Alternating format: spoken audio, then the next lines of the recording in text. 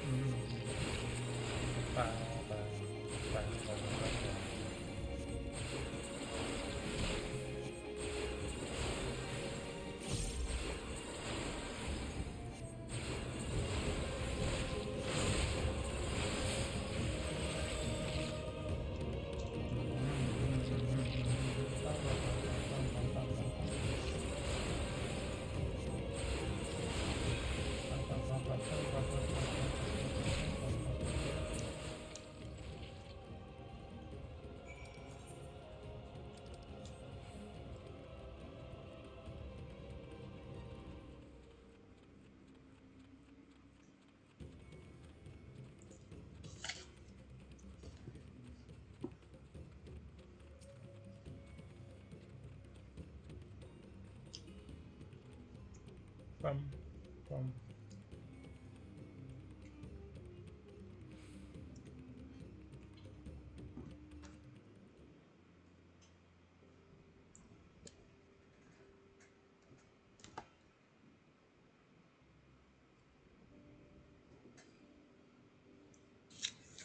Courage, friend.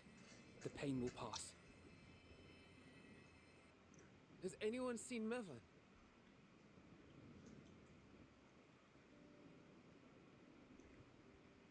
Where could she be?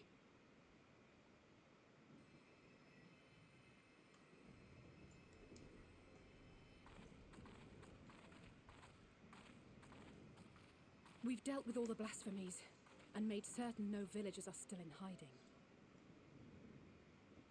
Good work. We've otherwise tended to the wounded as best we can. What will become of us? Help is on the way, surely. We may have to abandon our homes now, but we will return someday. But where can we go? Is anywhere even safe? I don't know. That I cannot say. Well, I can. Nowhere's safe. Run all you like, but there's no escaping these things. And even if I could, it's too late for my family.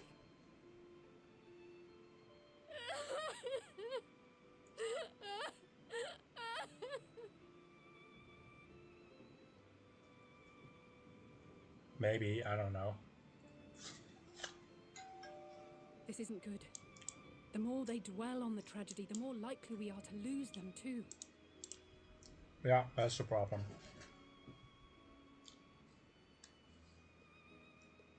My friends, this is a place of worship. Should your heart quake with sadness, cast your mind to the heavens and remember. Remember the teachings of the old gods. Did they not implore us to stand fast when waves of sorrow break against our shores? It takes around 2 hours to do this. No fact, that's not gonna happen, I think. Gonna at least like take a good amount of hours.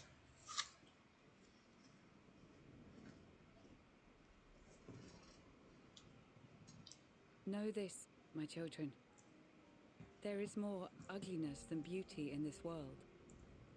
To live is to suffer.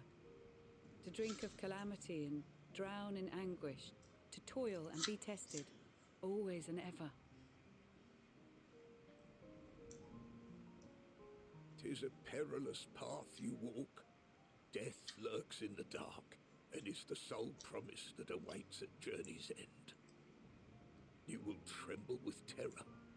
You will weep tears of anger and despair.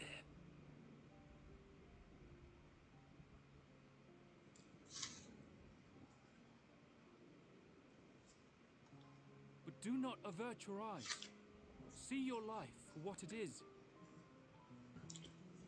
Then will you see how the hardships make you strong.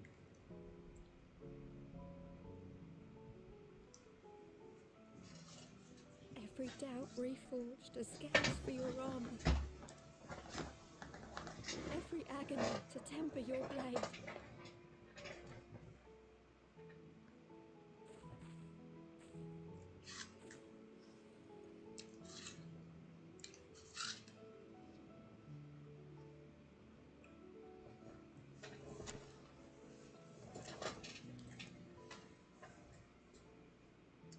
Bum bum bum bum.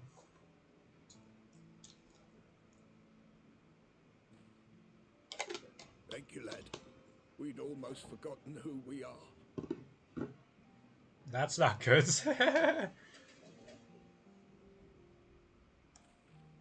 My undying gratitude to you as well, my friends.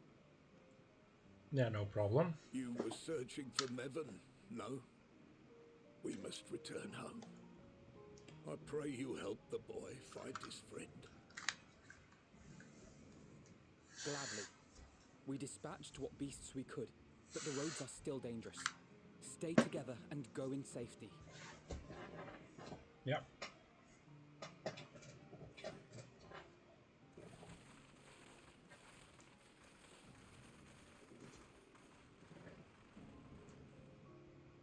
That was very impressive, what you did back there.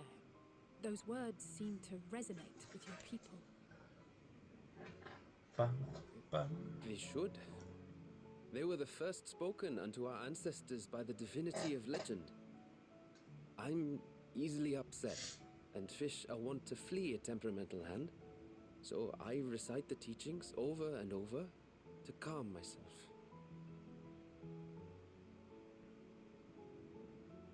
They're lovely and inspiring to hear, though I imagine they were born of great misfortune.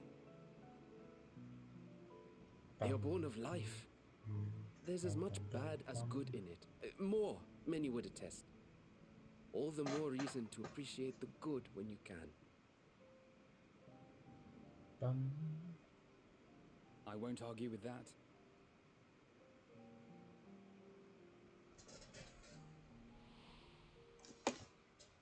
In darkness, seek joy.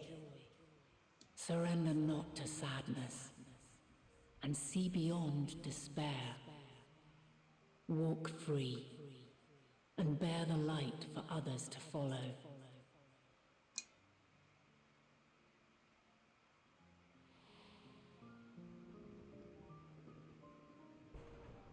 And with that, let us see if we can't find Mervyn.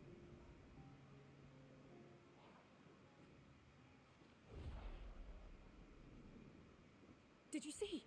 That beast was chasing someone.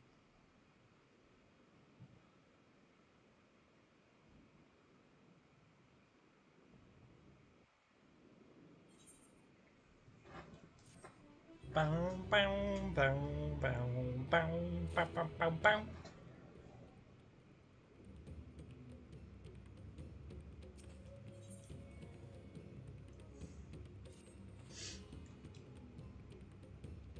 Bow, bow, bow, bow, bow, bow, bow.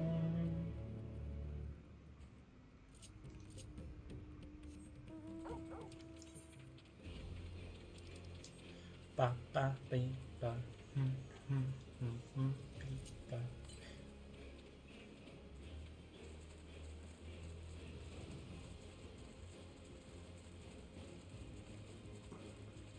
Bow bow.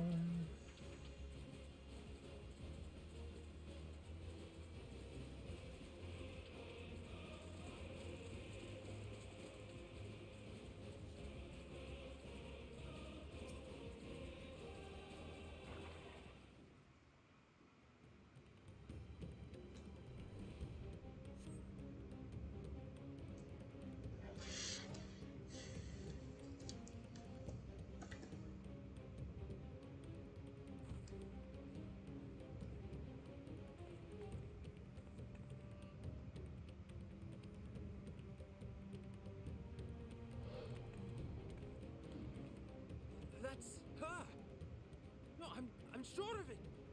Mervan! Don't, please!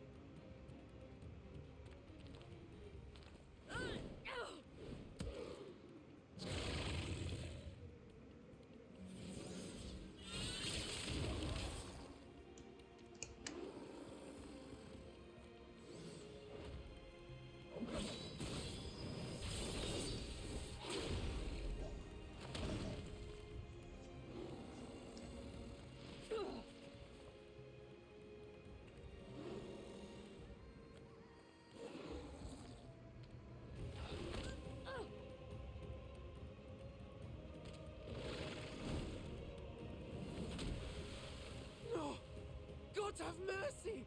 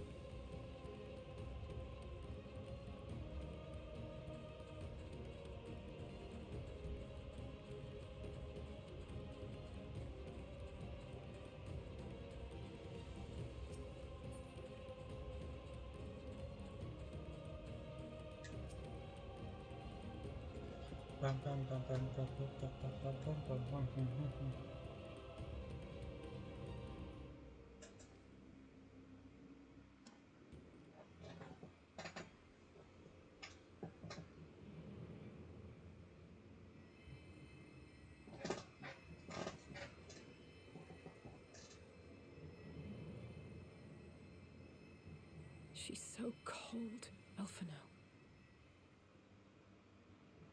The child is alert, and I see no wounds, and yet she grows weaker. Oh no. My spells can do no more. What she needs is a change of clothes and a warm bed. We must hurry back.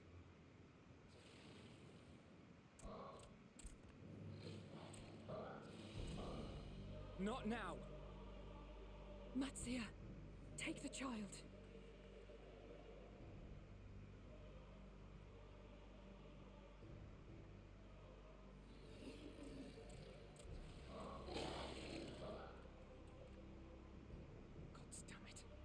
It appears we've made enough noise to be heard for miles around. More will be upon us ere long. We make our stand here. Mattia, can you take her back to the village? But the child, all by myself. You can't be serious. The beasts will follow you home unless we stop them here. And so we shall. Be strong, Matsia. Her life is in your hands. Right. I can do it. All right. I know you can. We'll keep them busy, Matzia. Go! Quickly!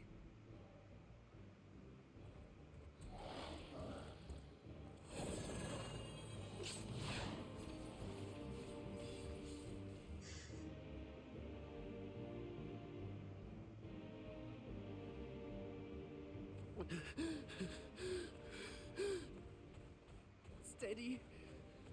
You know the way.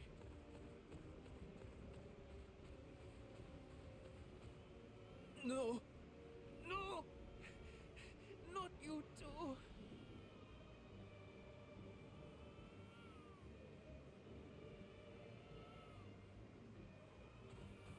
Don't be afraid.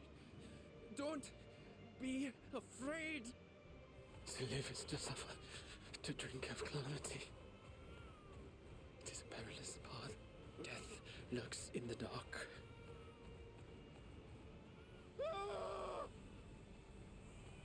No! I'm not afraid!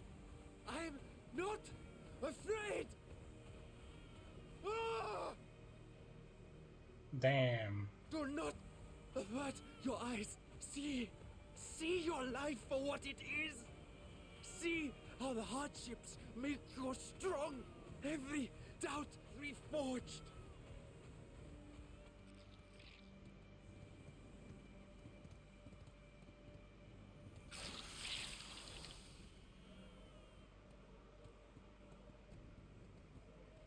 Every agony.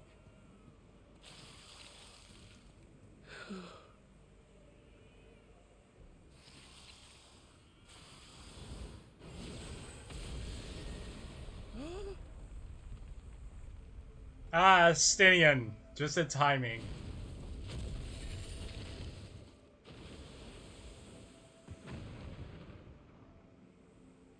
The divinity? Nay, but one who would deliver thee just the same.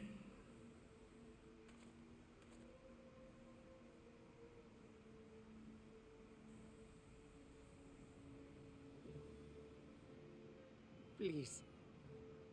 You must save the child. She is all that remains of Mevan and Grasef.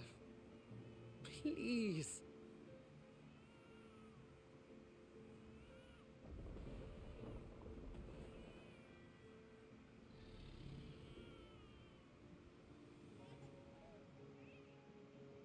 Well, well. Seems the babe's taken a liking to you. Thou art strong, little one.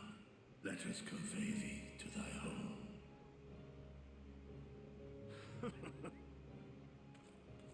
I spied our friends as we flew in.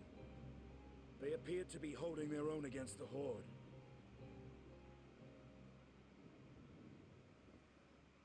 Yeah, we are indeed.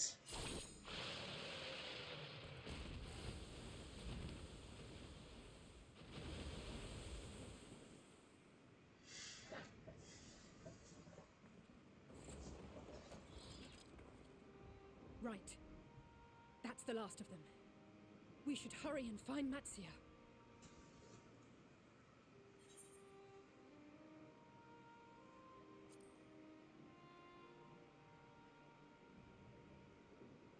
Really? How can you be so sure? A fine battle it must have been. Shame I missed it. Estinian, it was you who came to Matzia's aid. I was only along for the ride. Vritra was the one who saw the boy was in need. The two are headed back to the village. Where the worm will honor Ahiwan's wishes and finally reveal himself to his people. Perhaps so. Will you go and join them? There's something I need to do first. Mervyn gave her life so that her child might live. She deserves better than to be left to drift alone. She deserves to be laid to rest beside her husband, at least. Will you help me?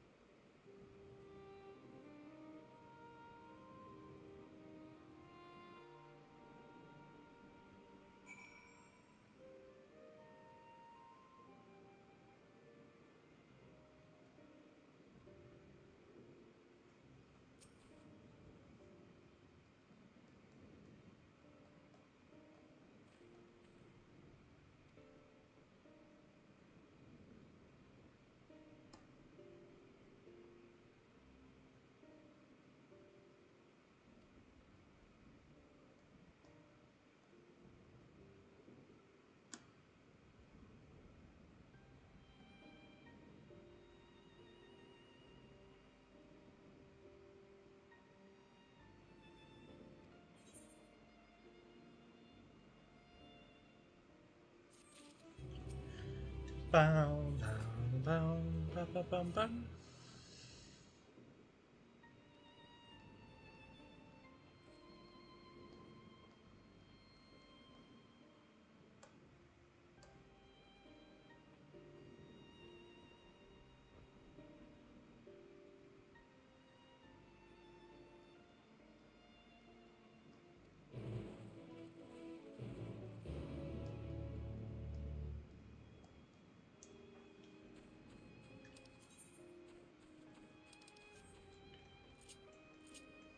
Bam.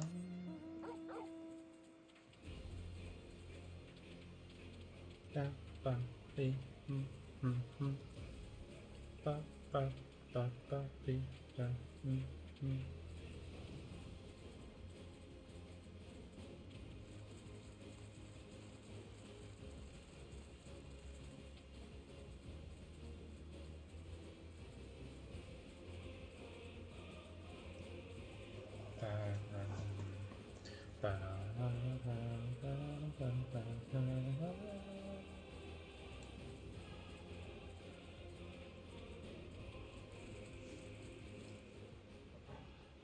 Oh fuck, Twitter is making likes private for everyone this week.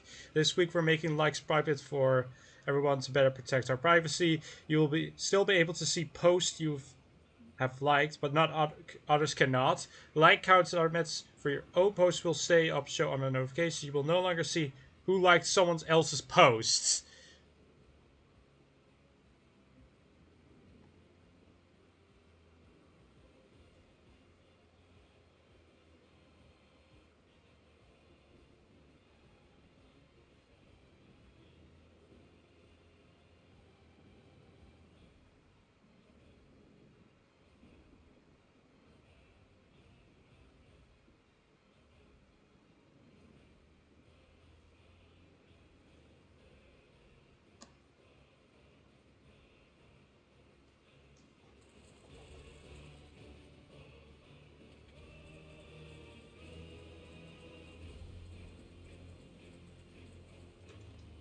Ba, ba, be, ba, be.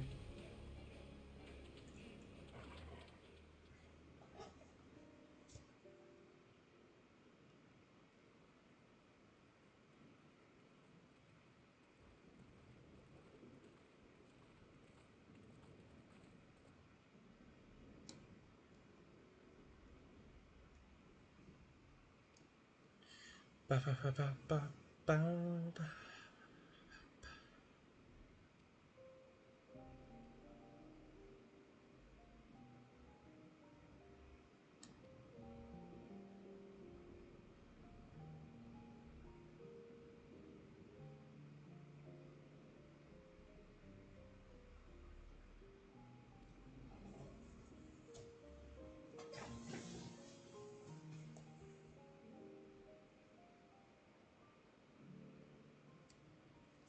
Bum, bum.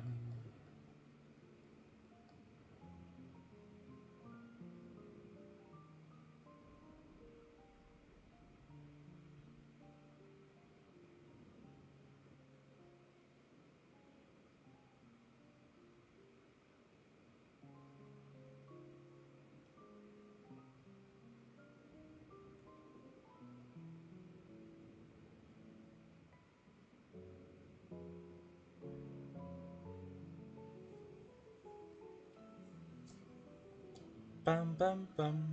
Bum.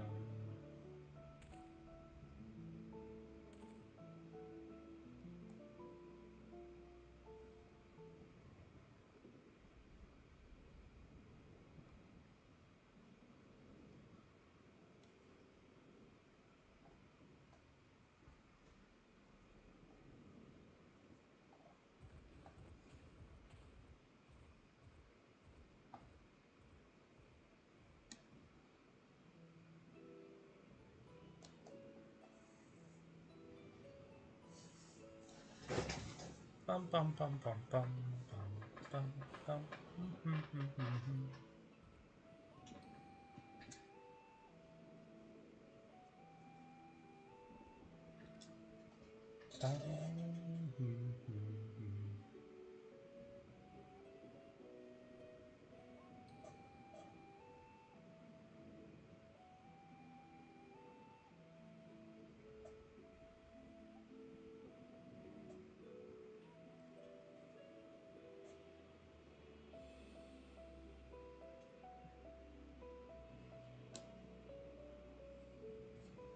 Bum bum bum bum bum.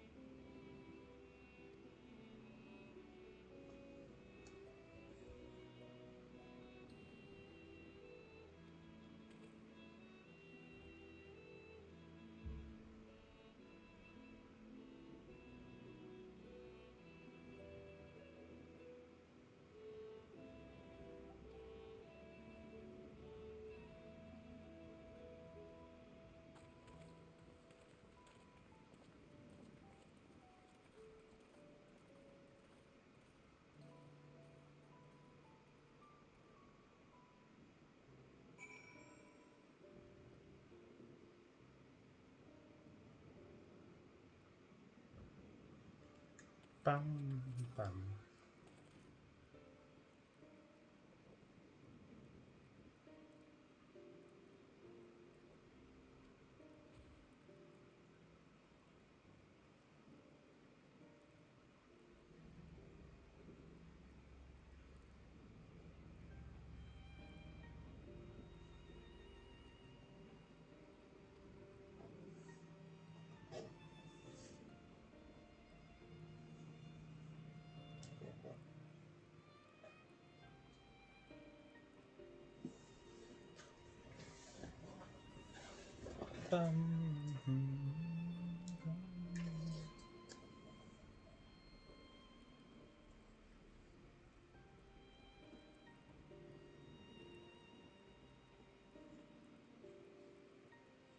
Bum bum.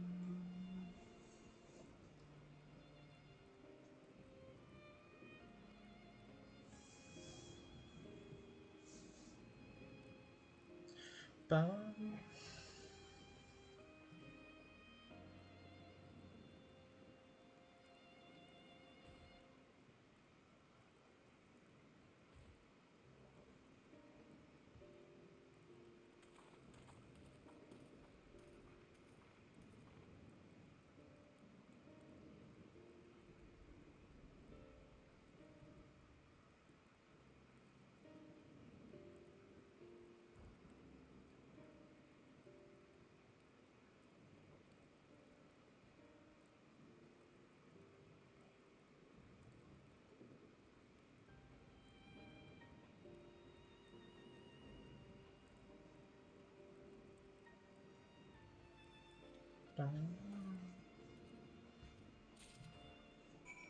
Back in a second, I need to toilet.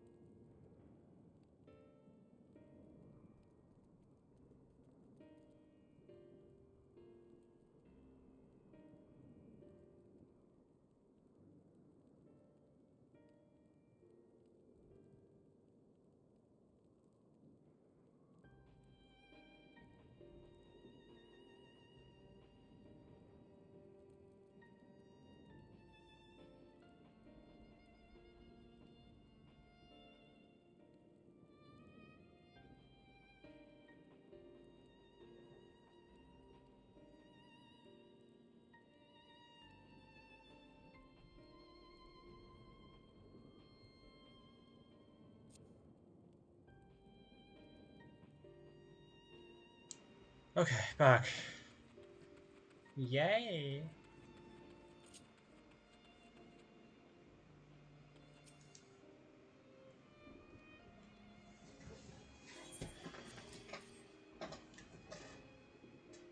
Bum, bum.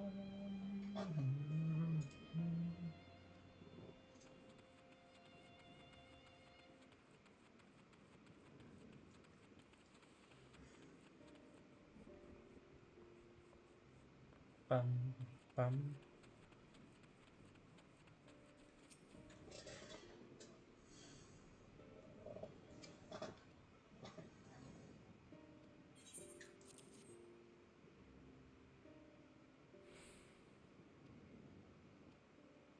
Bum, bum.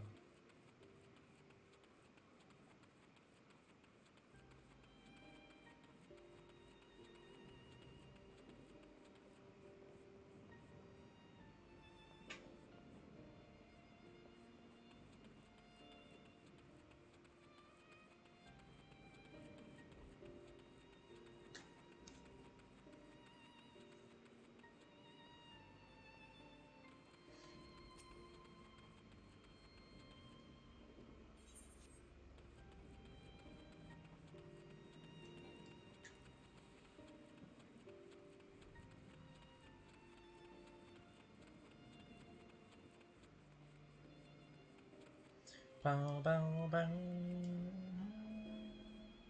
Where's the last one? Bow, bow. Oh, up there.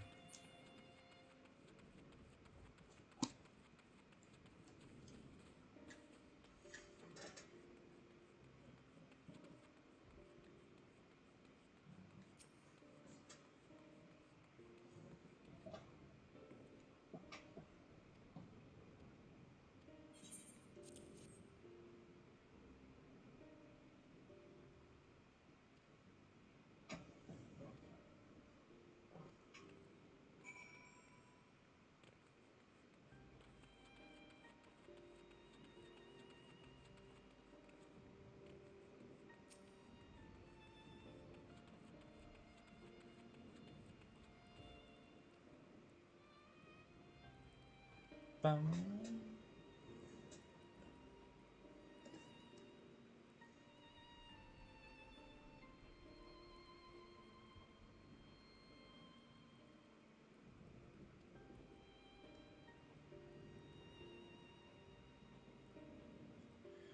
Bum.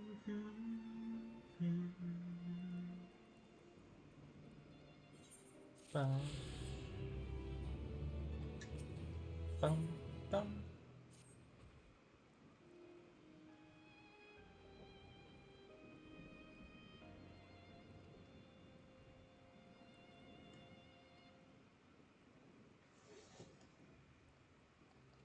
Bum. Bum. Bum.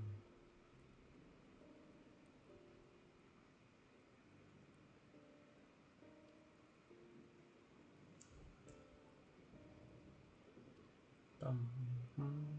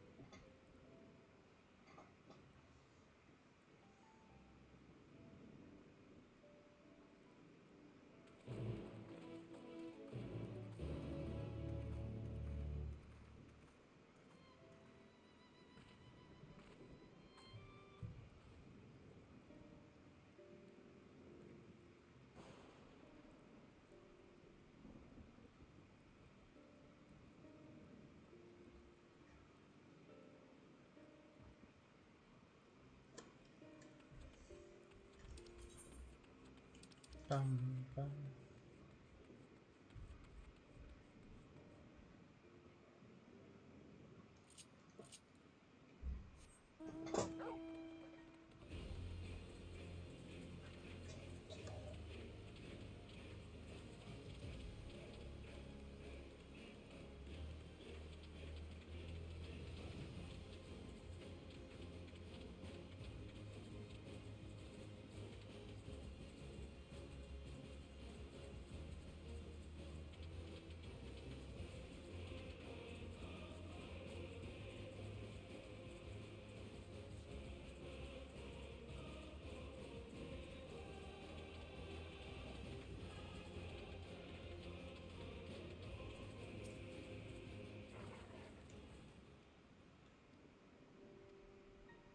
Bum.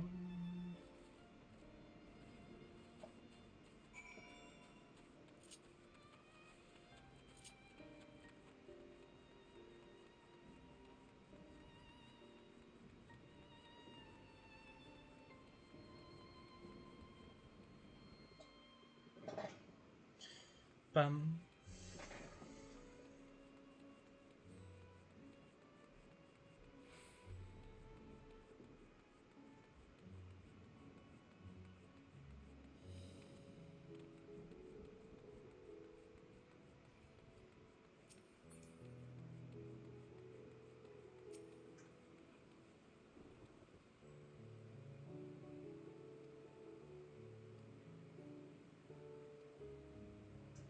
Bum, bum, bum, bum.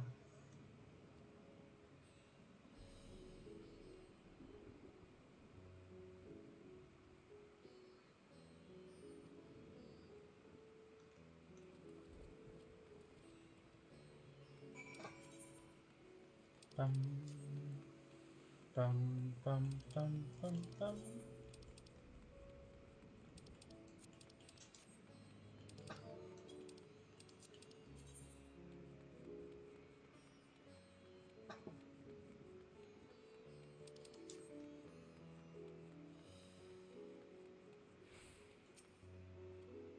Bum, bum.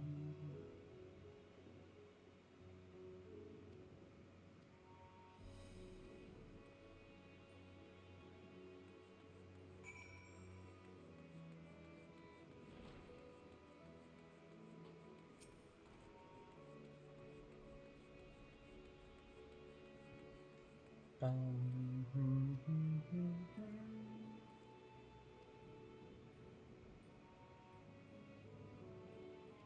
Bum, bum, bum, bum. Bum, bum, bum, bum. Bum, bum, bum, bum, bum, bum, bum, bum.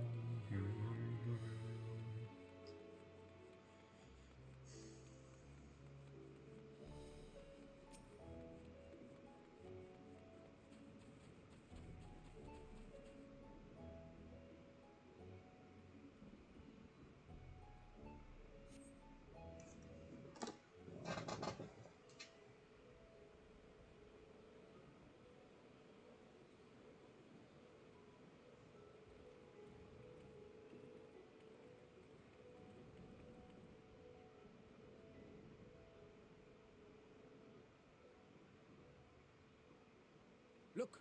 Someone's coming!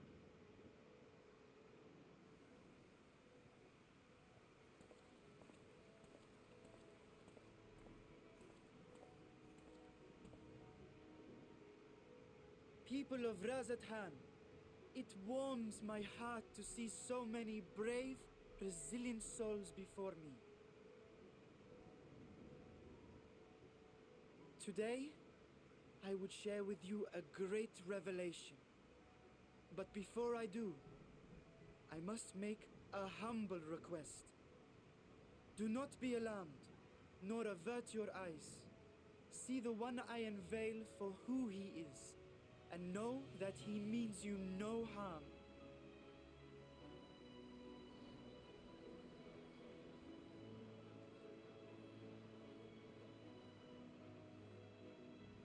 Very well. I dare say it can't be worse than the horrors we've already seen. Many thanks.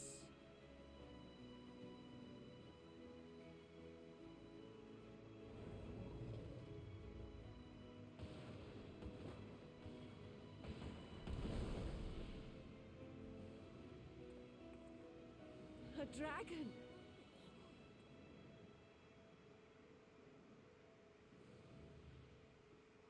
Wow!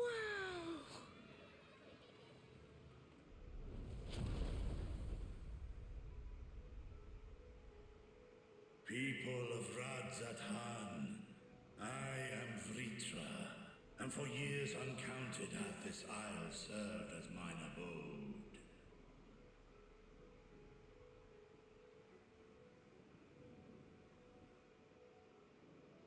'Tis as the Satrap's ally I am known. Today, I would reveal the truth unto you.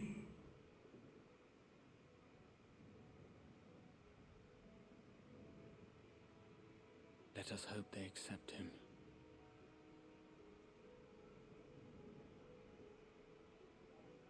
Bum, bum, bum.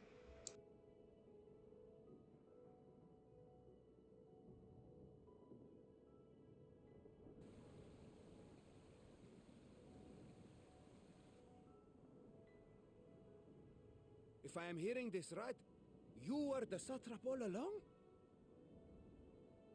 Vashan! I mean, Master Vitra, does your divine eye really see all? Nay, child. While mine eye hath borne witness to the whole of our nation's history, to its future I am blind as thee. Countrymen, calamity the likes of which we have never known is come to Favner, our home. Friends and loved ones have been taken from us. I, too, have lost my closest confidant.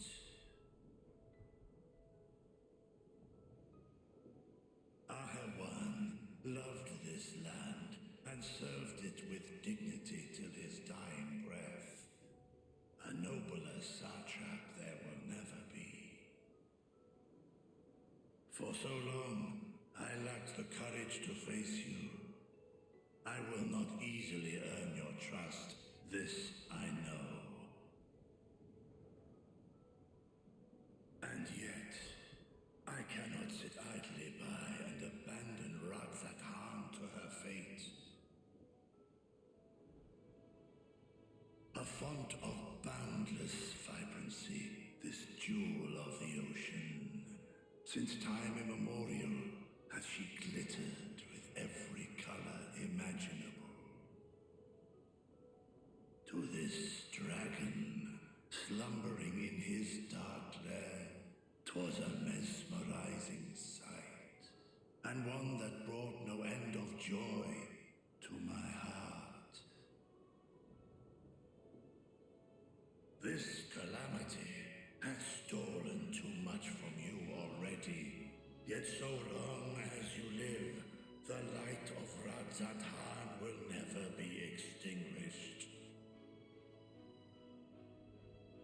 I pray you let me watch over it, over you, and lend me your strength, that we might face this trial and those to come as one.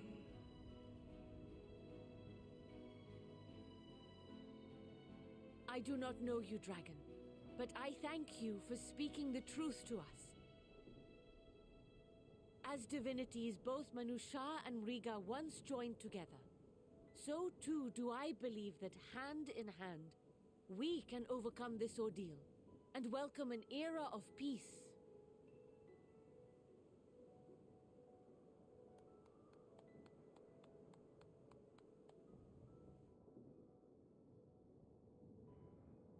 A sight that would have surely brought a smile to Azael's face.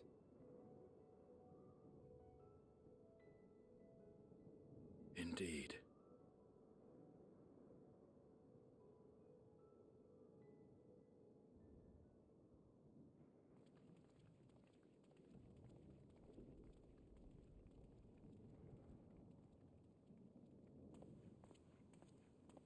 Excuse me. but I must speak with the Satrap at once. Father!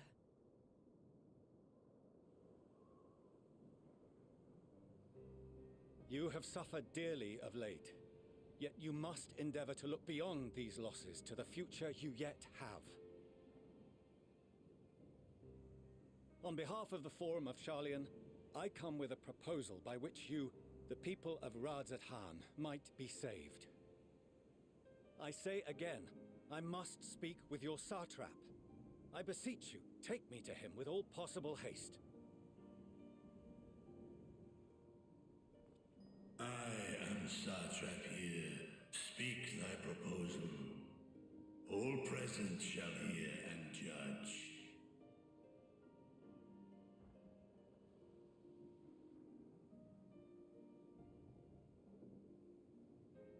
If I have given offense, then I apologize. First, allow me to share with you what knowledge we have of the phenomenon responsible for your woes. The final days. 'Tis an affliction of stagnancy and rot, sown into the currents of the star. Though the first prominent manifestation was here, in Thavnair, it will invariably spread to every corner of the world. The Forum was forewarned of this apocalypse several centuries ago.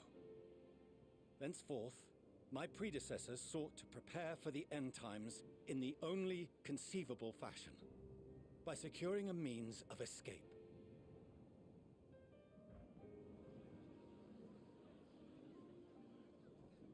Escape the star? What madness is this? 'Tis by no means madness. With the coming of the 7th umbral calamity, the true nature of the Red Moon, Dalamud, was revealed. That it was an artificial construct of ancient Alag.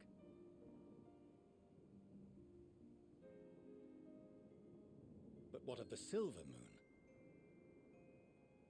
This celestial satellite is yet another technological marvel fashioned and maintained by ancient allies. A ship that will sail the heavens and deliver our people from destruction. And by our people, I speak not only of Sharlayan. We mean to save every man, woman, and child it is within our power to save. Including you, our dear friends of Radzat-Han. Recent events necessitate adjustments be made, and quickly, but we can and will escort you safely to the moon.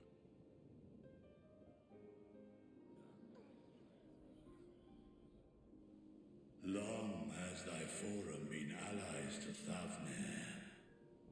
I trust thou dost not extend this offer lightly.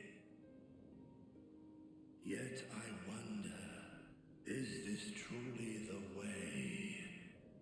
Is there a future to be built for us beyond this star, our father deemed the last bastion of hope?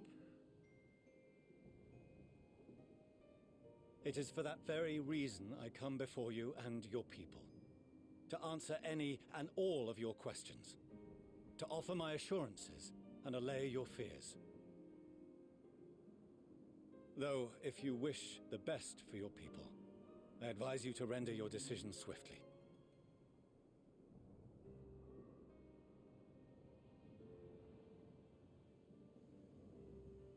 Show our friends to Megaduta.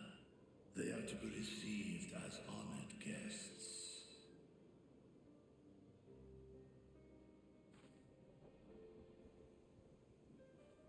Worry not. Whatever decision is reached, your paths shall be yours to decide. Until then, heed the warning of these brave heroes. Guard your hearts against fear and despair, for it is within such fertile soil that the seeds of blasphemy find purchase. Remain calm and attend to your daily tasks. I shall return anon.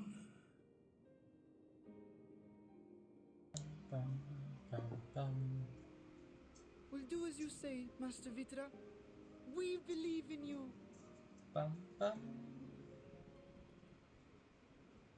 Bum, bum, bum.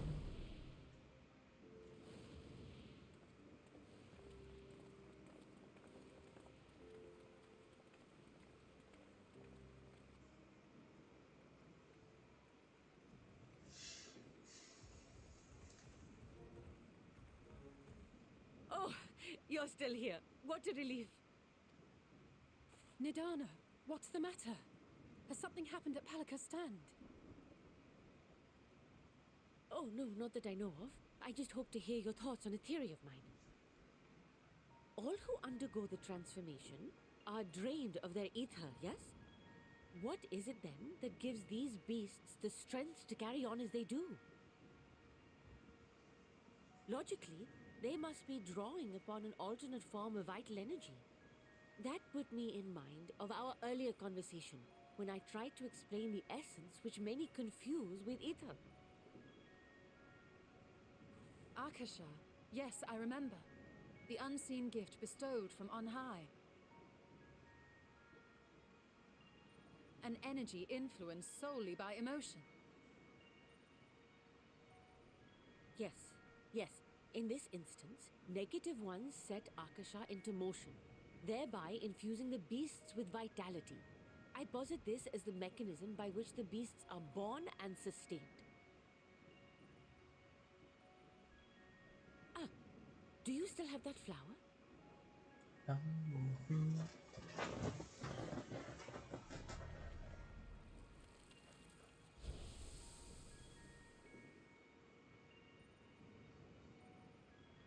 If we accept that it once shone bright by drawing upon Akasha, influenced by the thoughts of those nearby, then fear, terror, despair, negative emotions so powerful as to suffocate it, permeated the air in this place.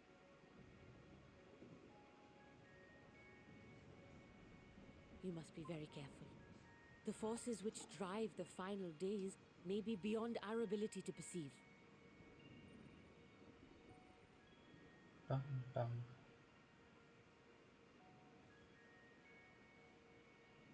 Sorry, I didn't mean to scare you like that. At any rate, I will continue my research into Akasha. Do temper your expectations, however. There are sadly few detailed studies upon which I may draw. Formulating a new theory as you have is itself no small feat. I wish you well in your endeavors, and pray you take care. Thank you. You stay safe as well, yes? Till next we meet. And we will meet again. Bum.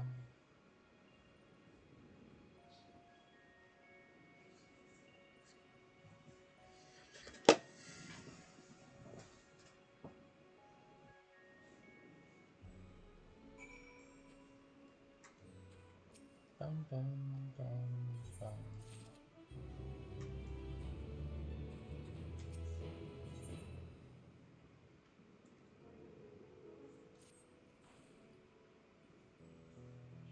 Bum, bum, bum, bum, bum, bum.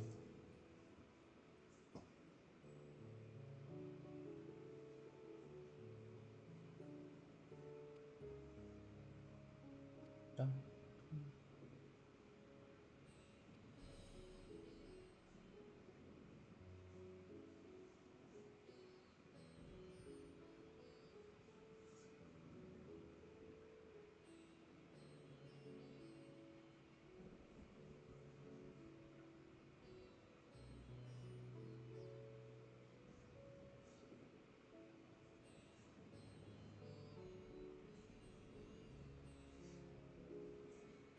Bum.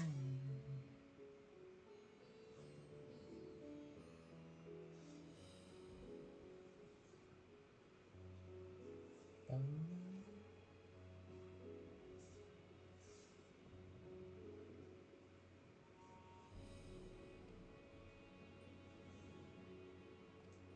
Bum, bum, bum, bum, bum.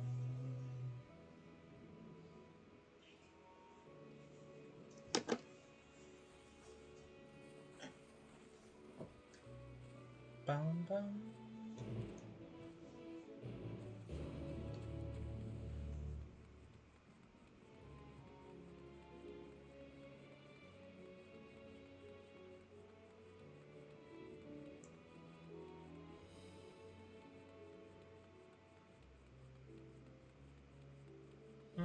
Bum bum bum bum bum bum.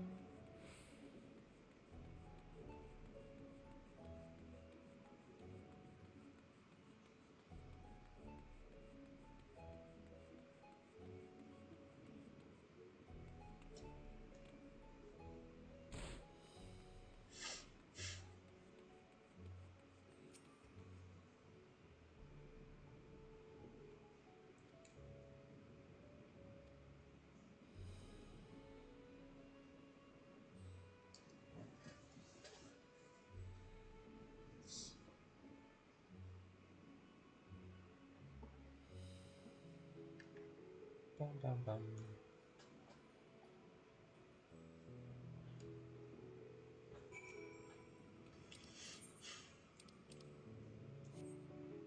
Bum bum bum. Bum bum. Bum bum bum bum bum. Bum bum bum bum bum. Bum bum bum. Bum bum bum bum bum. Bum bum bum bum bum bum bum bum. Bum bum bum.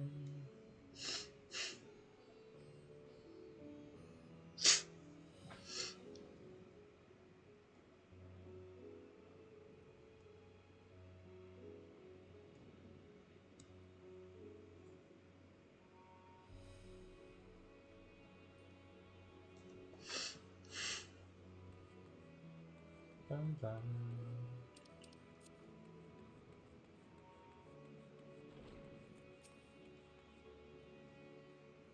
Bum bum bum bum bum bum bum.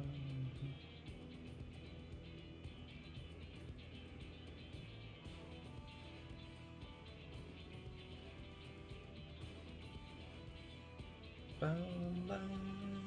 Da ba ba da ba ba da ba ba ba.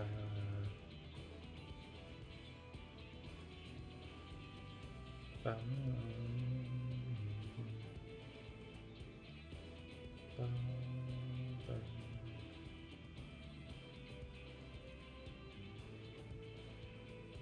Bum.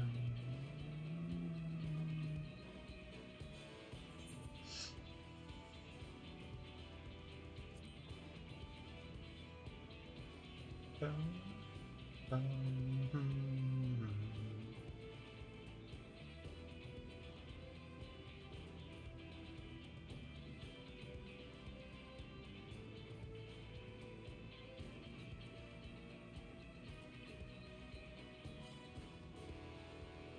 Bum bum bum bum bum bum bum bum.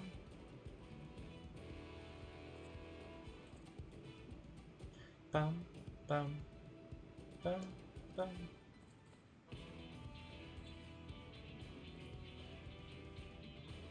Bum bum bum bum bum bum. Bum bum bum bum bum bum. Bum bum bum. Bow bow bow bow bow. Bow bow bow bow bow bow bow. Bow bow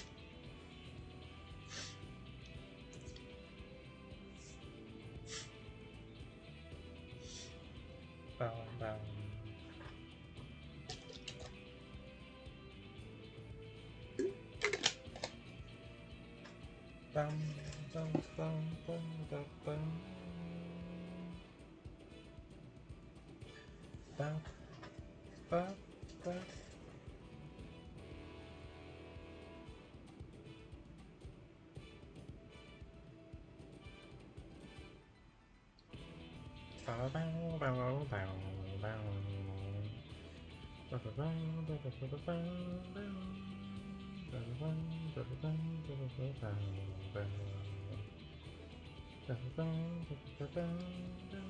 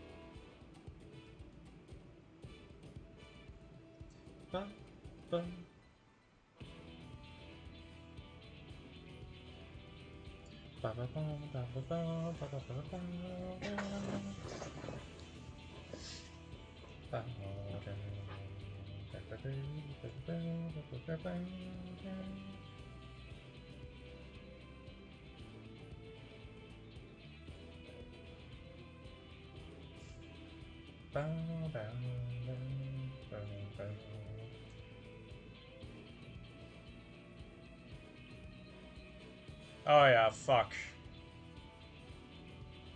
I need to do that as well.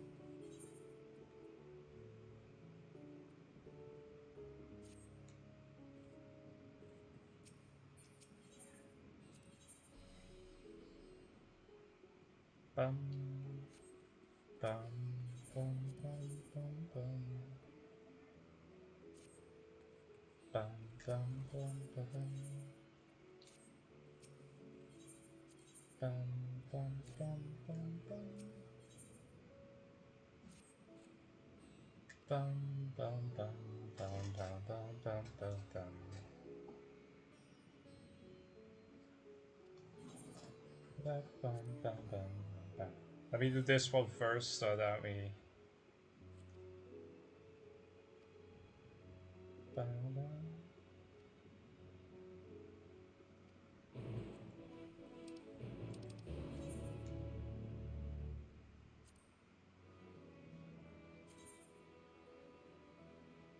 Yeah, let me just do this one first so that we can have that quest done, I believe.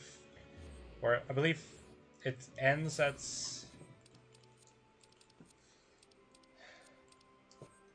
Damn, goodbye.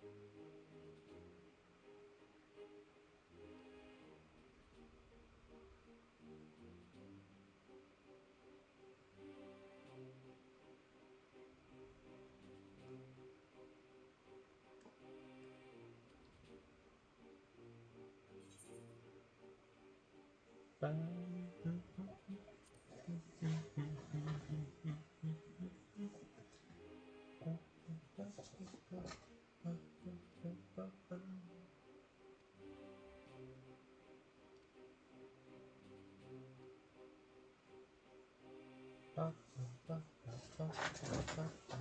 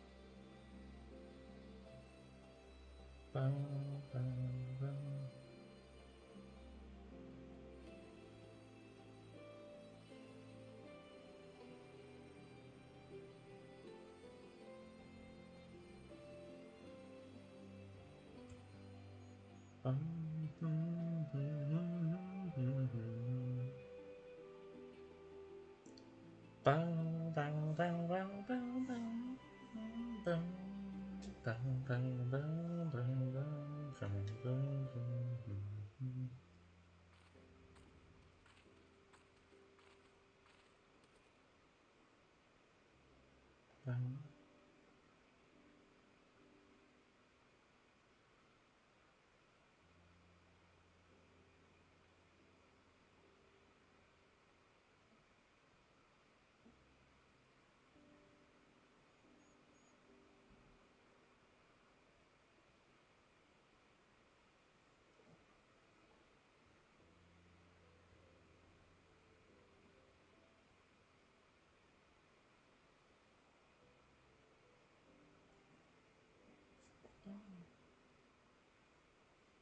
Bum, bum.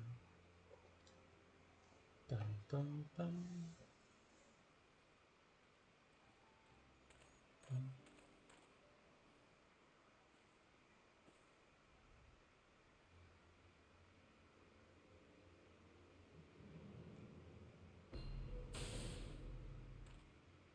Ooh.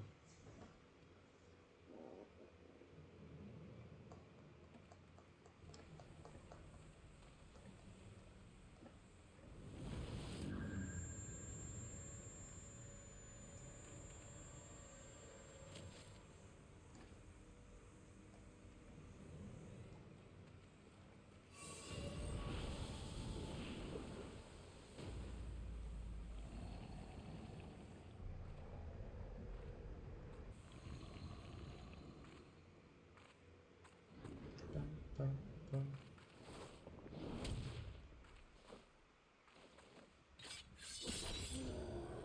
Nice.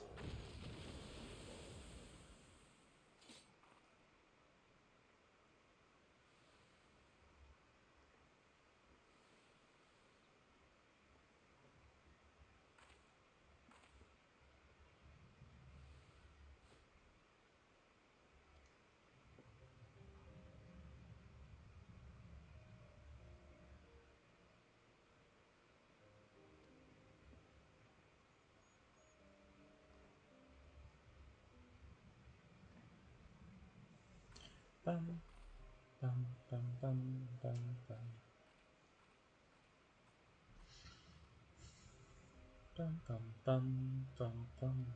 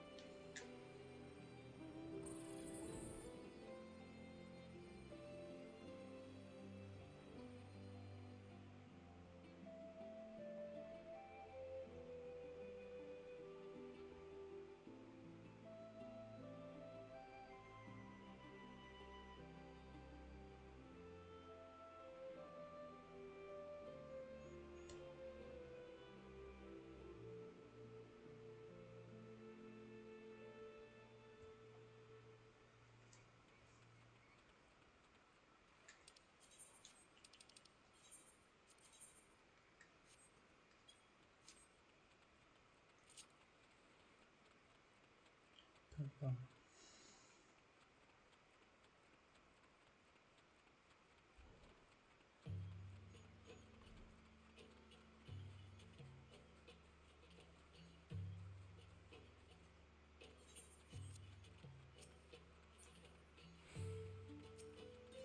Bum, bum, bum, bum.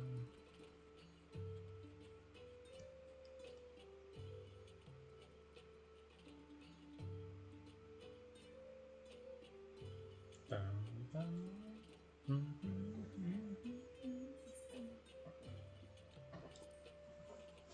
Bum, bum, bum, bum. Bow, bow, bow, bow, bow.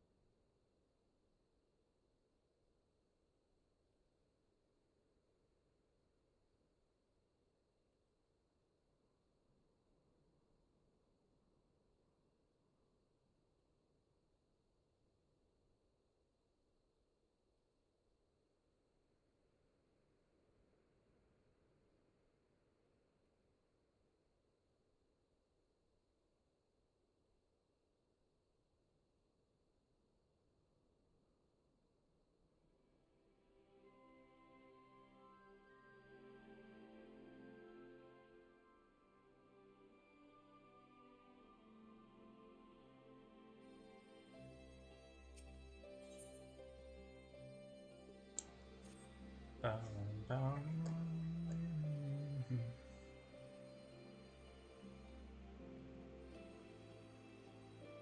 Bum, bum, bum.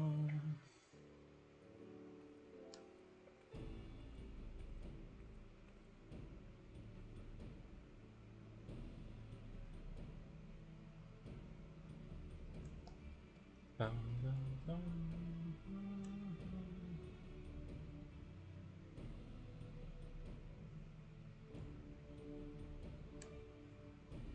Bum.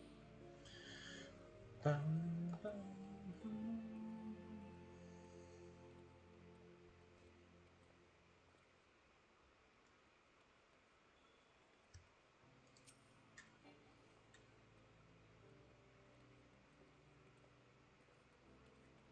bum. Bum.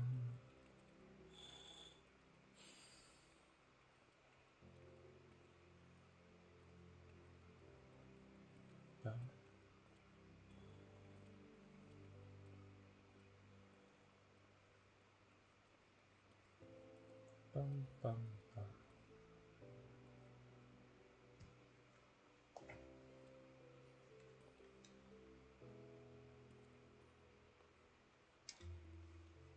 Bum, bum, bum, bum.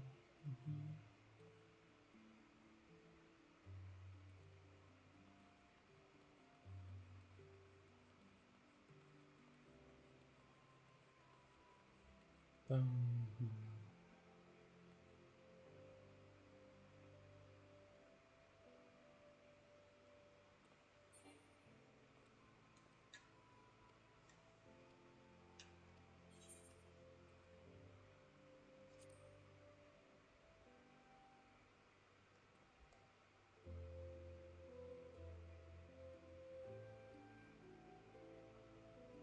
bum, bum. Bum,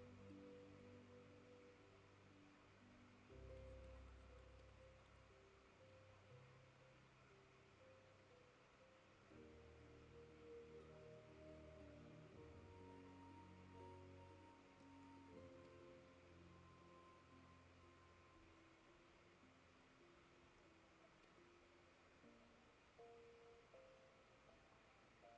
bum, bum.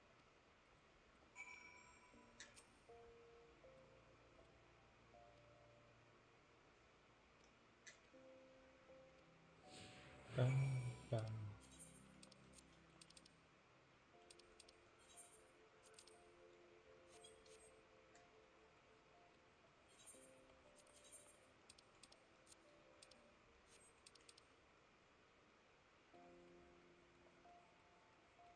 Bum, bum, bum, bum, bum, bum.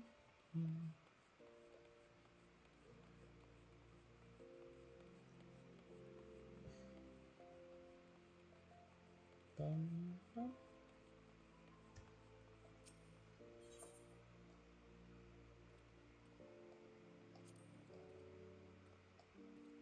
Bum, bum, bum, bum.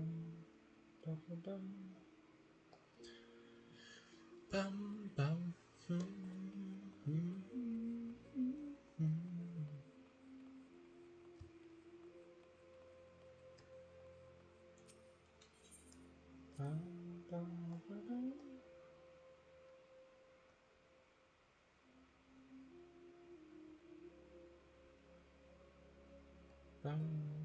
bum, bum, bum.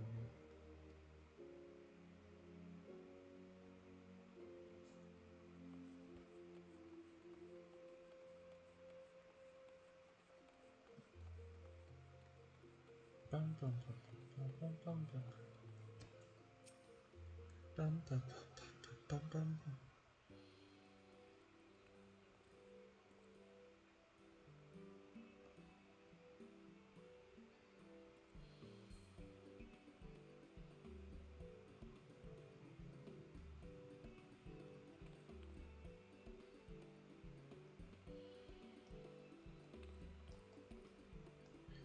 Bum, bum, bum.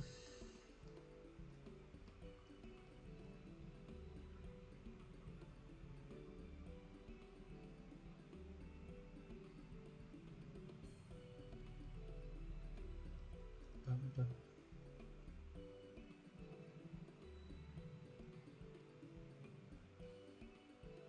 Bum.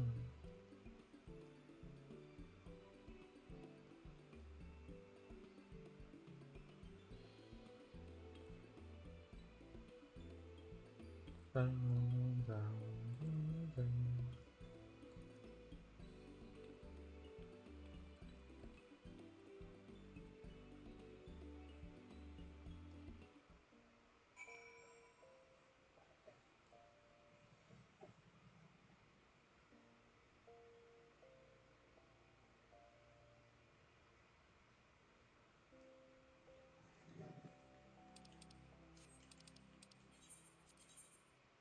Bum, bum, bum, bum, bum, bum, bum, bum, bum, bum, bum, bum.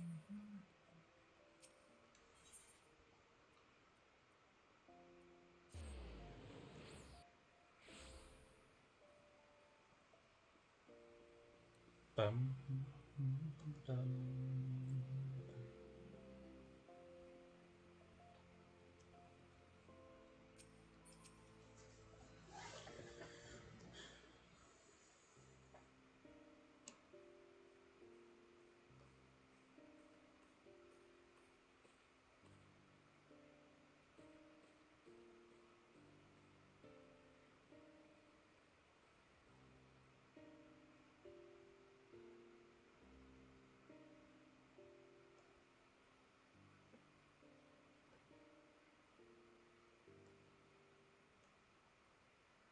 Bum.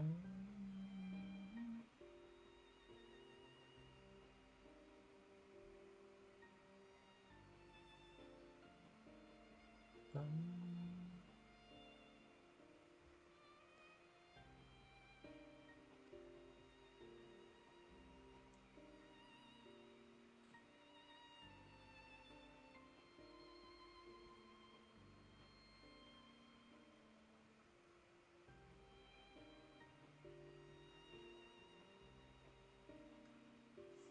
Bum, bum, bum.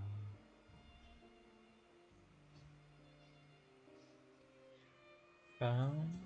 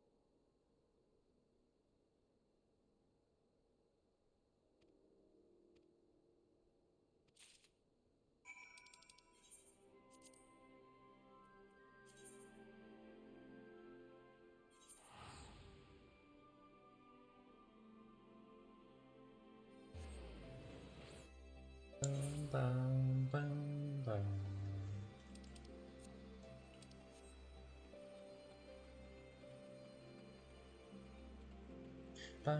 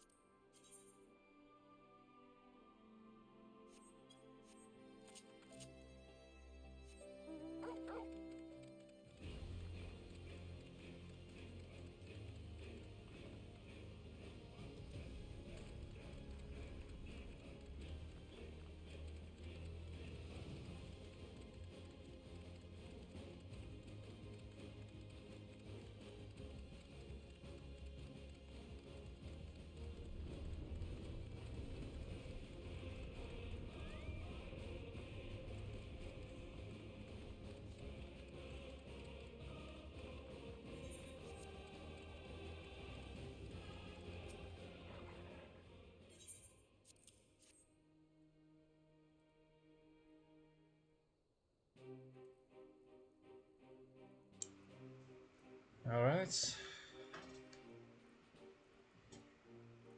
Bum, bum, bum, bum, bum, bum, bum.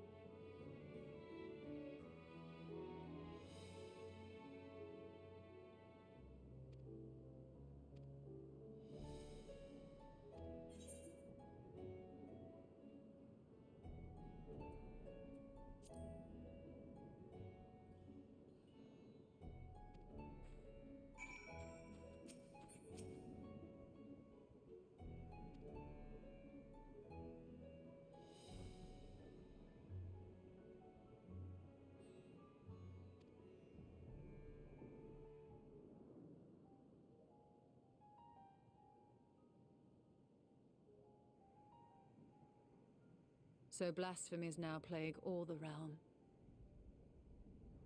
It will only get worse if what Father said is true, as it did in Amarot. If that's our model, then shouldn't we expect the effects to grow more severe as it feeds off its own spread? As if people transforming into those monstrosities wasn't bad enough. If the flora and fauna, if the land itself turned against us. No one would survive.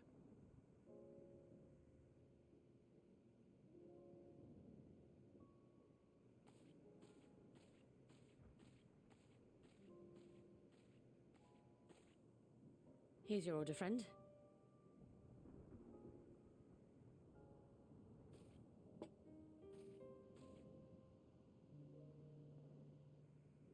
May you find comfort in these dark times.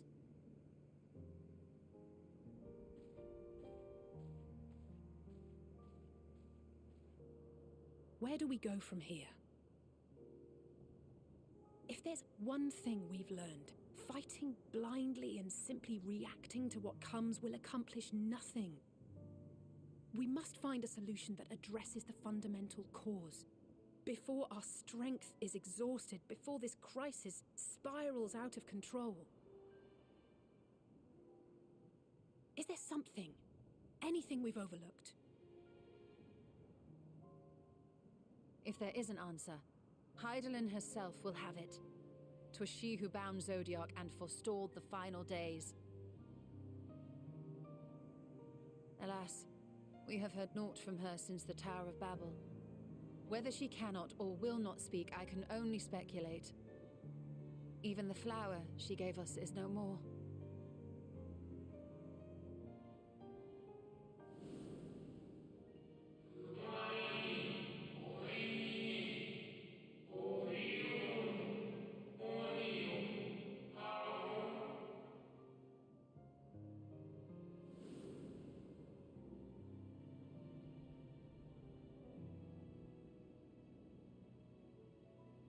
So advised the Watcher. But what could be the significance of that name? It is entirely unfamiliar to me. To me as well. It meant something to the ancients, though. In our time. Most surely. Yet I do not recall a single mention of it in the records of Anida. Another dead end. And quite literally. It's not as if there are any ancients living we could go and ask.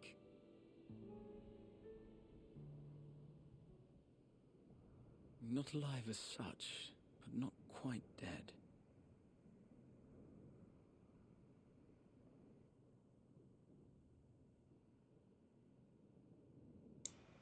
What do you mean? Elidibus. I sealed him in the White Auracite of the Crystal Tower back on the first. Contained within that reservoir of ether that maintains it, ether that is returned little by little to the sea. Naught may remain of his soul. However, if part of it lingers, we might be able to speak with him there. I know we can no longer make that journey, but you, my friend, still can.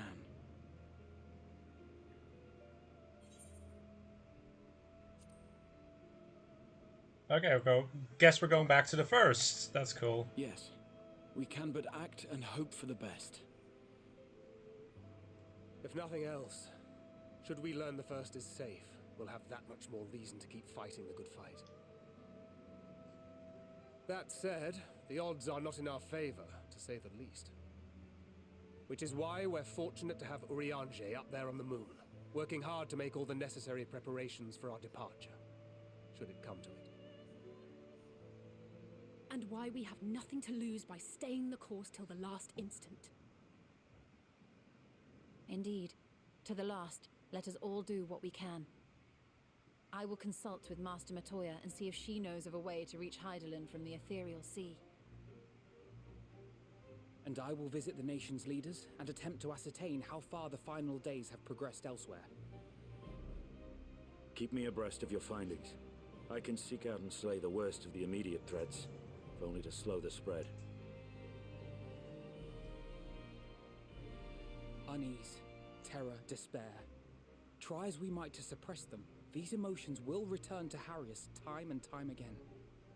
But when they do, remember this. Your friends and loved ones are out there somewhere, sharing in your struggle. Oops.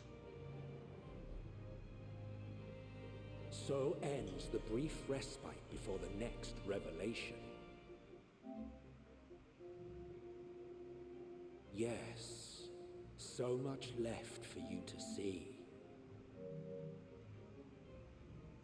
Where beginning ends and end begins.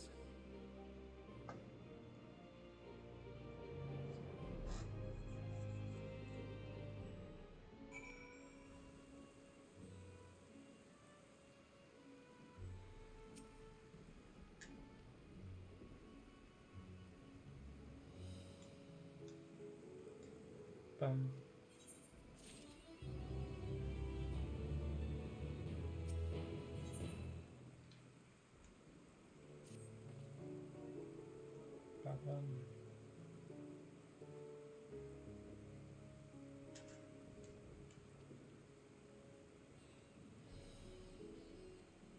Bum, bum. Bum, bum. Oh, my wife. Yay! Bum.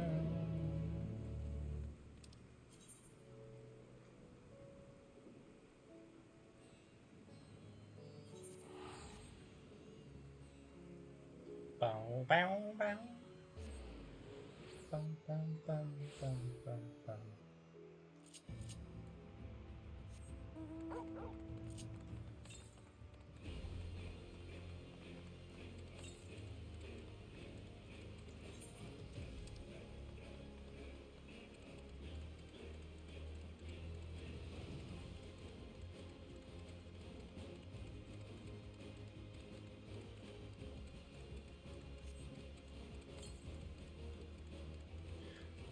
Bow, bow, bow, bow, bow, bow.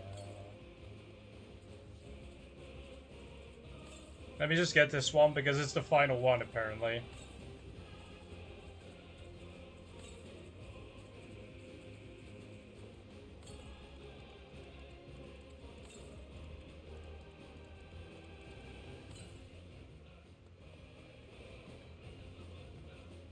Oh, there it is.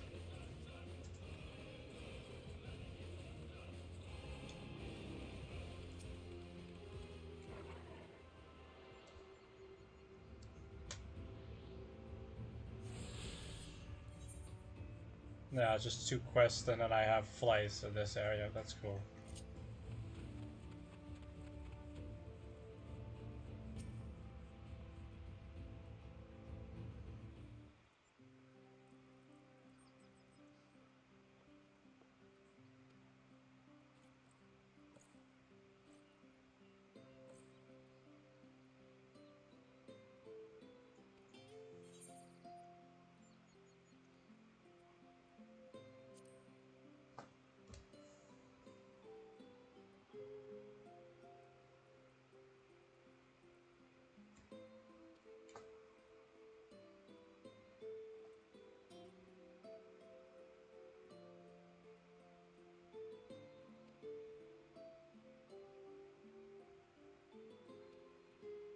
Good to see you too, girl.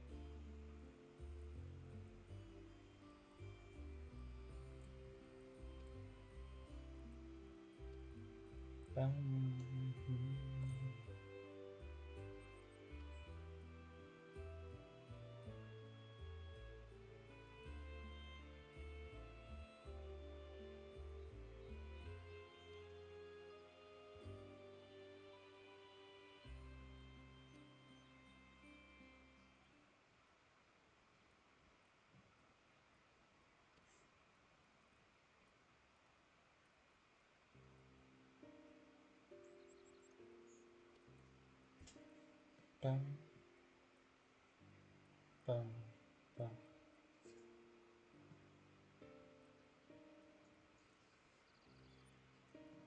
Bum.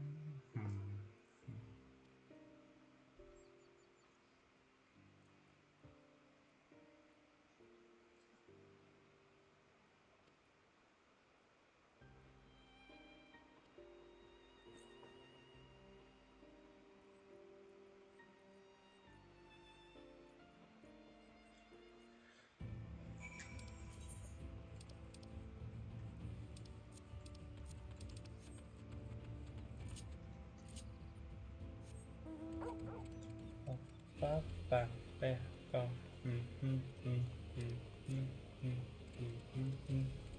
Ba ba. Ba bao bao bao ba bao ba bang ba bang bang bang bang bang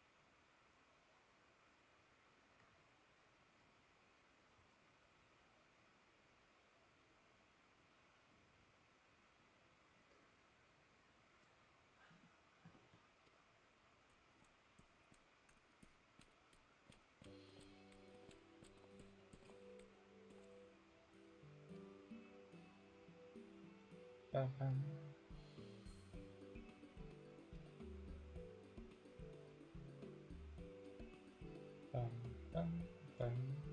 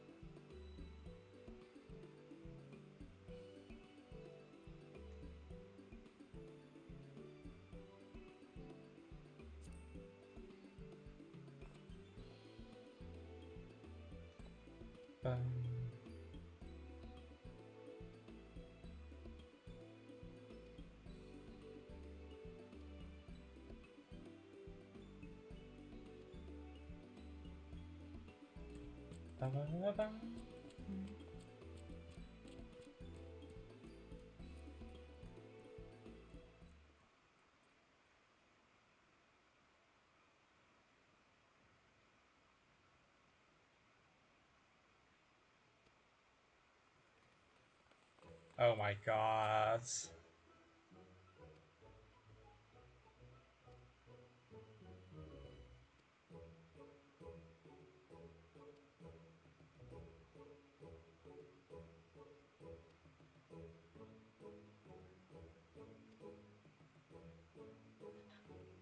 Bum, bum.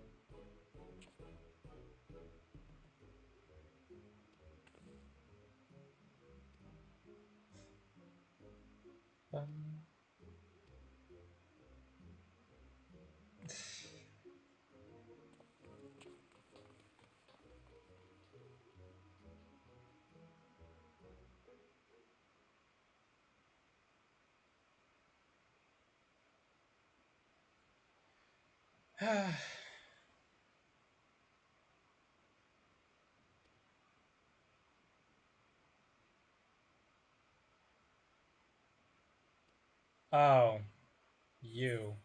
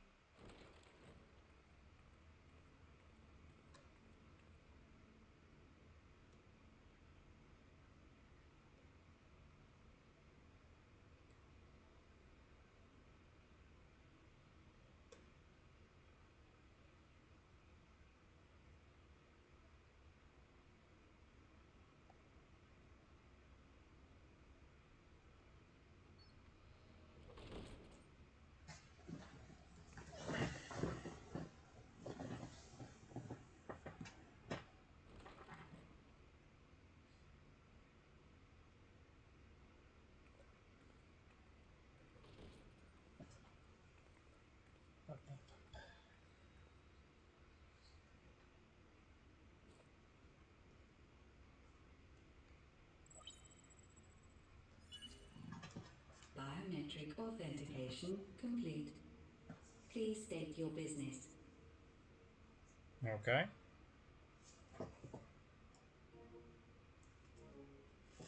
Acknowledged. Reinitializing Circus Tower systems. Searching for Elidibus entity.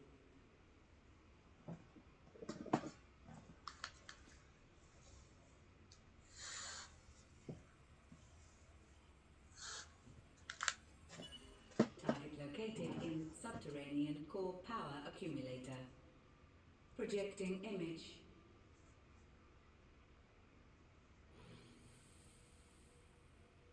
My home. My friends. No more than a dream. Oh.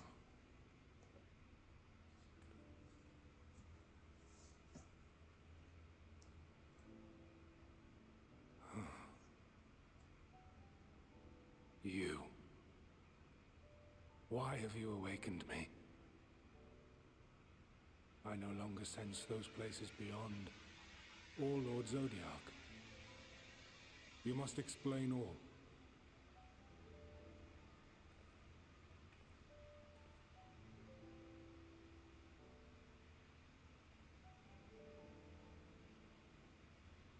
Bum, bum, bum, bum, bum.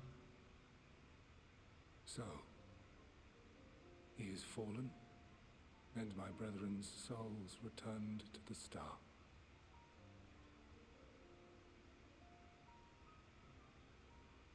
The doom we sacrificed so much to prevent is come again. Old burdens now yours to bear. But if this is Fandaniel's design, then I, as Elidibus, have a duty to fulfill. Your unsolicited act has restored to me some few memories of the convocation. Such knowledge as I have, I will share.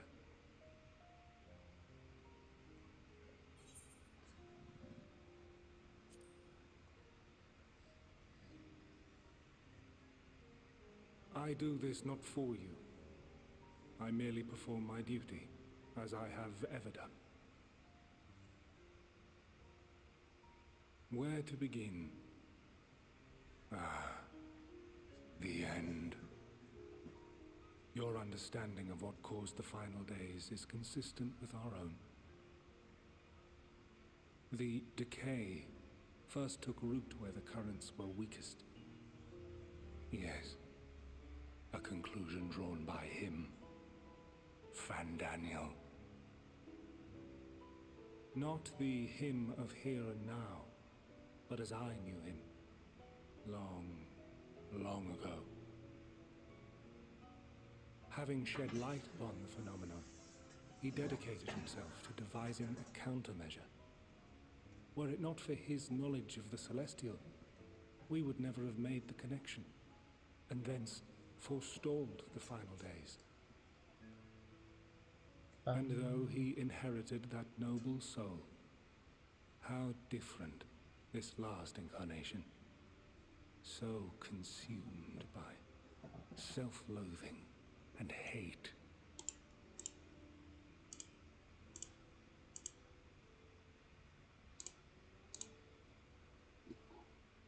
Elpis. Yes, the name is familiar to me. Yet I know it not as a flower, but a place. A testing facility for determining which of our creations were fit to be released into the world. Many worked there, and before joining the convocation and assuming the title of Fandaniel, he was their chief. He was Hermes.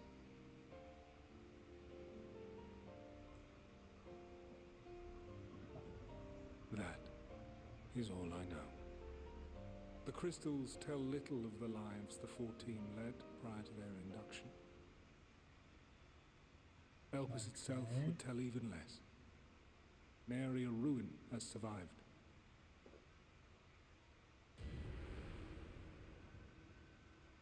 Wait. I saw you there. In Elpis.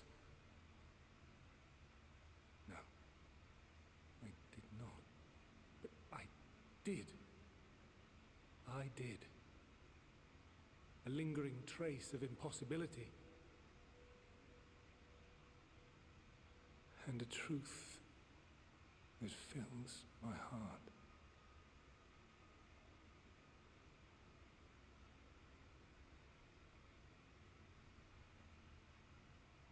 My memories remain clouded, I fear. However, they have revealed to me one possible course. You must travel to Elpis, to the time when Hermes served as its chief.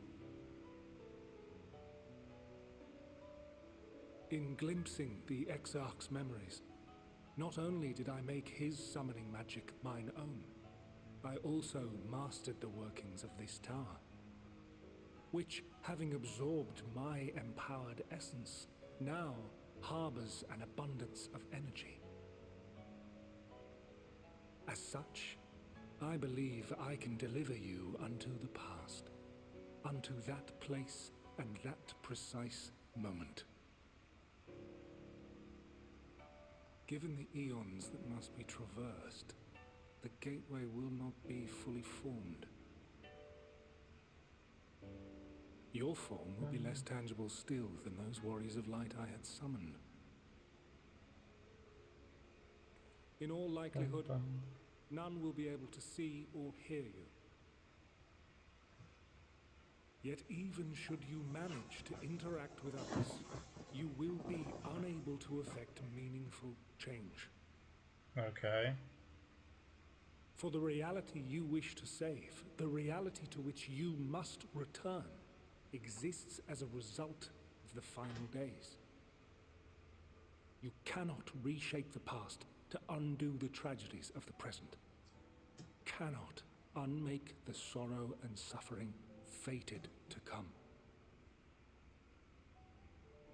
In full knowledge of this, will you still entrust your life to your foe and make the journey?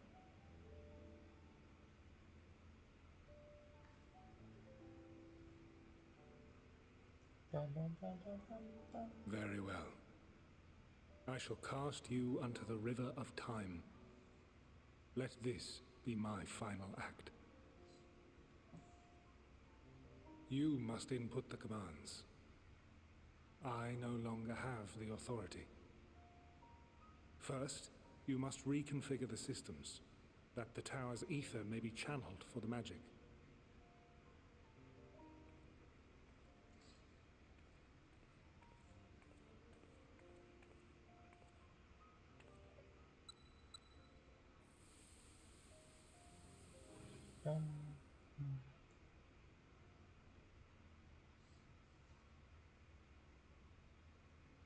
The preparations are complete. The gateway will soon open. Return at once to the Ocula.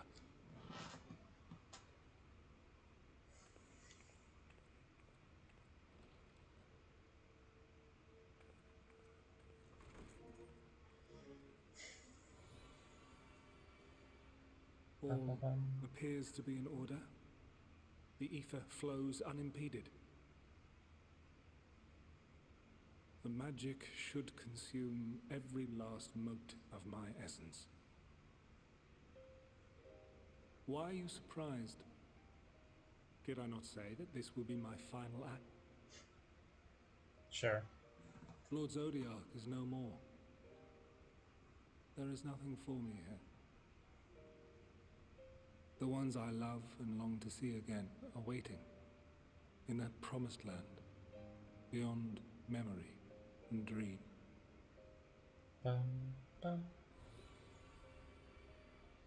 Now go, warrior of light. Go, and do not look back.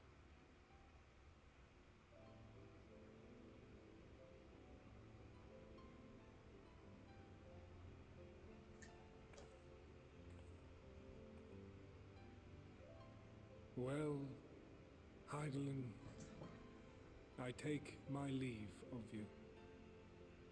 Yours is the mantle of the last of us. May you have the joy of it, the burden and the solitude. It falls to you now. You and your champion to save our star. Bum, bum.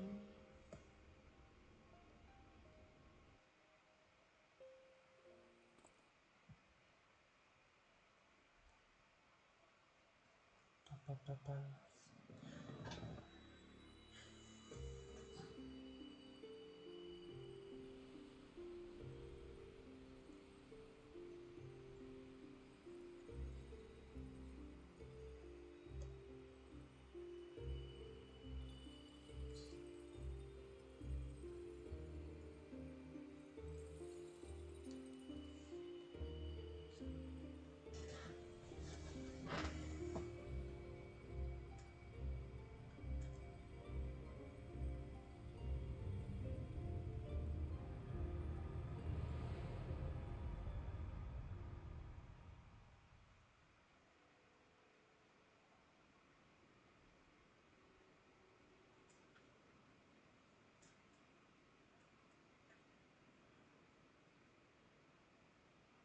Ah.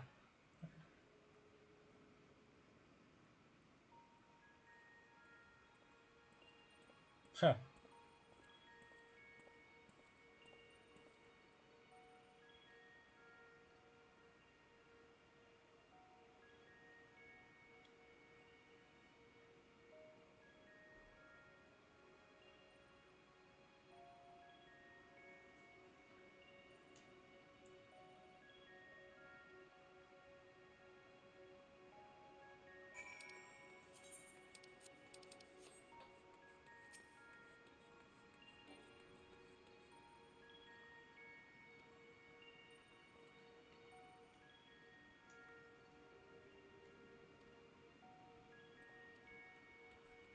Okay.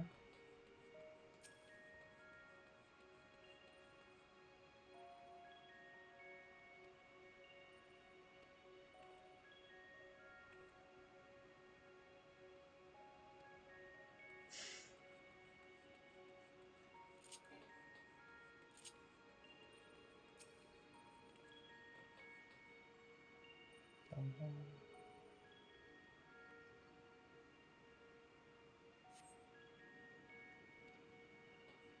Okay.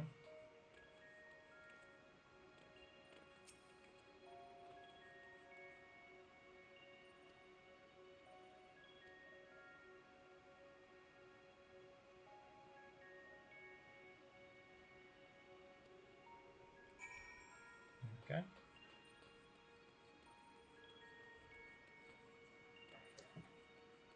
Bum, bum.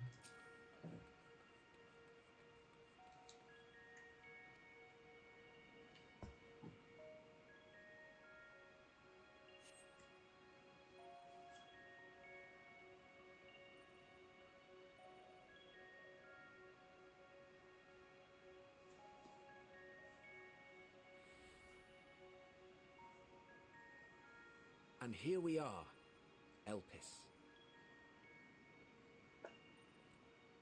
Well, well, how rare to receive you in person. To what do we owe the honor? Oh, just a few odd tasks. We'll be here a while. Ah, fuck me. You're welcome to stay as long as you see fit, of course. As a matter of procedure, however, I must ask that you kindly remove your masks.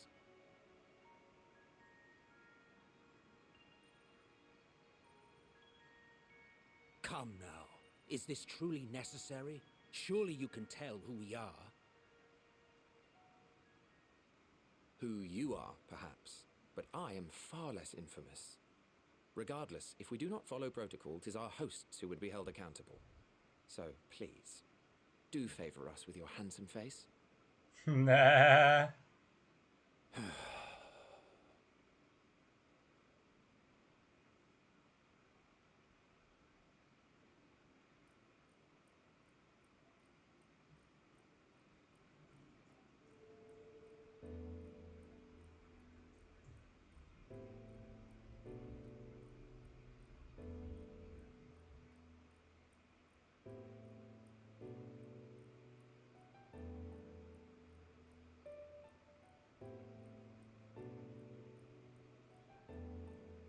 Satisfied? I thank you for your cooperation. You are free to go about your business.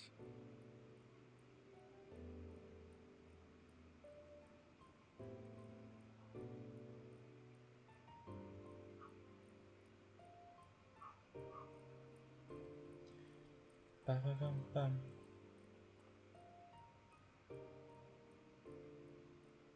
By the by, you see it too, yes?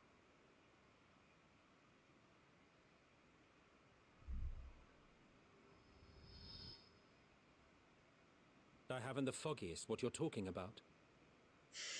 Nah. That's odd.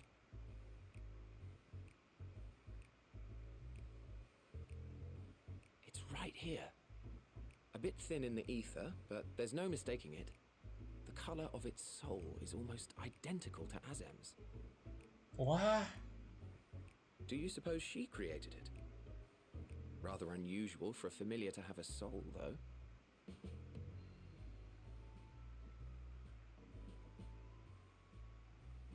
Don't ask me. All I know is that it's trouble. Doubly so if it's her spitting image. So let's leave it be. Come now. Huh.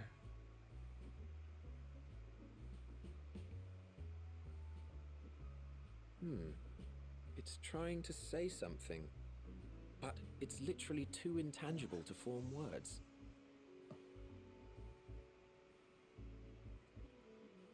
Why don't you give it some ether?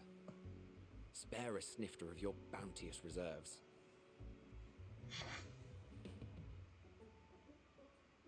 Who do you take me for? Why, a dear friend, of course. One who wouldn't let acts of kindness, such as my accompanying him on errands to far-flung outposts, go unrewarded.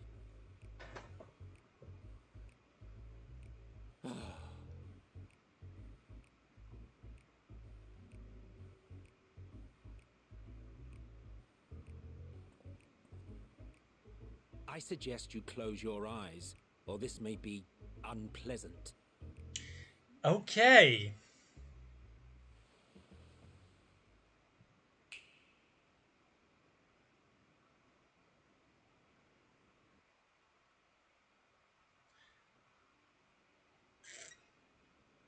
You may open your eyes. Okay. Oh.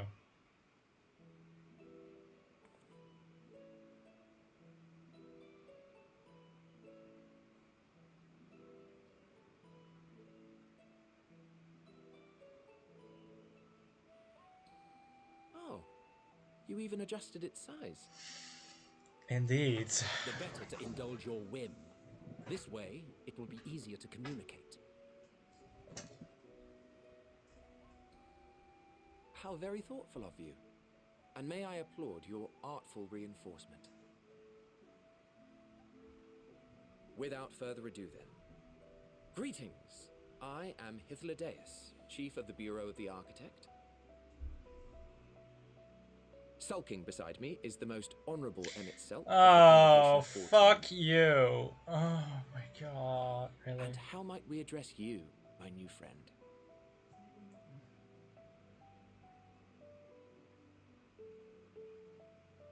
A fine name. And I'm pleased to see you understand our words. So, tell us, whence have you come? The thinness of your essence suggests you weren't created here.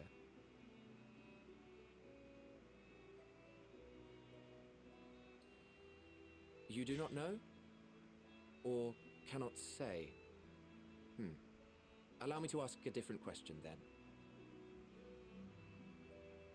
What brings you here?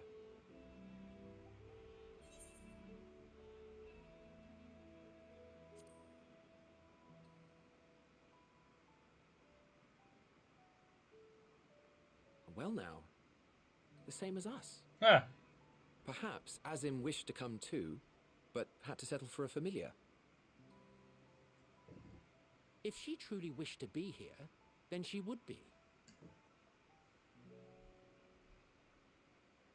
Right you are. My apologies if we've given offense. The two of us can discern the color of souls, you see, and yours happens to resemble that of a friend. And with your purpose matching our own besides, we jumped to a hasty conclusion.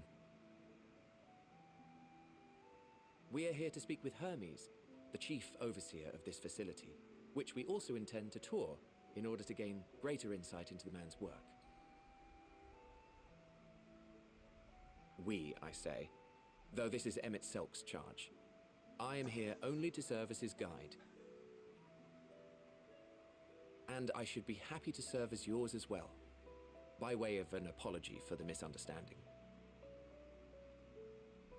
Wait, are you suggesting that we bring it along on official business? This thing we know next to nothing about? Yeah. If you harbor suspicions, better to keep it close than leave it to its own devices. Wouldn't you agree?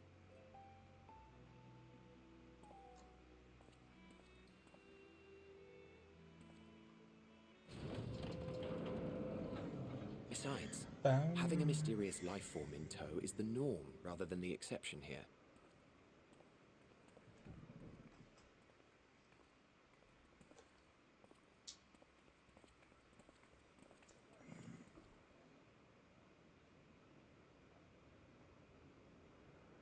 Welcome, my friends, to the testing ground of creation at Heaven's Edge, Elpis. What the fuck? Okay.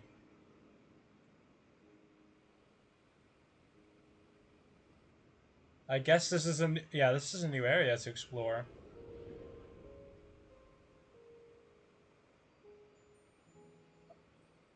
Wait, Hylan? This presence. Huh. Oh, axolotls. Oh, shit! Hermes! Visitors! We have visitors!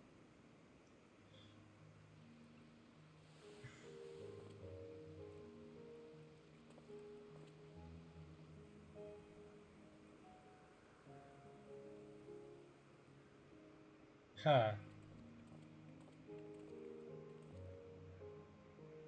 What secrets are you hiding, I wonder?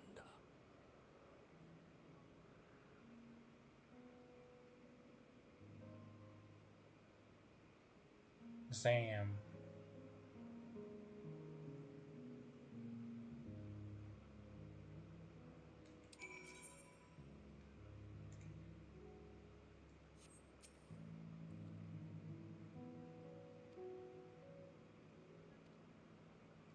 Ba-bum.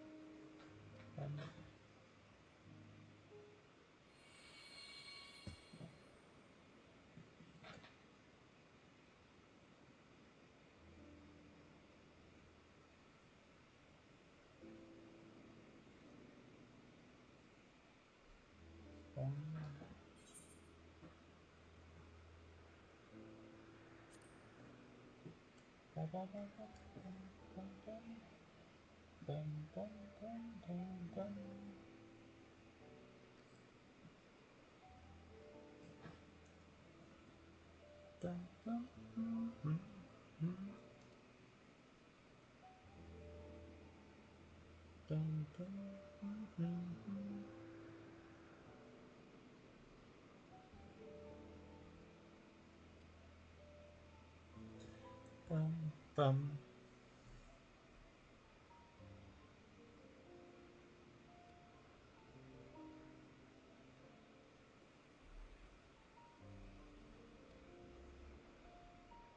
Bum bum bum. Bum bum bum bum bum. Ba ba bum bum. Bum bum bum bum.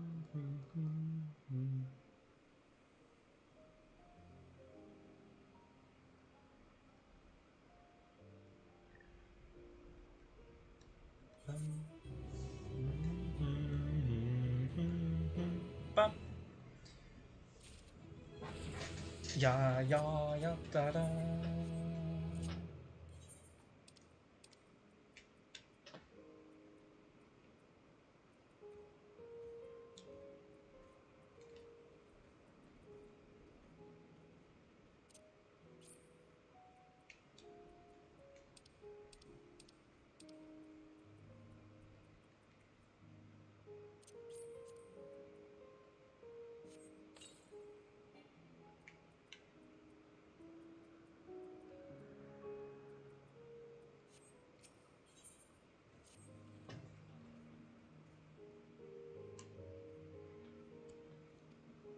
Bum.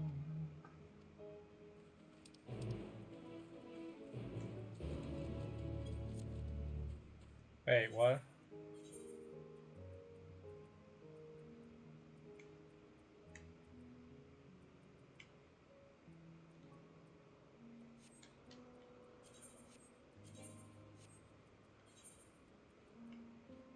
Yeah, no thanks, I'm good.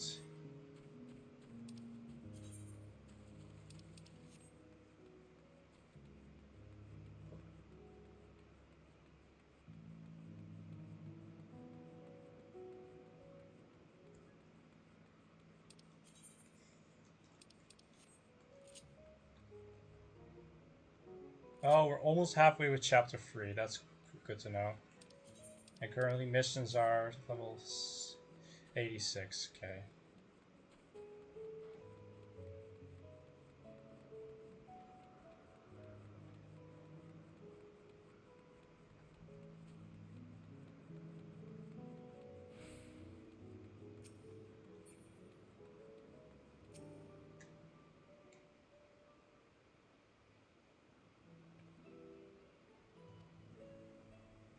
Bum bum bum bum bum.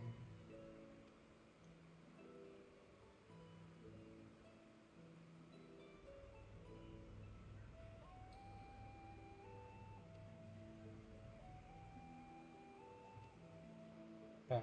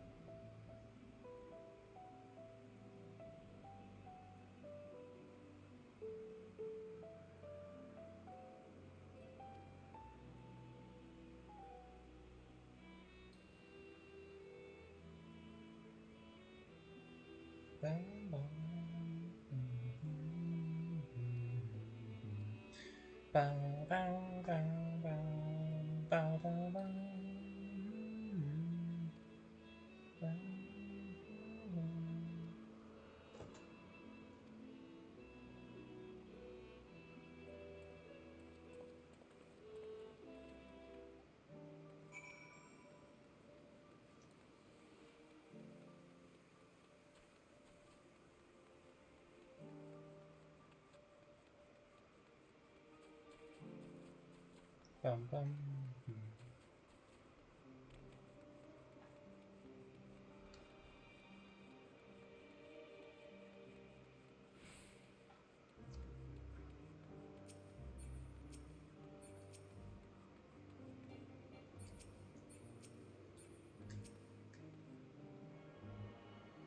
Nice.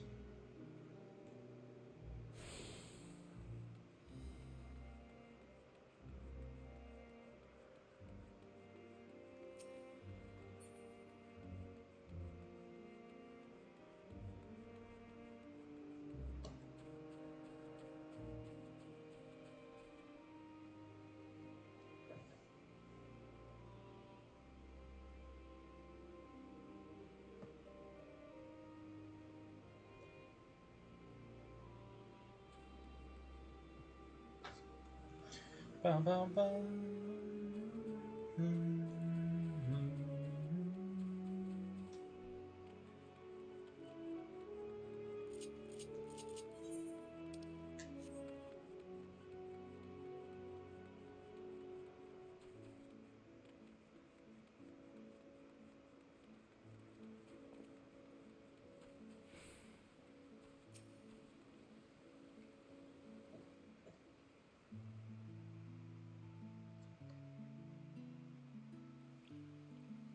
Axolotl.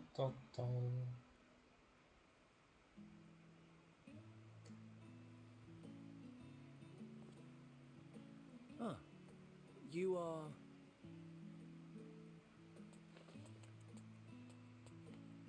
Oh. Different. You're different too. You and me. We're alike. Friends. I want to be... What the hell is wrong with her? Wait. Please. Wait.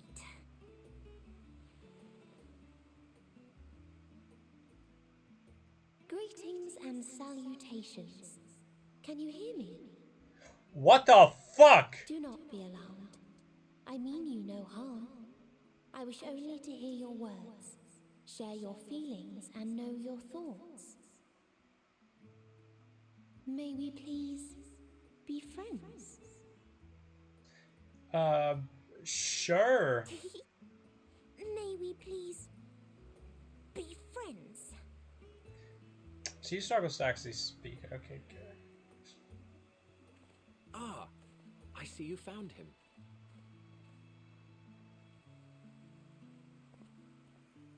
It's Ladeus. It's been a while. Too long, I think.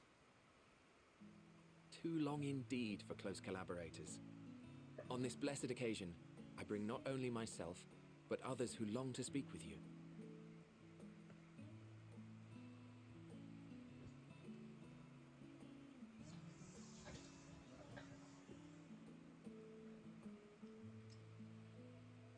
You are of the convocation.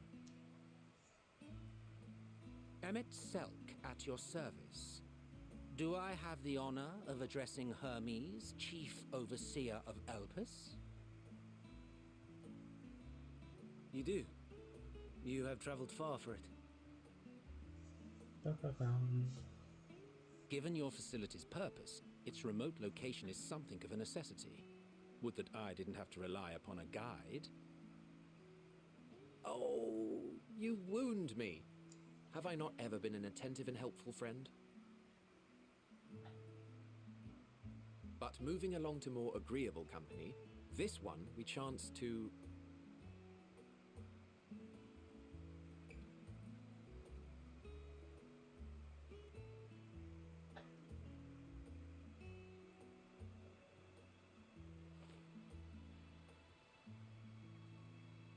Well, you certainly have her attention.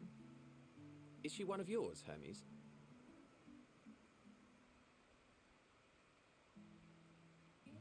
Her name is Meteon. It means shooting star.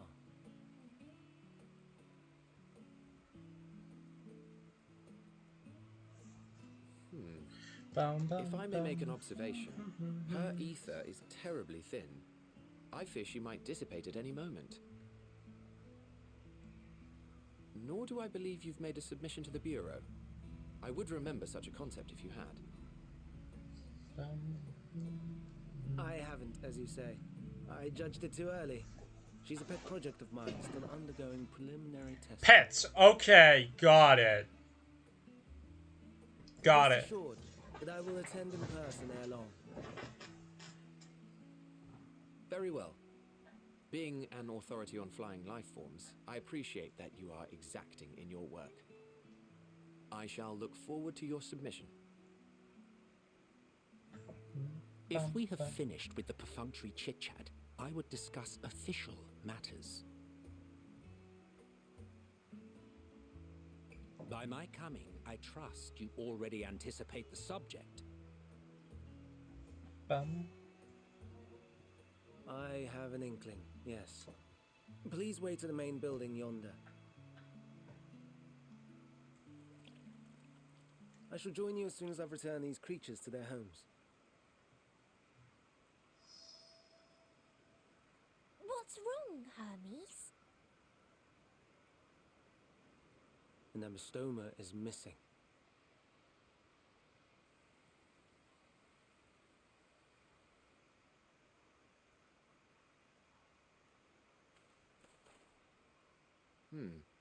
I may have found it.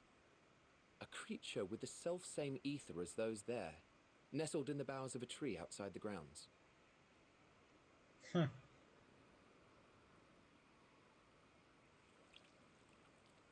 You're saying they can climb with their sorry excuses for limbs? Wow. The fashion has been to imbue aquatic creatures with the power of flight, ever since the words of Mitron created a sky-swimming fish.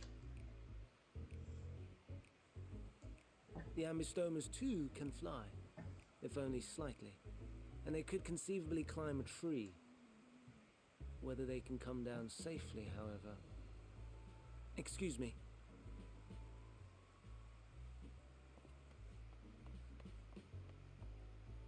I'll help too.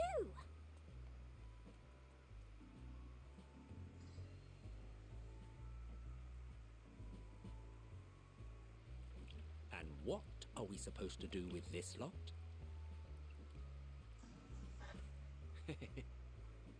May I suggest we split up? If you would be so good as to assist Hermes, Emmett Selk and I shall keep an eye on these adorable creations in the meantime.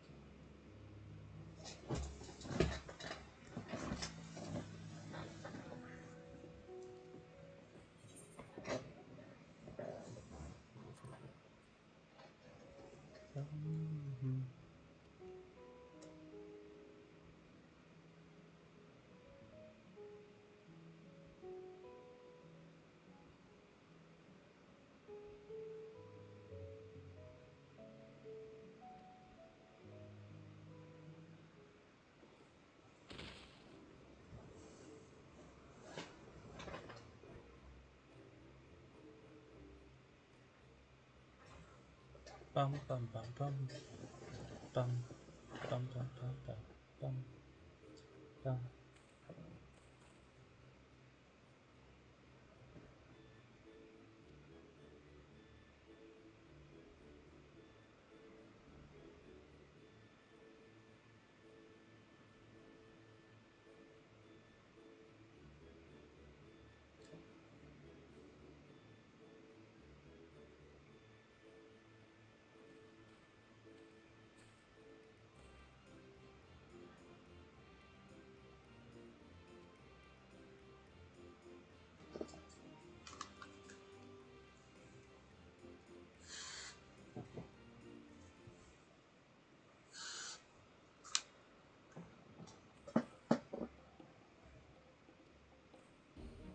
Bum, bum, bum, bum.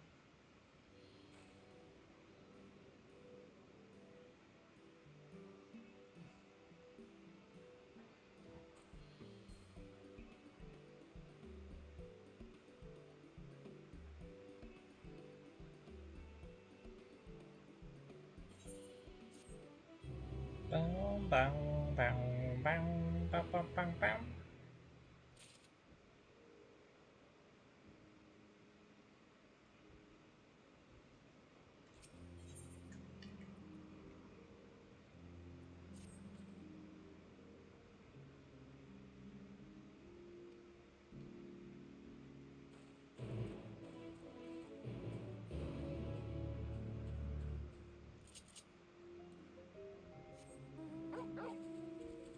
Bum, bum, bum, bum, bum, bum, bum, bum, bum, bum, bum, bum,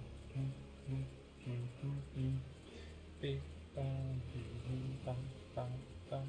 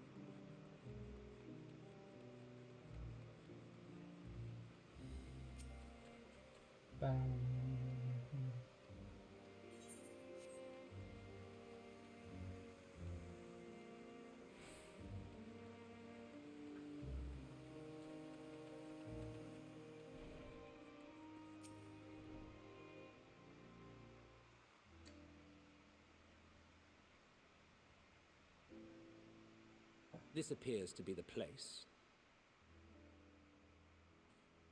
And here is where we part ways. We will be discussing highly sensitive affairs. Only a select few may be privy to such knowledge, and that does not include someone who cannot or will not divulge their origins.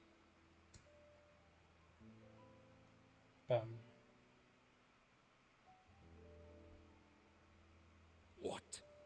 Will I have to remove you by force?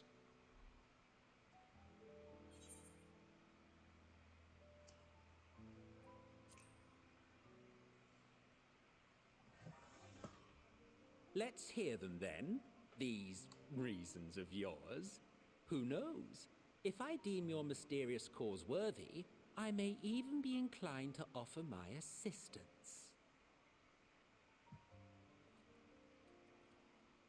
I do not object to her attendance.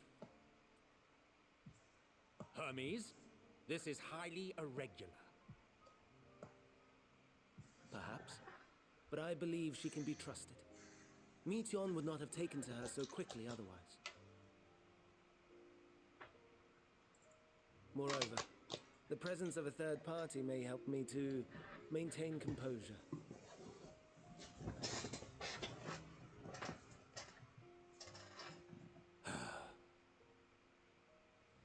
As you wish, then. Behave yourself. Do you hear?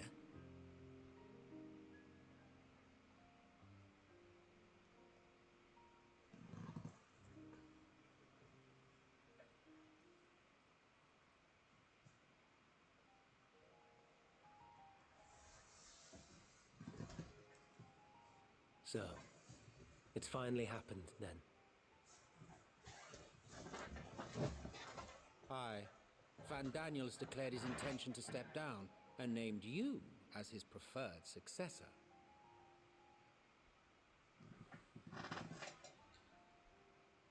In recognition of your knowledge and your works, the Convocation is giving the recommendation due consideration.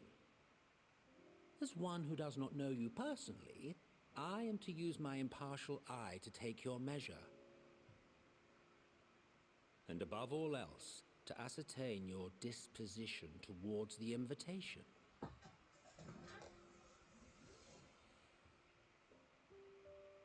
I understand that you and Fandaniel are close. He himself was once chief overseer of Elpis after all. I should not be surprised if you knew before anyone else that he wished to relinquish his office. I did. He told me that when he fulfilled his purpose, he wished to pass the torch to me. A torch you seem none too pleased to accept. Are you so averse to serving on the convocation? No, it's not that. For a humble researcher like myself to even be considered is an honor beyond words. No. What troubles me, what I struggle to come to terms with, is the very fact that Fandaniel is stepping down. Does this not mean that he will return to the Star?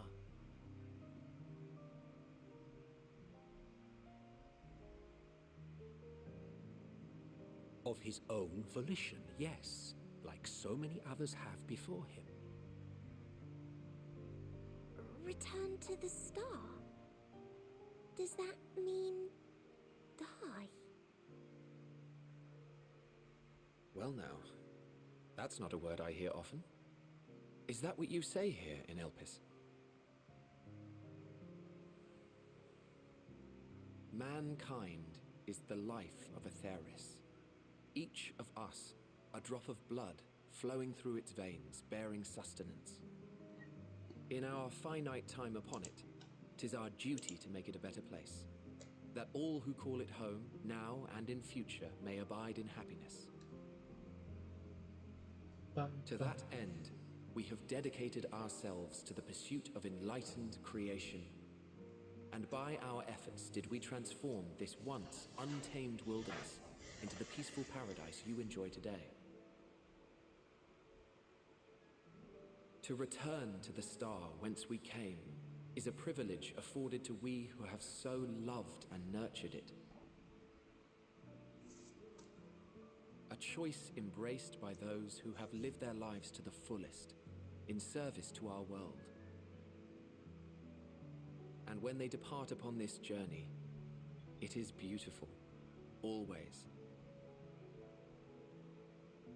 The 14 are no exception. 'Tis believed no occasion is more felicitous than the fulfillment of one's duty. Our office becomes our lives, and to retire is to return, or so the majority of us hold. Some few have elected to eschew custom.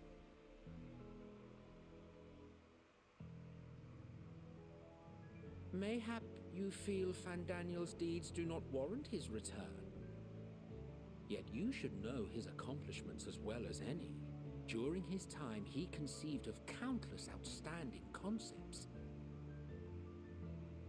And channeling the wealth of experience he attained here in Elpis, he brought forth many new specimens. I know of all this. I do. It's just, I cannot fathom why someone so great and wise, who could still do so much good, would want to end it all.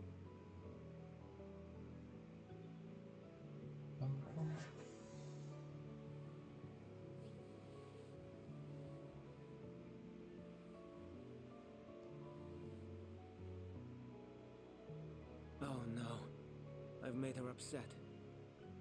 Forgive me. I know I requested your presence. Might I trouble you to take Meteion outside? A change of scenery would do her good.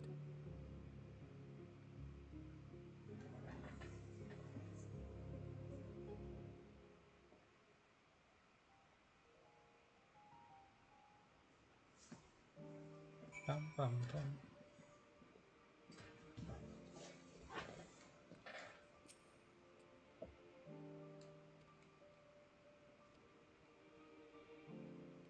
Bum, bum.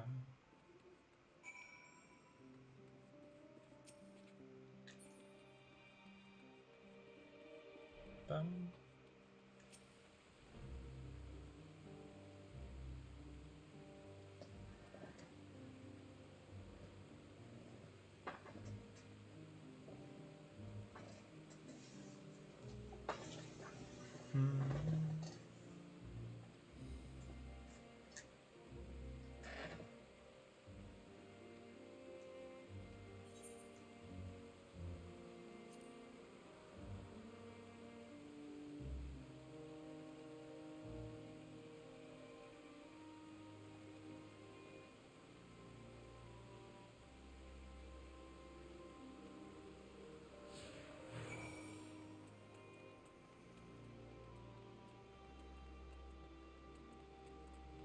Bow, bow, bow.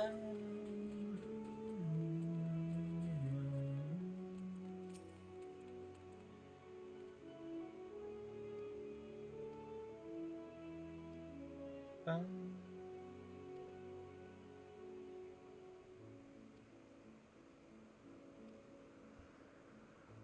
Bow, bow, bow, bow.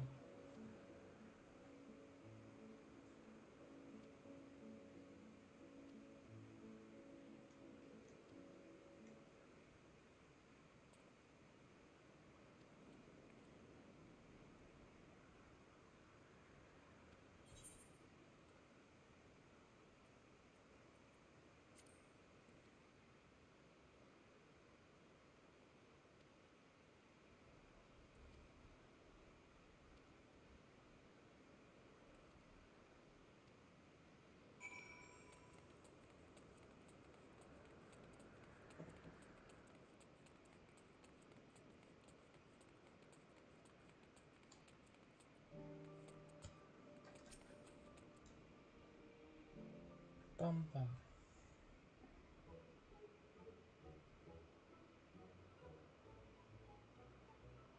Bum, bum, bum, bum, bum.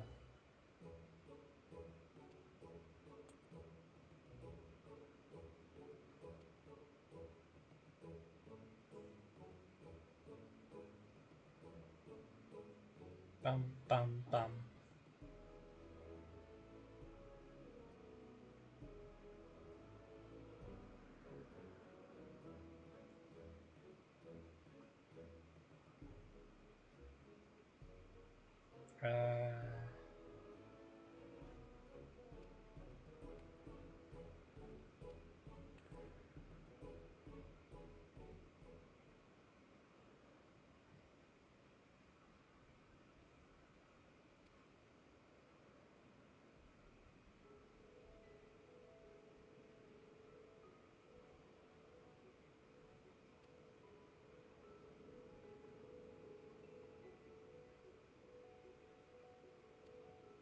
Bum.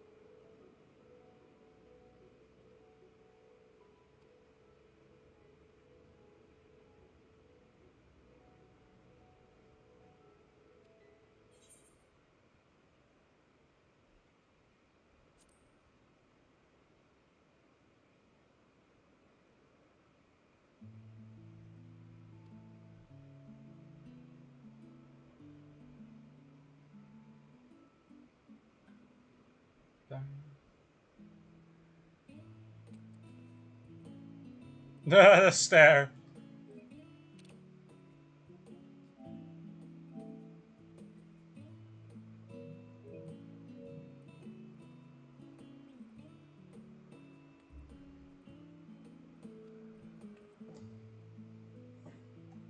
The fuck you.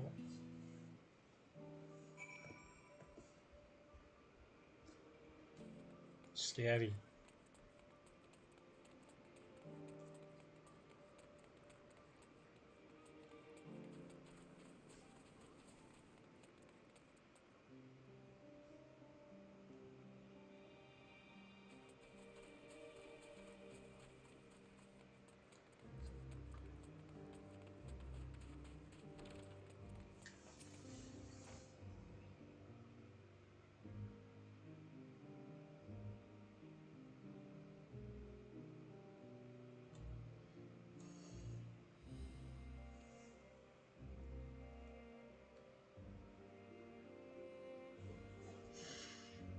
Bum.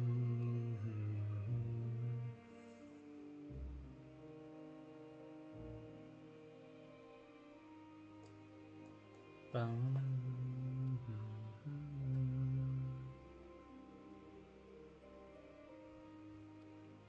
Bum.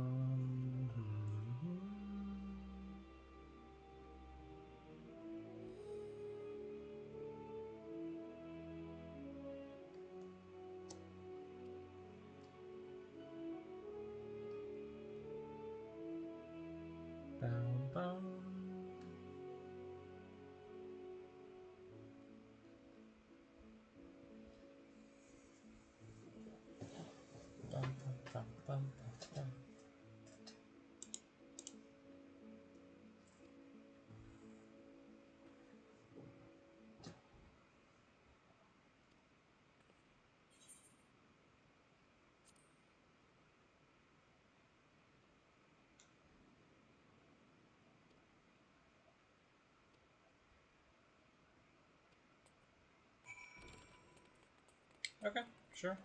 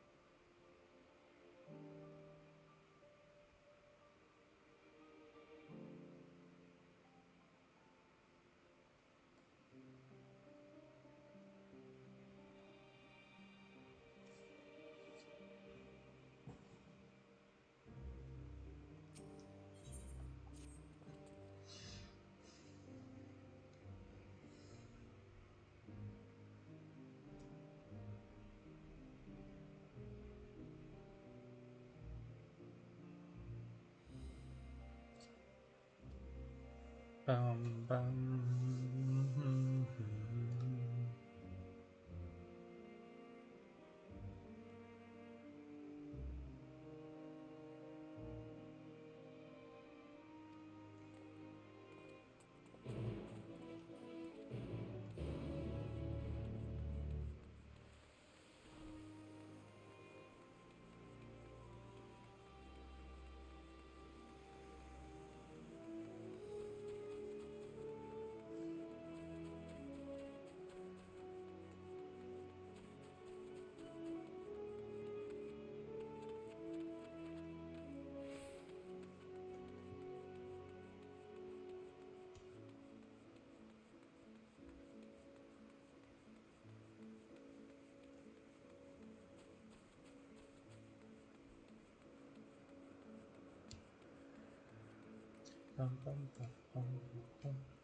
Okay, we're halfway done with... Oh my god.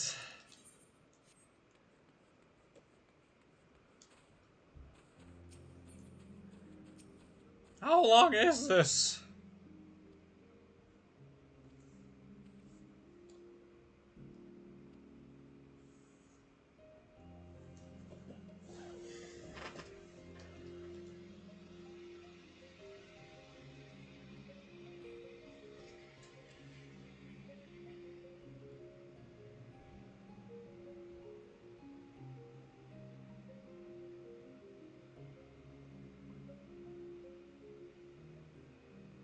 Welcome to life.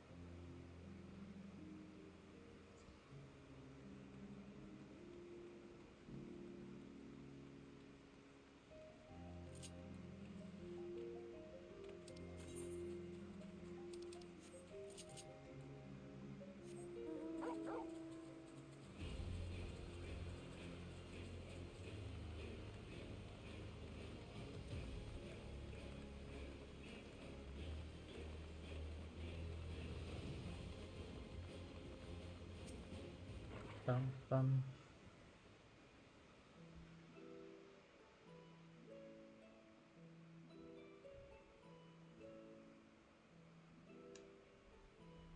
Amazing, is it not? The Ampelos, one of our newest subjects.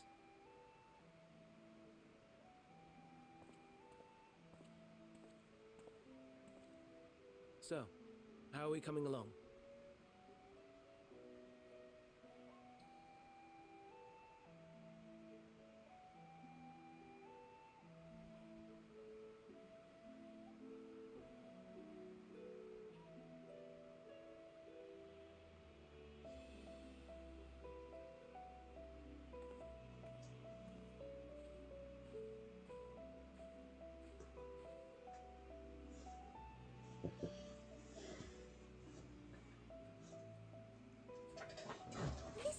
Bum, bum, bum, bum, Whose bum, house?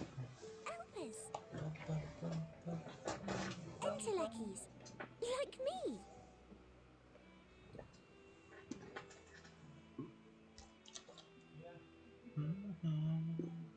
They are a product of Elpis, and so named for their birthplace. A happy accident, born of the hands of a former researcher who loved beautiful blossoms. Unique for how they change color, to reflect the emotional state of those nearby. Though be it here or elsewhere, they are seldom seen in any hue save purest white. Reflect the emotional state, you say? By what means do they achieve this? In creation, there exists an energy wholly apart from ether, one driven by emotions. In like manner to how we manipulate ether, this flower is subject to the influence of said energy.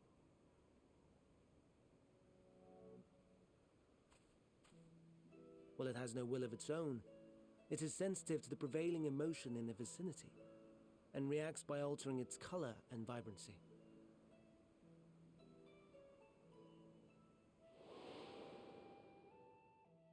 Akasha? It is one of the unseen energies defined by Harnish alchemical theory. Though a gross oversimplification, some describe it as an essence influenced by feelings.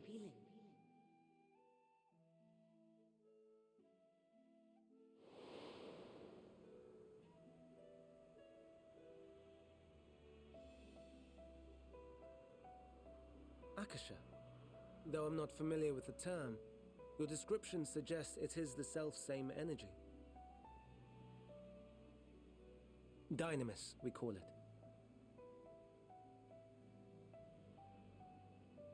And those entities like the Elpis flower that have the ability to interact with this energy, converting emotions into tangible phenomena, are Antelekis. That's me! That's me! An Enteleki! That you are, my dear. And no ordinary one at that, but the first possessed of free will.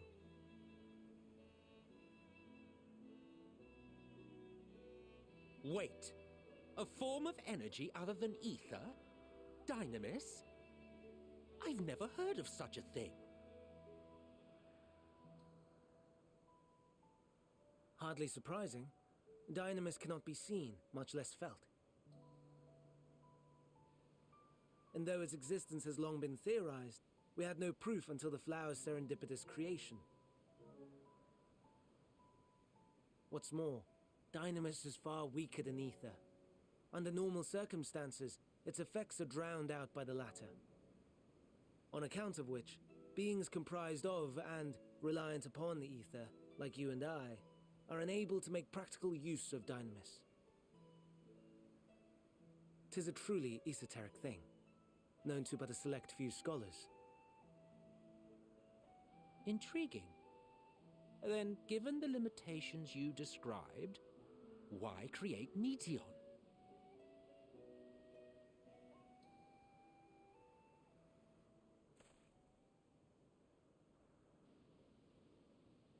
Our star, Aetheris, is especially rich in ether, so much so that its name is derived from it.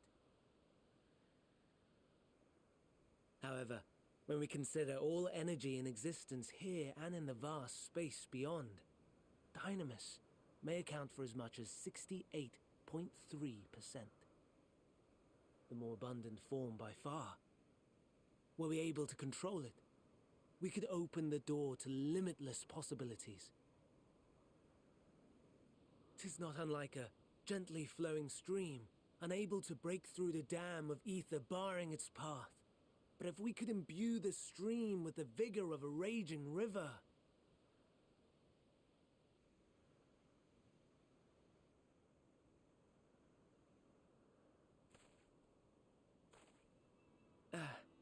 Not that I have such grand ambitions. Nay, I merely wish to create a being that could traverse the great expanse.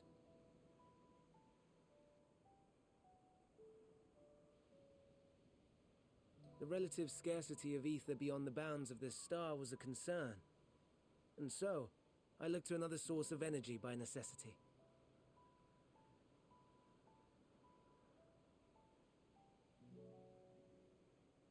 That being Dynamis. No wonder her ether is so thin. Precisely. Yours is thin too. Like an Enteleki. Like me. So... are we the same? Entelekis.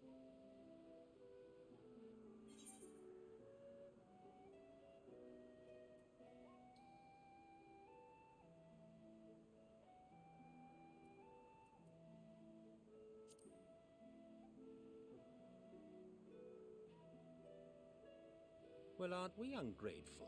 Mayhap I should revert you to the pathetic, faded thing you were.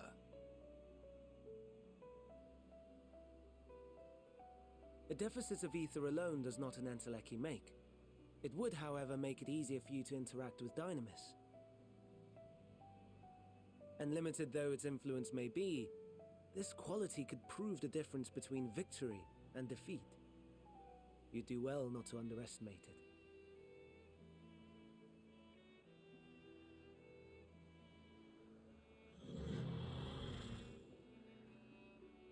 Oh dear, I'd forgotten about the poor fellow.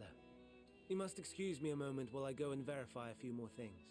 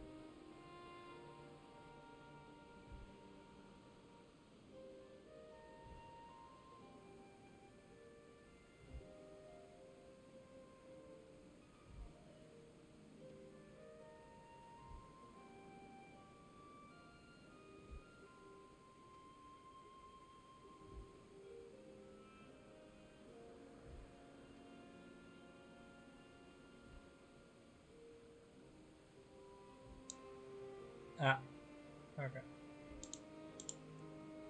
Oh, damn, we're already streamed 4 hours. Got it.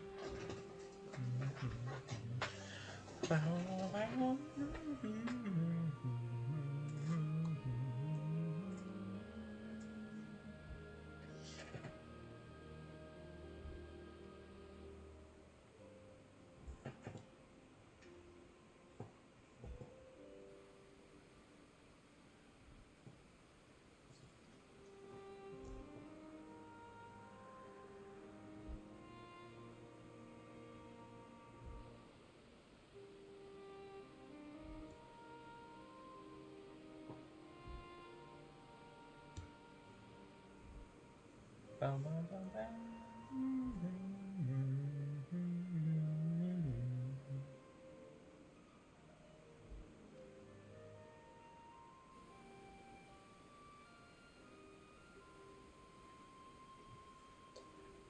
Boom,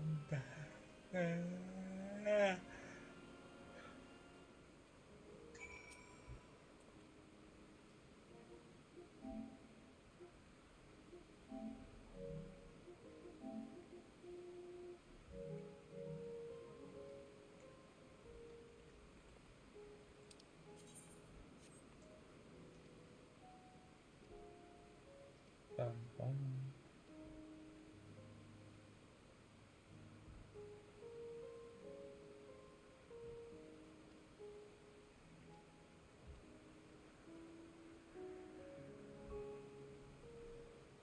Oh.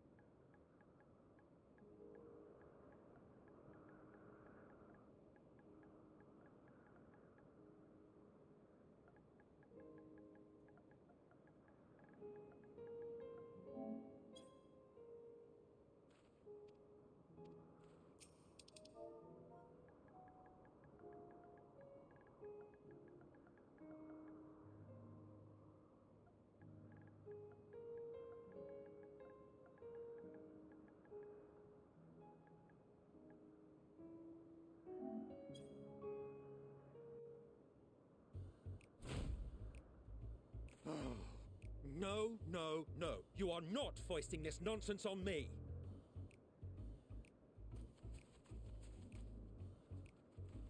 I'm given to understand you have the power to help the Charybdis, and should be quite willing to do so. And so I appeal to your better nature, most benevolent Emet-Selch. Please teach her to fly. Or else Hermes will transform. Right now.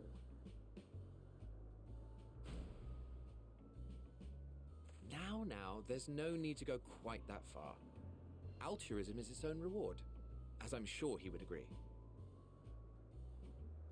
Oh, would he now? And who contrived to put me in this position, pray tell? Nothing so devious. I merely suggested a possible course of action.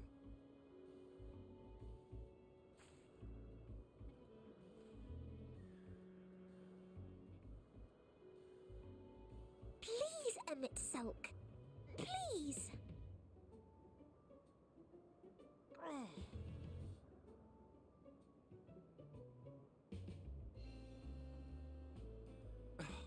I did not come all this way to play nursemaid to your creations. I'd thank you to remember this favor and let it be the last.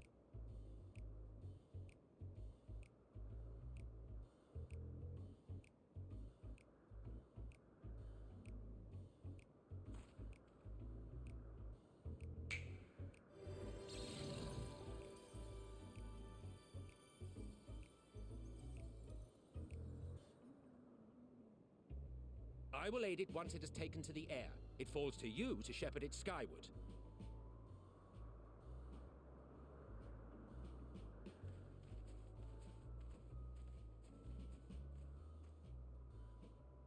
Well, let's relax and enjoy the spectacle, shall we?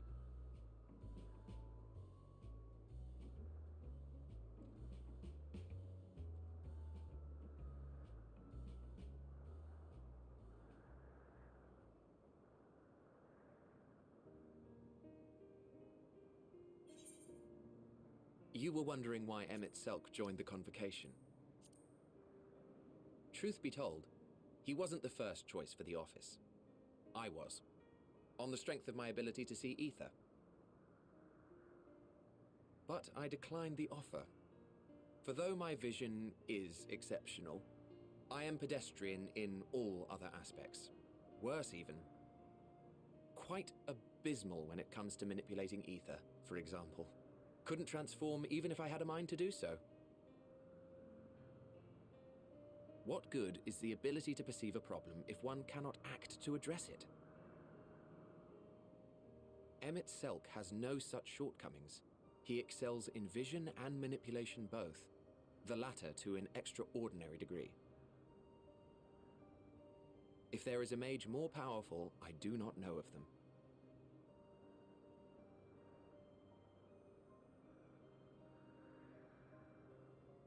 Thus did I recommend him for the office in my stead.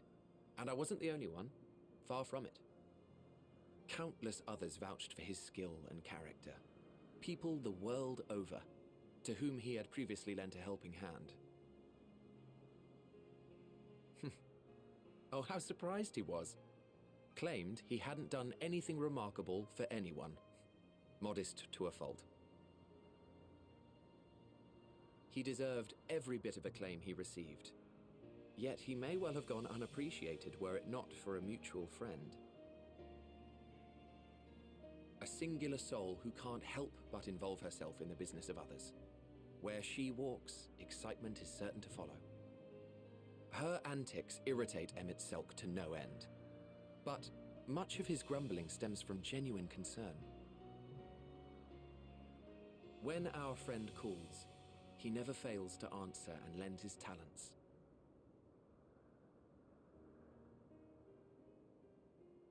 And in the course of doing so, he himself came to be recognized and respected by those around him.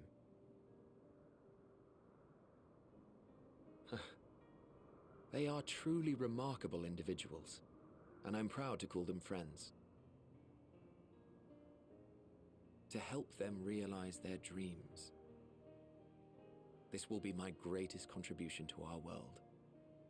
And when they have fulfilled their respective purposes,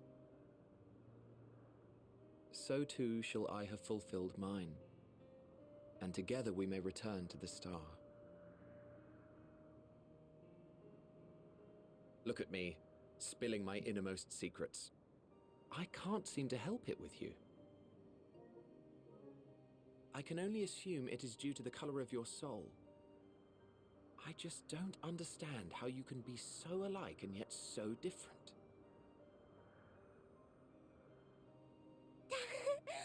Well done, my pet. Well done!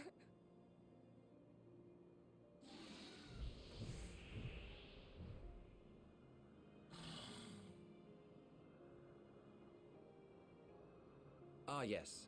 I dare say the Charybdis will be fine here on. Why don't you go and signal to Emmett Selk? Let him know that his arduous task is at an end.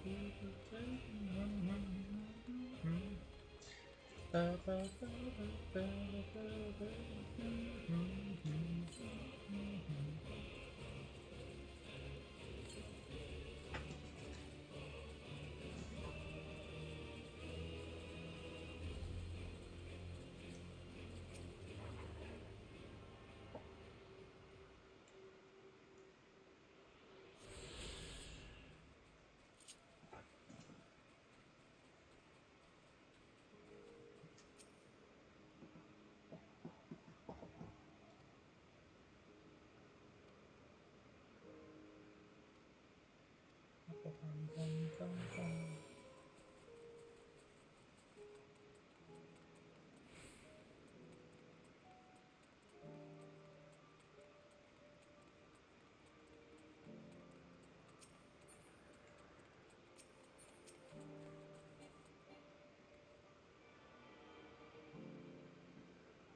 bum bum.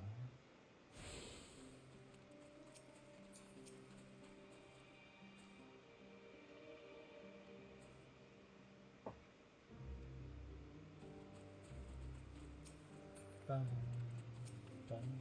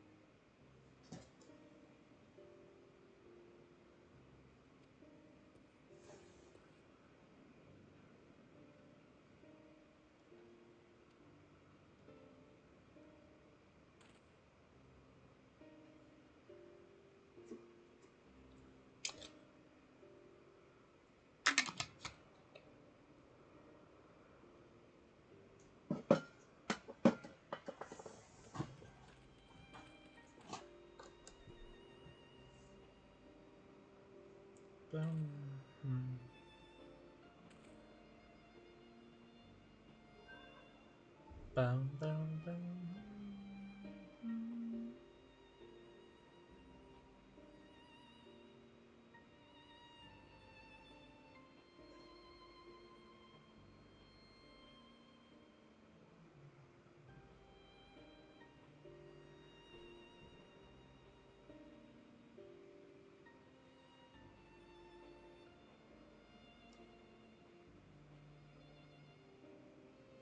Bum bum.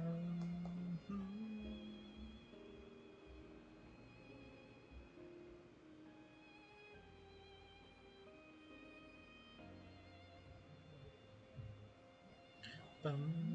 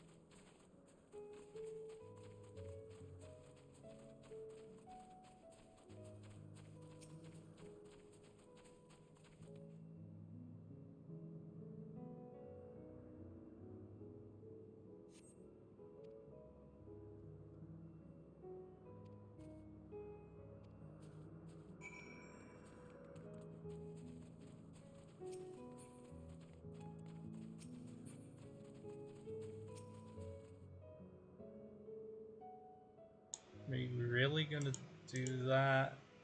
Okay. No thank you.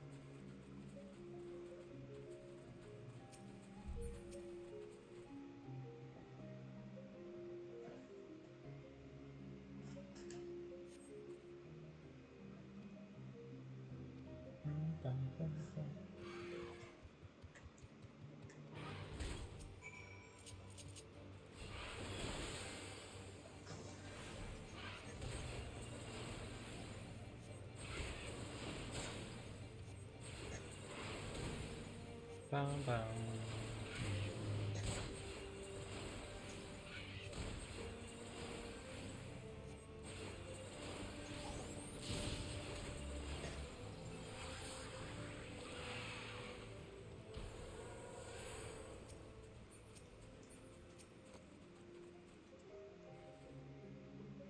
Bum, bum, bum.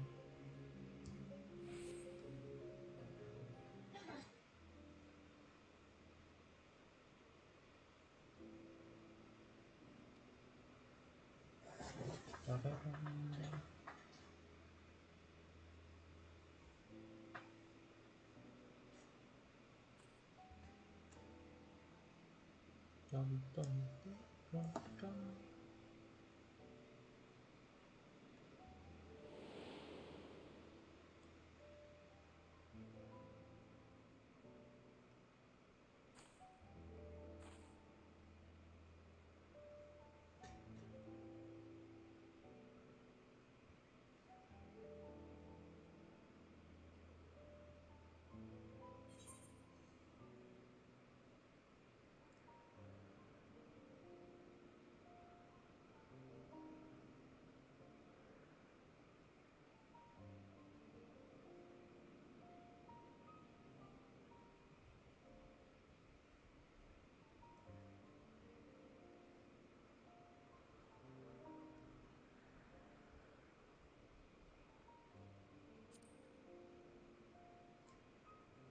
Ba, ba.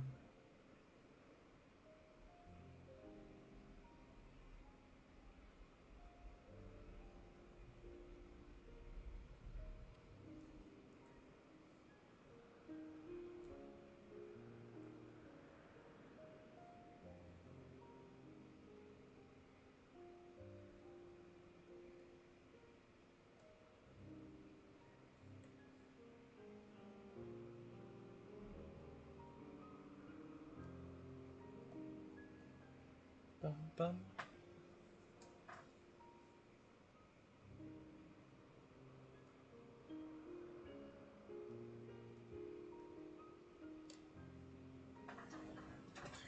Bum, bum. Bum, bum, bum.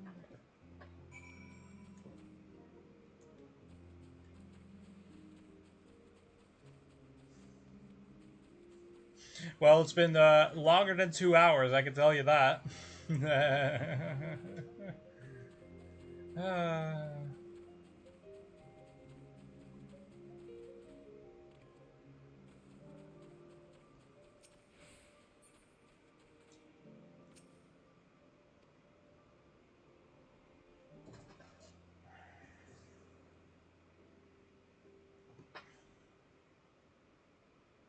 At this point, it's like it's only like we're almost stuck 50 plus hours just to fucking complete it.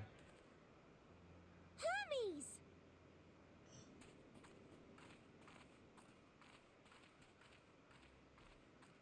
Oh, you were waiting for me. Yeah. You've finished talking? Yes, we've come to a decision. My thanks for keeping Meteon company. Emmett Salk and Hythlodaeus have already retired to their rooms. There is room for you too, if you would follow me. Wait! I want to show you something first.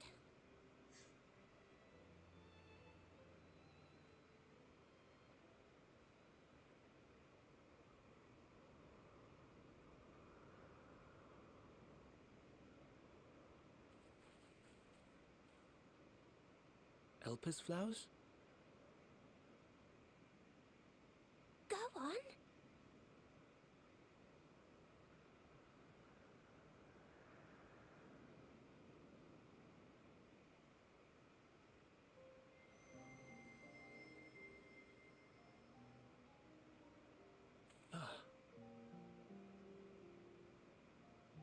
You're not the only one, Hermes. Others feel sad too. You're not alone. Bum, bum, bum, bum. I see Meteon has shared much with you.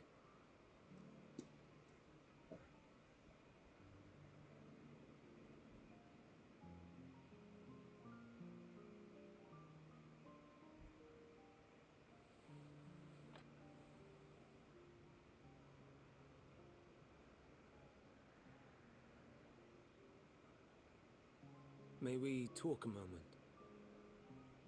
Sure.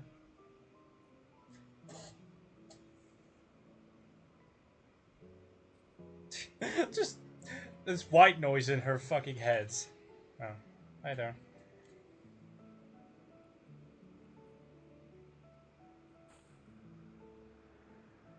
I do not think it wrong that we live for the star, that we strive to make it a better place. And yet, in carrying out my duties here, there are times when I am plagued by doubt. Do you recall what Hythlodaeus said when we first spoke of my nomination? Death is the privilege of those who have fulfilled their purpose, a choice they embrace of their own free will, and when they depart, it is always beautiful. Perhaps it is, but only for man. Creations that he deems useless are discarded with nary a second thought. Some scarcely born into the world, afforded a handful of breaths before life and potential are abruptly extinguished. We make an effort to spare them the pain. They sense what awaits. Rage and anguish and cower and fear. And it is not beautiful. Yet no one cares. No one. So fixated are we upon the duty that we do not pause to question the method. Pain and suffering. confusion and despair writ plain in the eyes of those poor creatures. Yet no one sees. We turn a blind eye and carry on in blissful ignorance. Wait, there's a Lord of the Rings anime coming. What the fuck? The blossoms shine pure and white. What the fuck? A contradiction so blatant I could scream. Want to scream. How can you all accept this aberration? Then I wonder, am I the aberration for thinking thus? And I am filled with dread. But now I know I'm not alone. Not the only one for whom the flowers weep. Owen asked what you thought as you kneeled beside the Elpis. Or if you only did it at Meteon's insistence. Nevertheless, I thank you. To know that you too have experienced suffering is a comfort.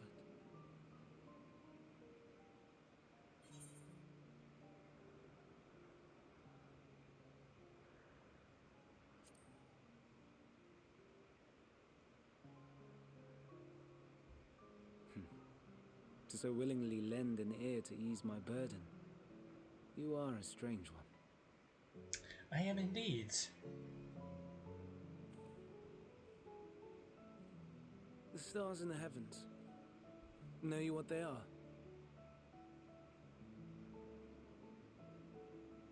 Though it is too far to tell, each glittering light could be a world not unlike Aetheris. A world filled with life. So many stars, so many lives. For us, there may be no higher purpose than to live for our world. But what of the other living beings out there? What is it that gives their lives meaning? That drives them day after day after day?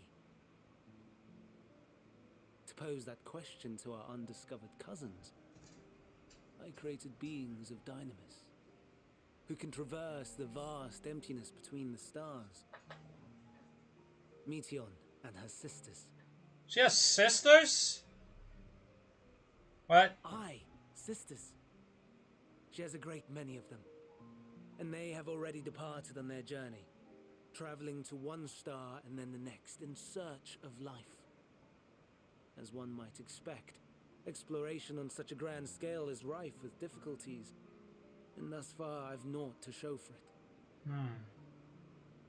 But I have faith that we will make some manner of discovery ere long. And when we do, I should be glad to share our findings with you, in gratitude for your kindness.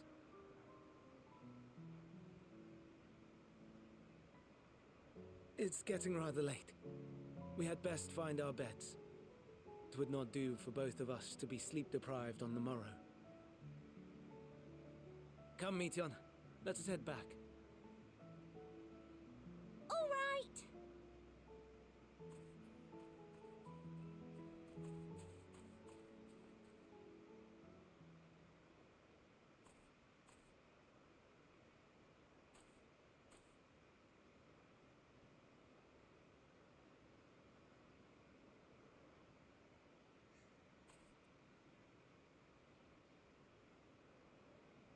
Okay.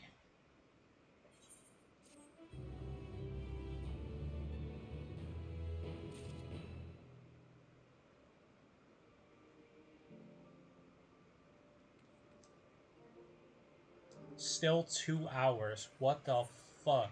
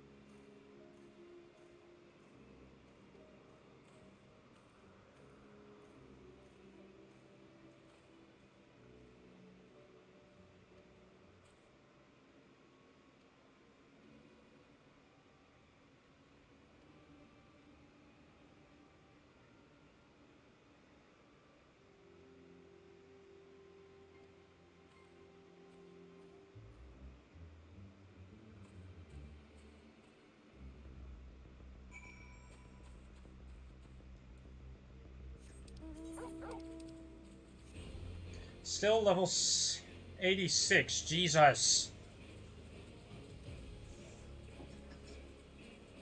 Like, I'm genuinely worried if I'm even gonna reach Dawntrail before I'm done. Like, I still need to do all the post stuff, which sucks.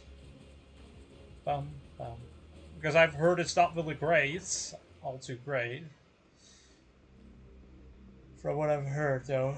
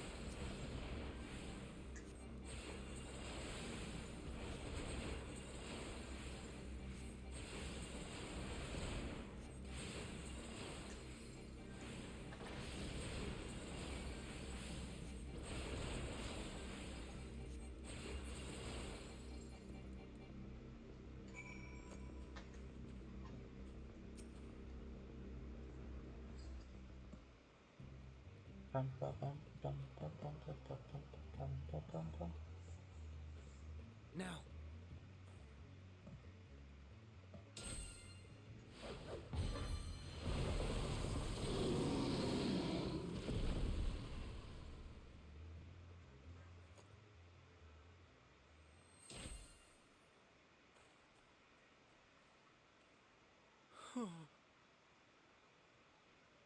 Forgive me. Please, forgive me. May you and your kin find peace. Wherever your souls may drift in the underworld, may you find tranquil seas.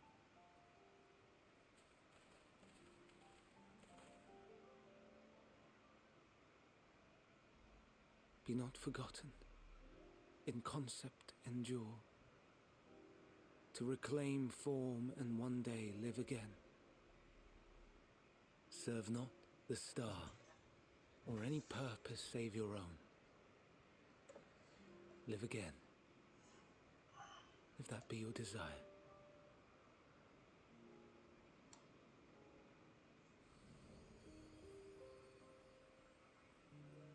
Hate, if that be your want.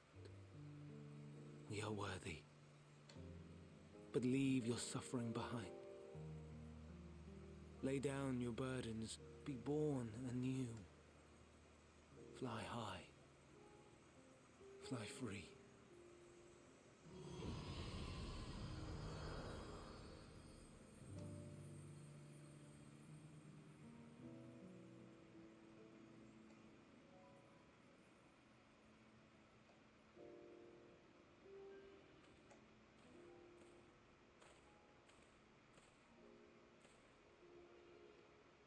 Join the convocation, Hermes.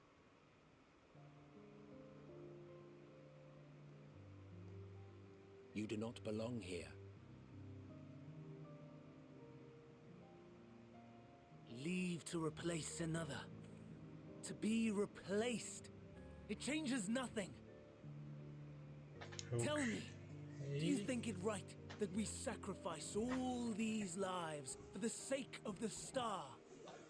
And when the star has reached perfection, what then? If all who are satisfied choose to die, shall we all die in satisfaction?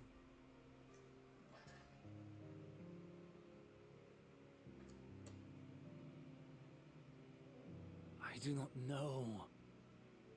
Were I to take up the seat of Fandaniel, it would be tantamount to approving my predecessor's death. I do not know if it is right. And to be torn by such thoughts. I do not know if I am fit to represent mankind. Hermes! Please don't be angry. It hurts so.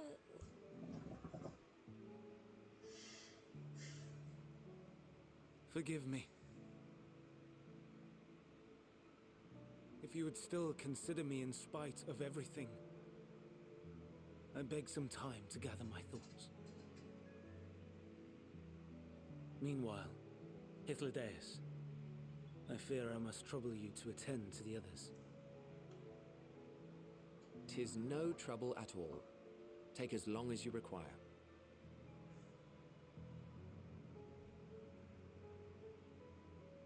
And you, my friend, I pray you find that which you seek.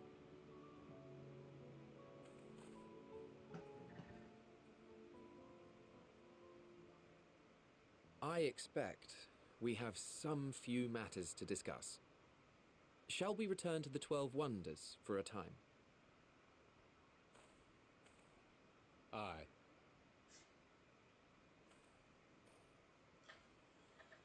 Okay.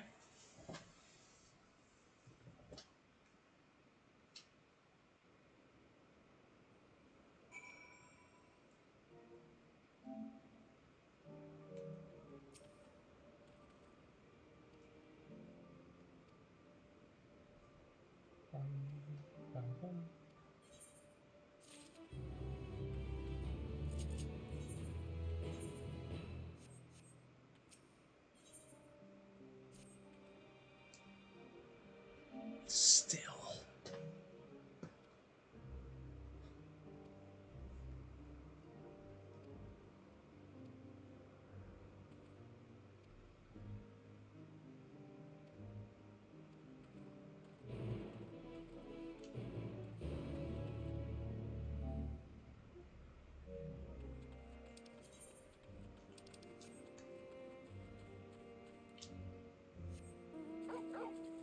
Bum, bum, bum, ba, ba, ba, ba, ba, ba, ba, ba, ba, ba, ba, ba, ba, ba, ba, ba, ba, ba, ba,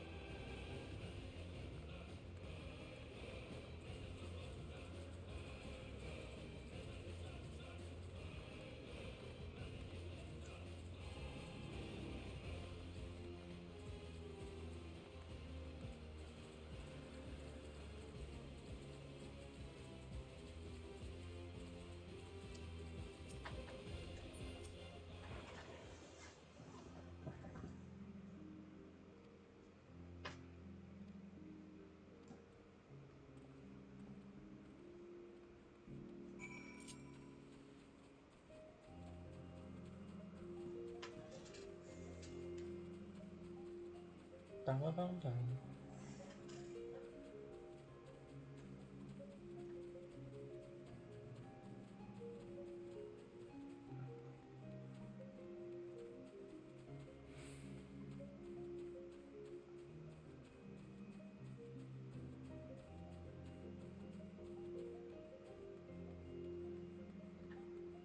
Dum, dum, dum, dum. Dum, dum, dum, dum.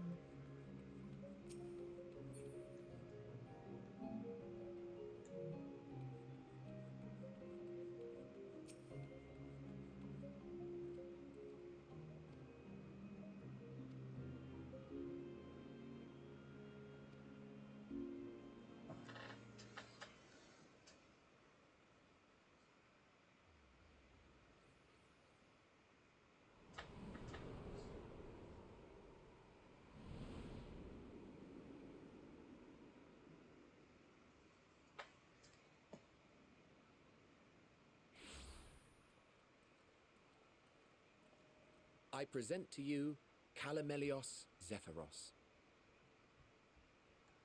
Here you will find a number of testing facilities, as well as the observation hub of Poiton Oikos. Right then. Let's begin by...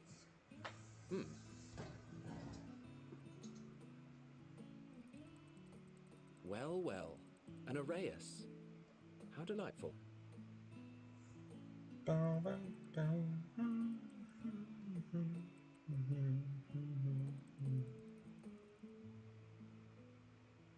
And what, pray tell, is that? Shark. Ah, that's a new species of shark. We approved the concept but a few days ago. Sharks are among the most popular sea creatures. Rare is the day when someone does not submit a new concept. At first, they were largely orthodox, consideration given to such things as size and environmental impact, and then a whimsical someone thought to bestow it with flight, another superior intelligence, and then the floodgates burst, concepts with multiple heads, or arms and legs, and so on and so forth. It was getting absurd. A part of me wanted to tell them to go away and find something else to create, but in the end I couldn't deny their passion. And here we are.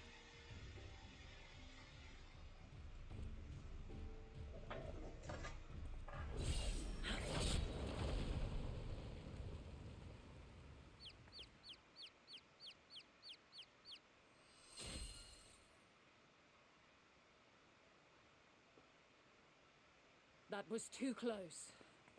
Are you unharmed? Well now, if it isn't a pair of familiar faces. Vanar, that we should meet you here.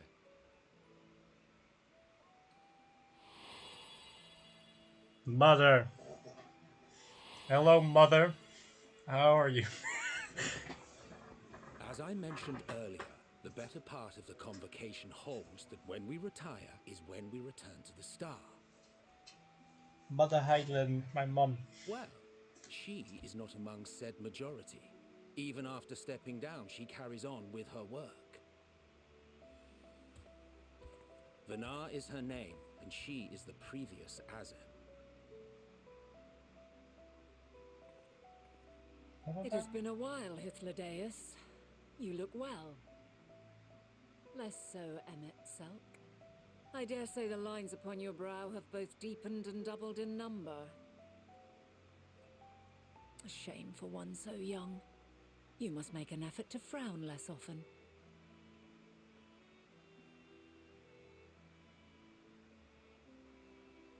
Easier said than done, thanks to your unruly successor. How is she, if I may ask? Incorrigible as ever. Rushed headlong into a volcano on the brink of eruption just the other day. I should be glad to share the tale in its entirety later, if you're so inclined. Oh, you know I am. Now then, you are?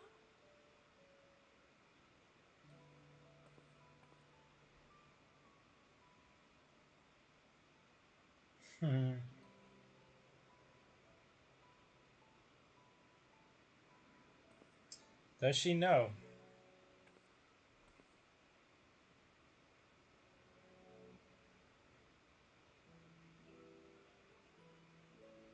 I say, have you perchance come from the future?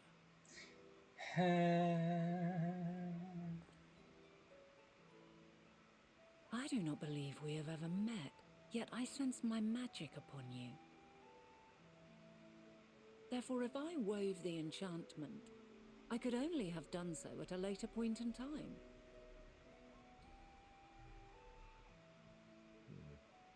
What manner of magic is this, if I may ask? A traveler's ward, of course.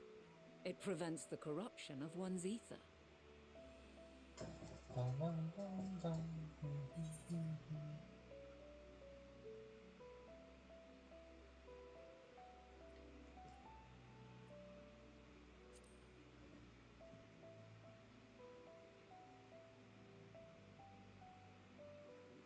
Primals, you say? But I'm not familiar with such beings. But if they enthrall by warping the balance of ether, then yes, the magic would afford you a measure of protection. I gather from your question that you are not ignorant to its presence. Hold on. From the future? That's absurd.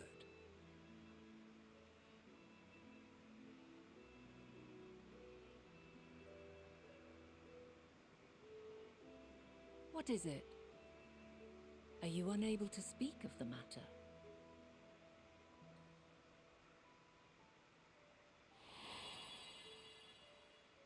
The reality to which you must return exists as a result of the final days. You cannot reshape the past to undo the tragedies of the present.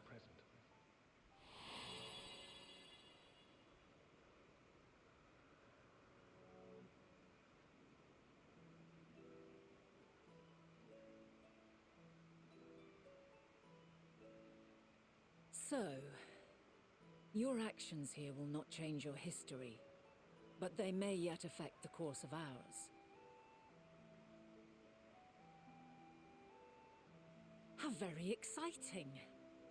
I'm quite fond of delving into the unknown, and there's naught more unknown than the future. Exactly, Mother.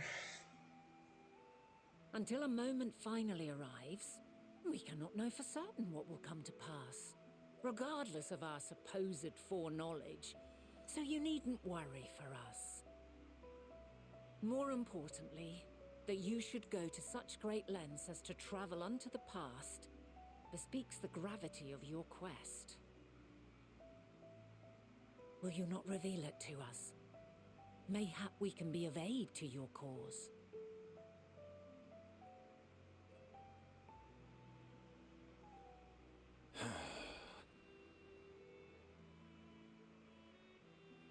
If this is true, then you've been keeping quite the secret to yourself. No shit, Sherlock. As a representative of the Convocation, I will hear it all. Your identity, purpose, everything.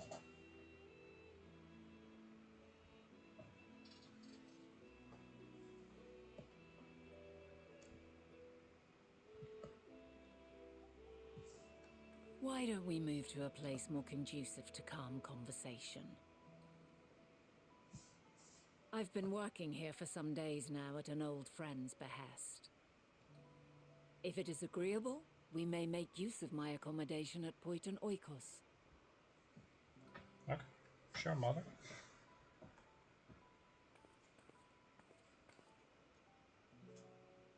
We were meant to meet. I am certain of it. Else I wouldn't have marked you so clearly and sent you unto myself in the past. It's precisely the sort of mischief I would get up to, and quite inspired, if I do say so myself.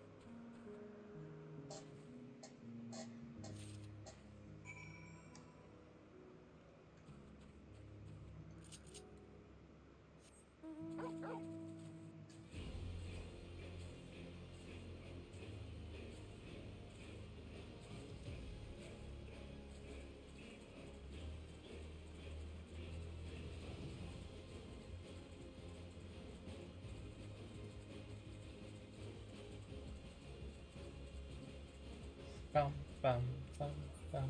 Mm-hmm.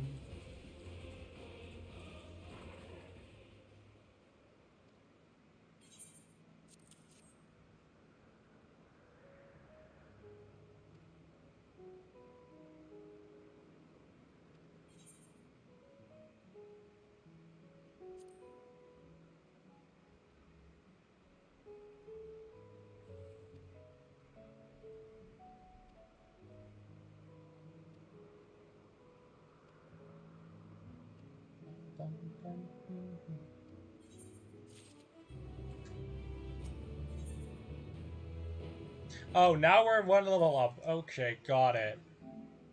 70. Okay, we're under the 2-hour mark. Got it. Great.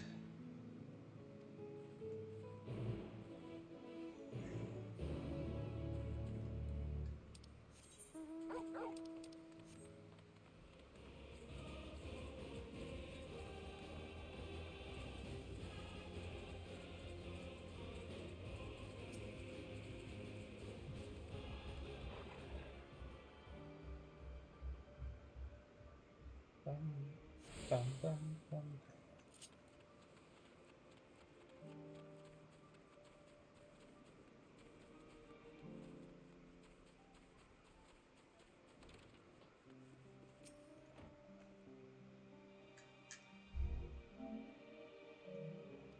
Bum, bum.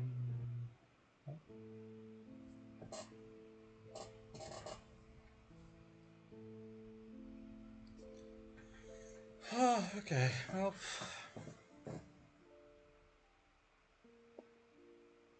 A wonderful aroma. I feel more relaxed already. Glad to hear. Would that I had sweetmeats to offer, but I travel light out of habit. There's plenty of hot water though, so please have as much tea as you like. I don't even like tea, but sure. Now then, will you tell us your tale?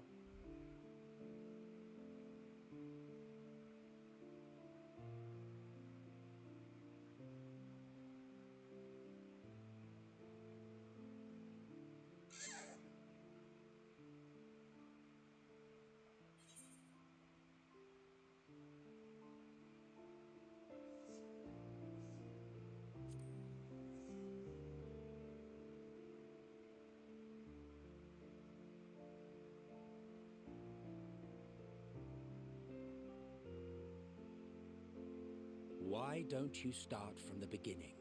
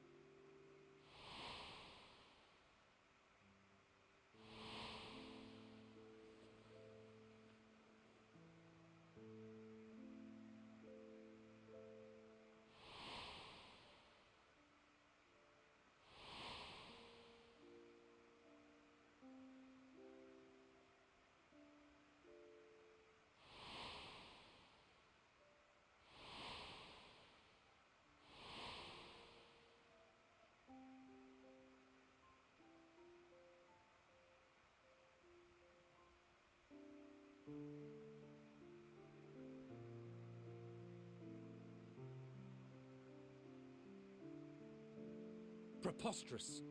Utterly preposterous. While not the words I would have chosen, I too have my doubts. Much of it borders on the incredulous. What of you, Vanar?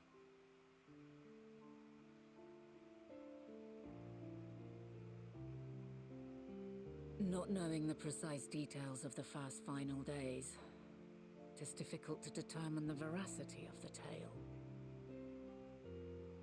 Supposing it is all true, I must ask myself why I would do what I did.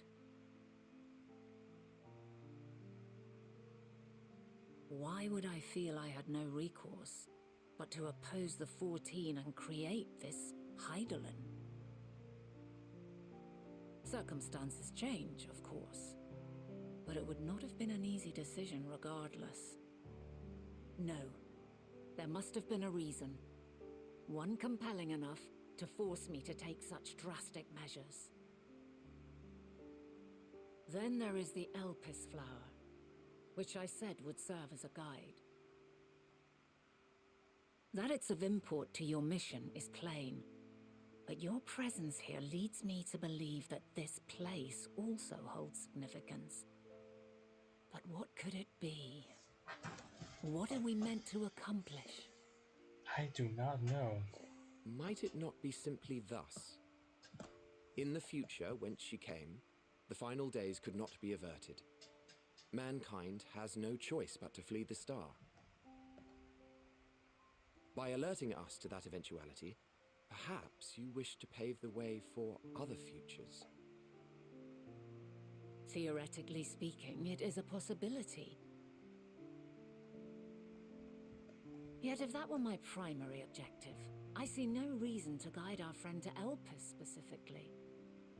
The capital and Amarot, or even my own home would be more logical destinations.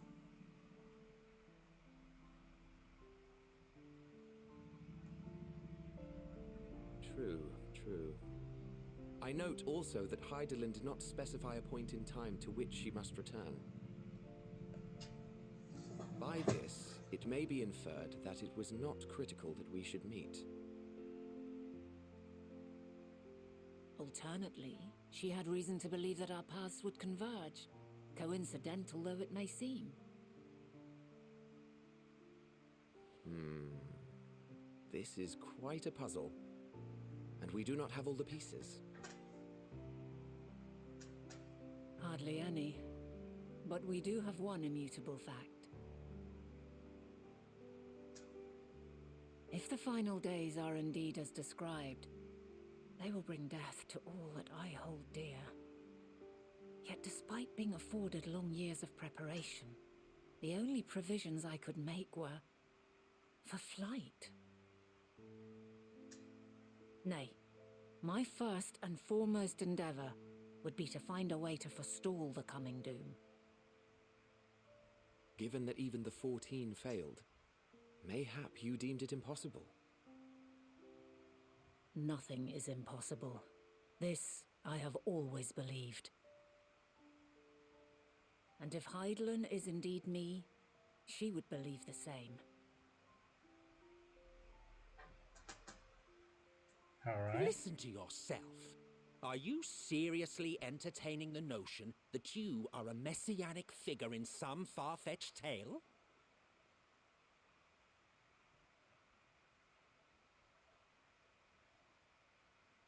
Well, I will not. I refuse to accept that our world could be undone by some unforeseen calamity. I also take offense to my portrayal as a megalomaniacal madman. To sacrifice oneself for the star is a noble act, and I would hold those who gave themselves to this zodiac in the highest esteem. Yet, you claim I recreated Amarot and populated it with phantoms of our people? A bizarre indulgence that would be insulting to their memory. Worse still, I even invited you there. Literally invited my own downfall. Why would I do something so idiotic and inexplicable? Because you're fucking deep. Now, I will allow that the hypothetical task of restoring our world would be daunting in the extreme. The thought of having to bear such a burden for 1,000 lives horrifies me.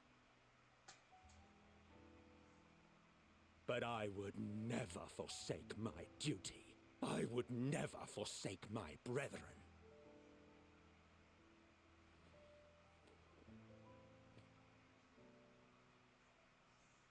You do not know me. I've had my fill of your fiction. I will return to my duty, and you will not bother me again. Okay, sure, my guy. Sure. Selk, wait!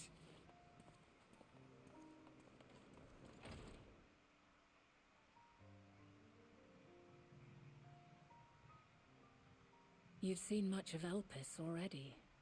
If you have any observations to share, I should like to hear them.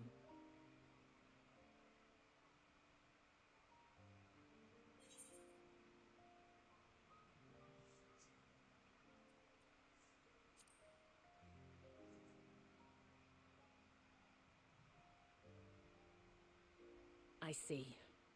Then for now, it might be best that we follow your lead and investigate he who will become Fandaniel.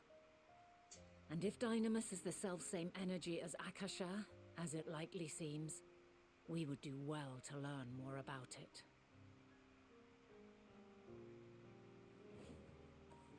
With that settled, it is time for action. The missing pieces of the puzzle are here, I'm certain of it. And when you find them, the picture my future self has painted will be complete, and you will have your answer. Now suffice it to say, I will aid you in your quest. Ah.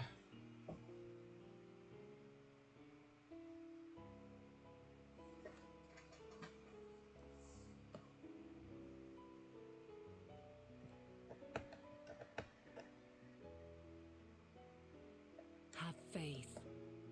If Emmet Selk is the man Azum described to me, we've not seen the last of him.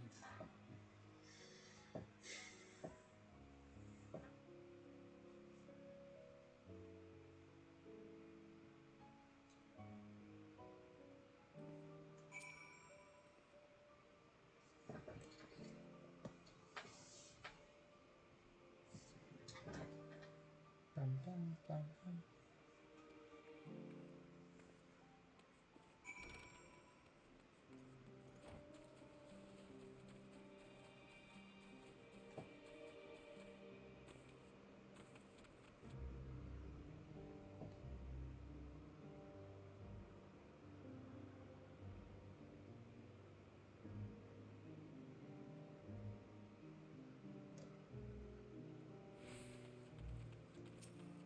Bum.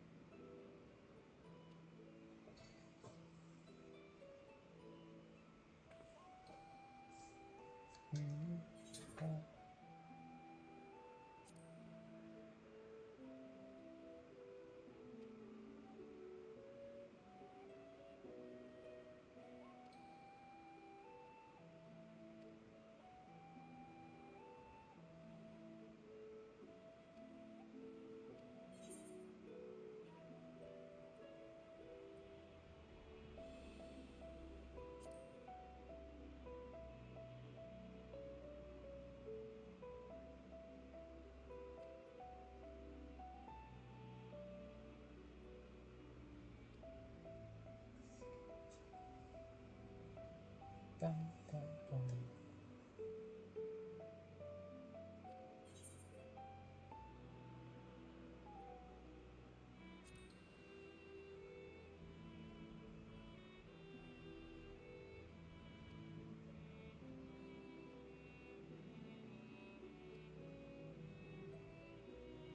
Bum, bum, bum.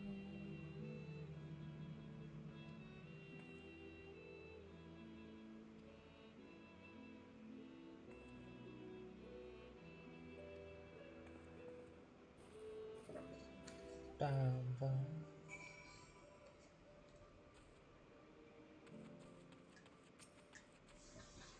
Bum.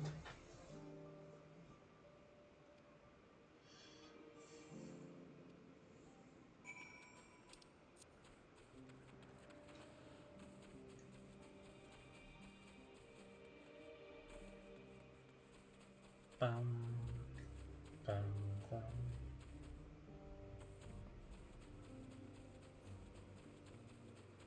Bum.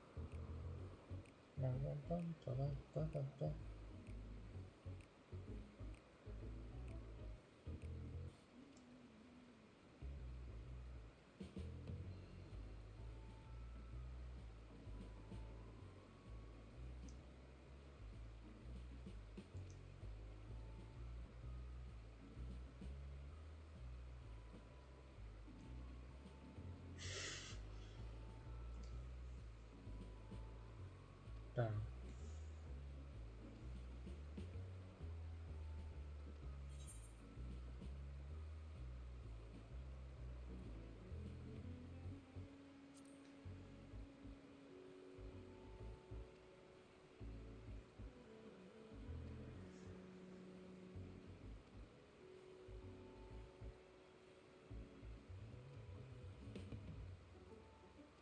Okay.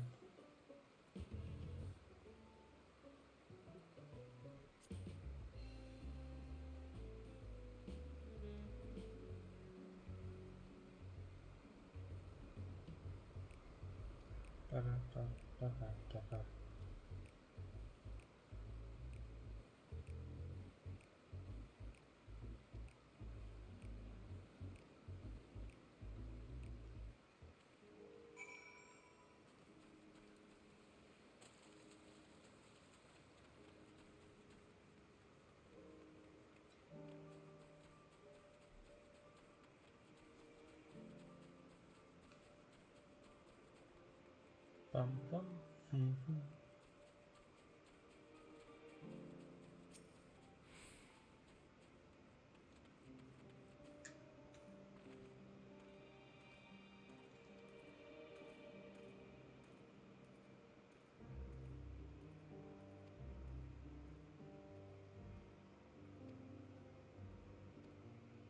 Bum, bum.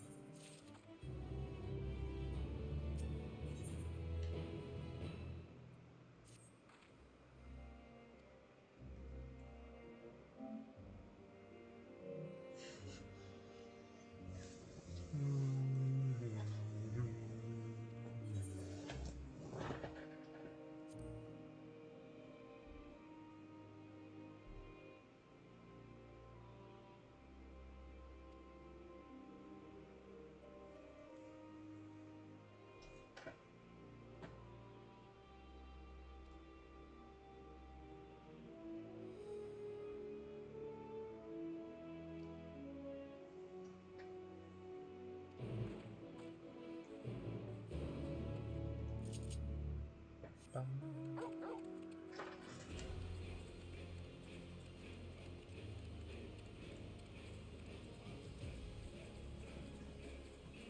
Bum, bum, bum, bum, bum, bum, bum, bum, bum, bum, bum, bum, bum, bum.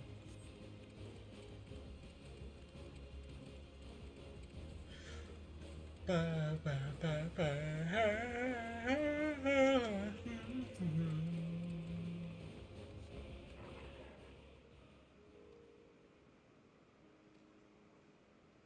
Bum.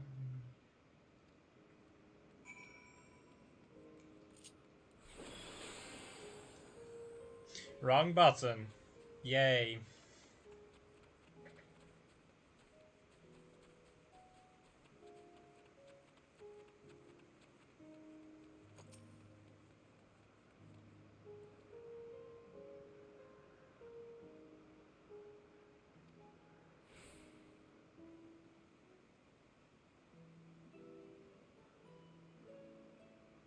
Bum, bum, bum, bum, bum.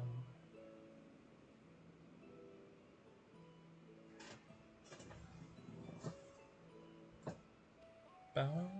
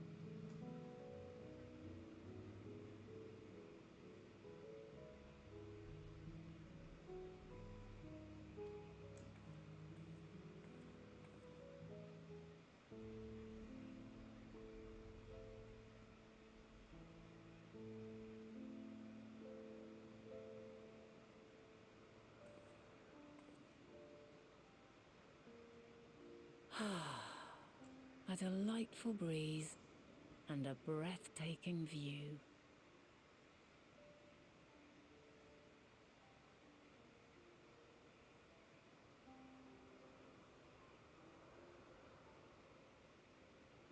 What is it like in the future?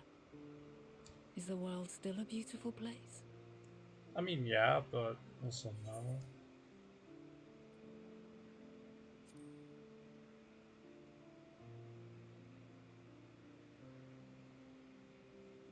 Dark, hidden places, rife with danger. Those have an altogether different, but no less powerful sort of appeal. While we wait, will you not tell me about your adventures? Well, not the portentous events which led you here, but the simple delights all your own. By learning about the future world, I may gain insight into future me's plans. But more than that, I have an interest simply as a fellow traveller. Short of going somewhere oneself, there's naught more stirring than hearing another's account.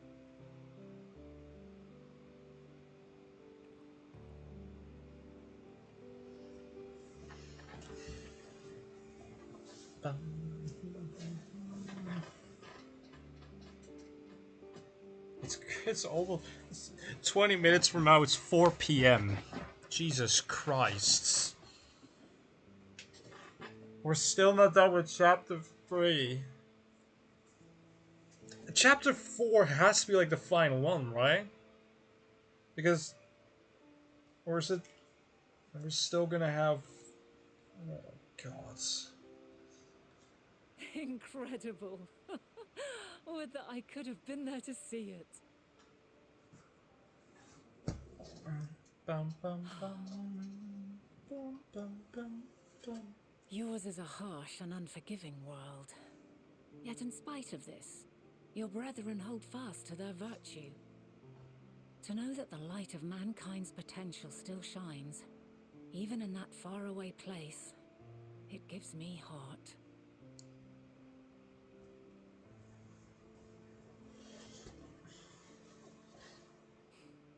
Thank you for regaling me with your tales. I will treasure every word.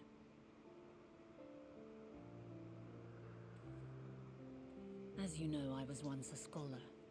And among other things, I sought to understand the workings of the world. What exactly is ether? How formed the laws of nature? Whence sprung mankind? Riddles and mysteries beyond counting. Over the years, I have managed to find answers to some few of them. Yet rather than attain a sense of mastery, the more I understood, the more I came to hold the world and its miracles in awe. We too are miracles, each and every one of us, born of the warm breath of life that traverses the heavens, swirling through eternity. When I fully grasped the improbability of our existence, nothing felt impossible anymore. If it could be imagined, it could be done.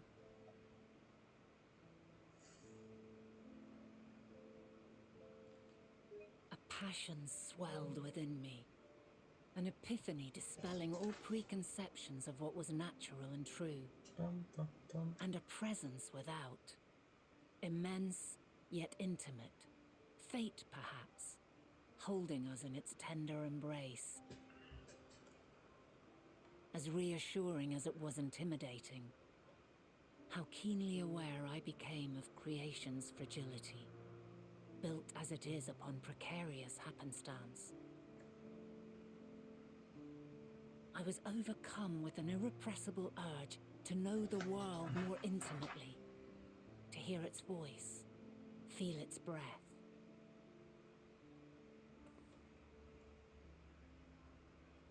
I ventured forth on a journey that very day, so very long ago now.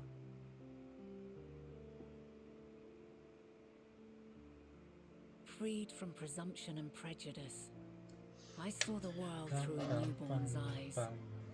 Everything fresh and new, and so beautiful. Lands that stretched on forever. Skies one could drown in, the heartbeat of nature, silent yet strong. And amidst it all a people, beacons of light and life, laughter that warmed my heart like naught else before. They are my meaning, and my purpose, my love. And so long as they need help, I cannot return to the star. Perhaps my future self is still waiting for it. The moment she can let go and walk unto the end.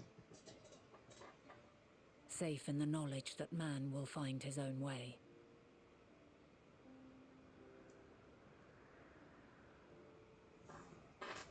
You, who are our future, tell me this, and tell me true. Has your journey been good? Has it been worthwhile?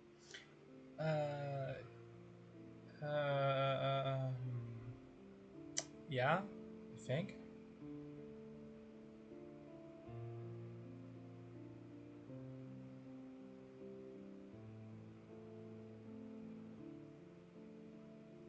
Pray forgive my lateness. Oh. My observation subject was rather irritable, and it took a while to settle it down. No need to apologize. Your work takes precedence. Besides, we had a pleasant conversation in the meantime. You're too kind. Now then, I'm told you wished to ask me some questions. Indeed. I've an interest in one of Hermes' creations. Meteon. You witnessed a host of them take flight, yes? Oh, that! Yes, yes, I did. 'Twas in the dark of the morn. I'd left the Thalassai after nocturnal observation. As I walked along, I spied a bright light climbing high into the southeastern skies. Then, in an instant, it was gone.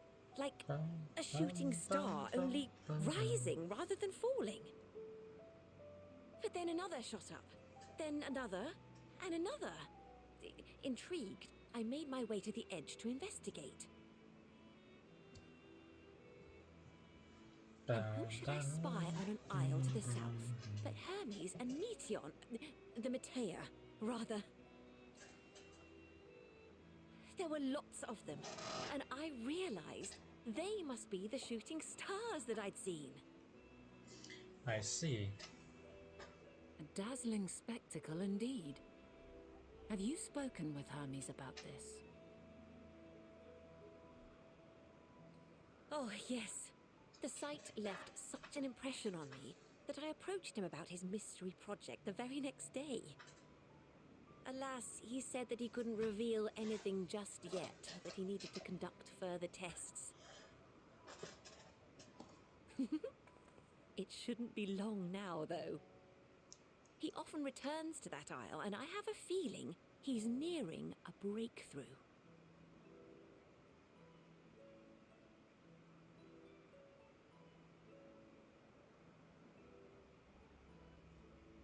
Splendid.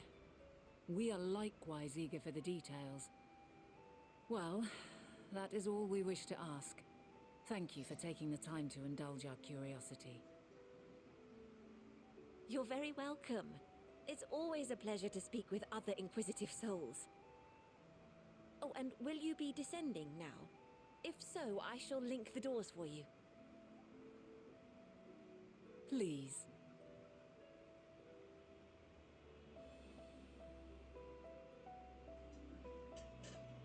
Bum, bum, bum, bum.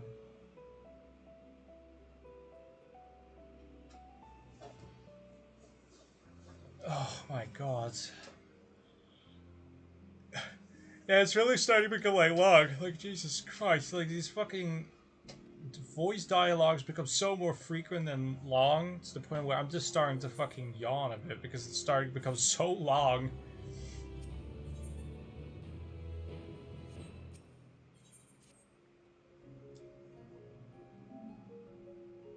That was 5 minutes of the fucking... Oh my god, really?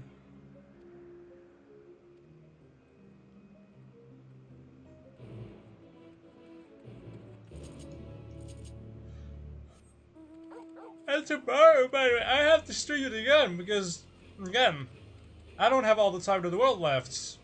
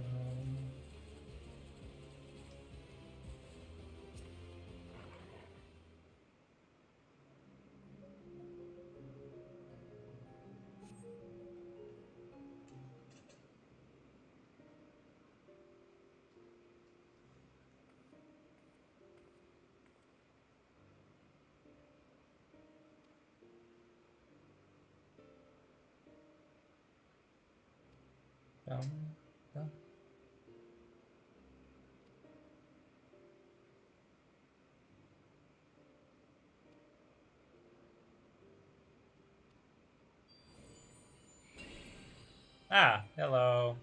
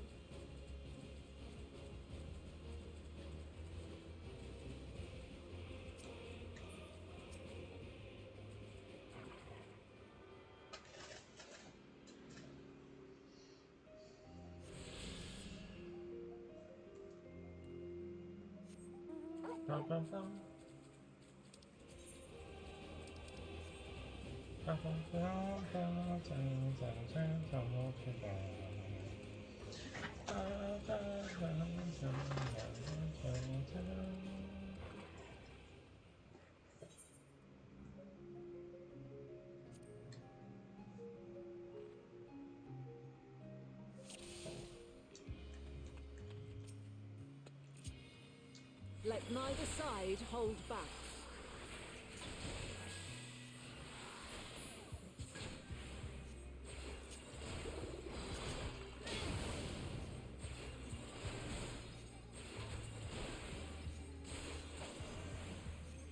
My blade sings!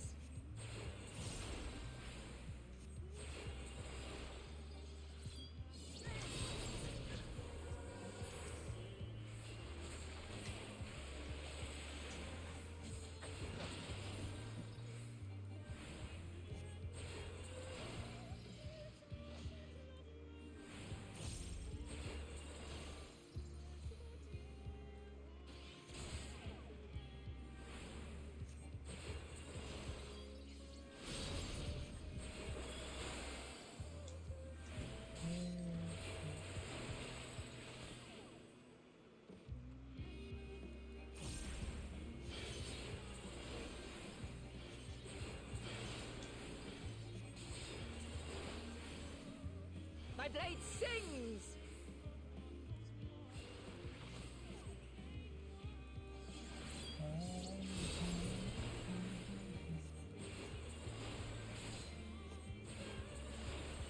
Impressive. I shall have to try something different.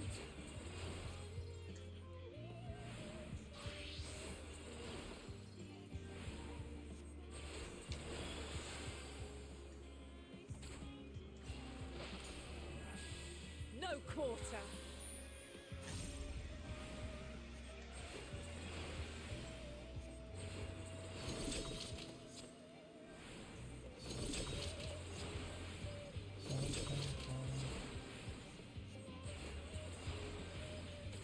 Have a taste.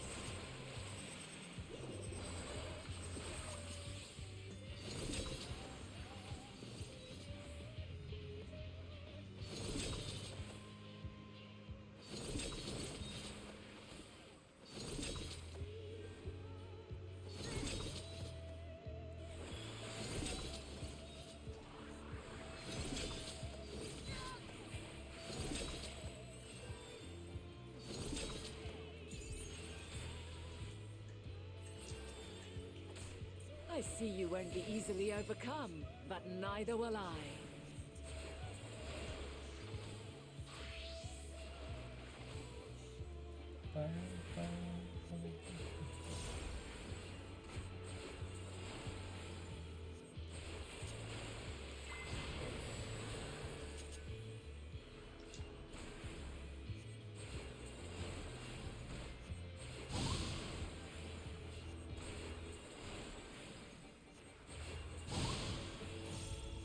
Prepare yourself.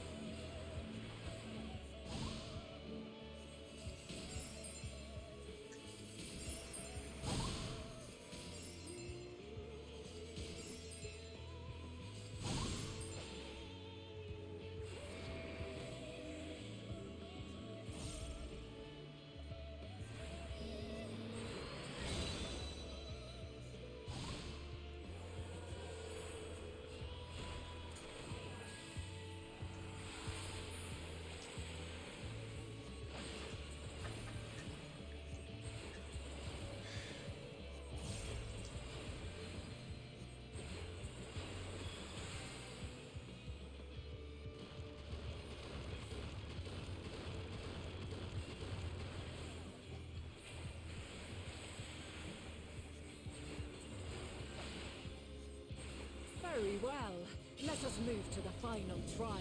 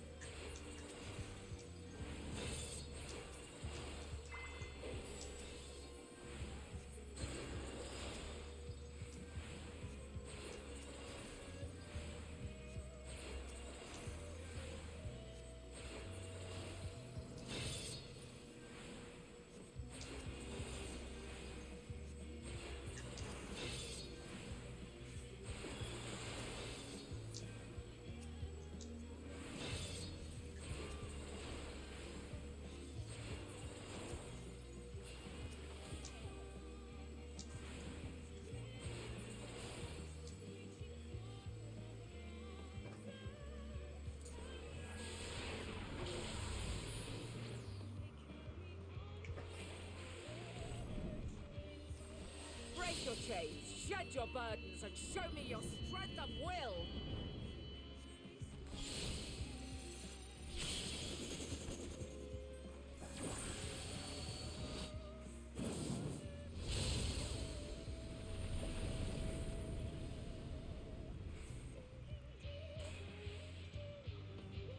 You still stand. The People of your time are more resilient than I had dared hope. I have seen enough.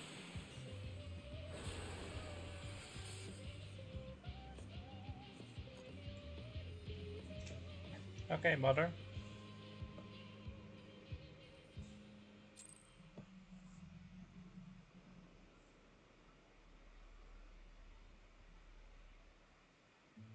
Twas my intent to finish it, but clearly I underestimated you.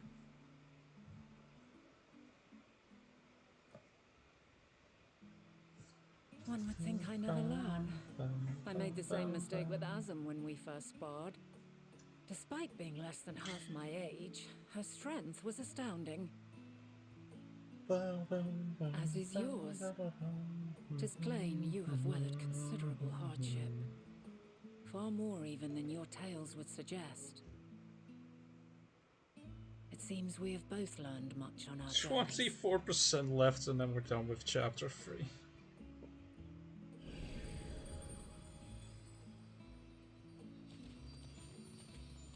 It says 99% done, Jesus.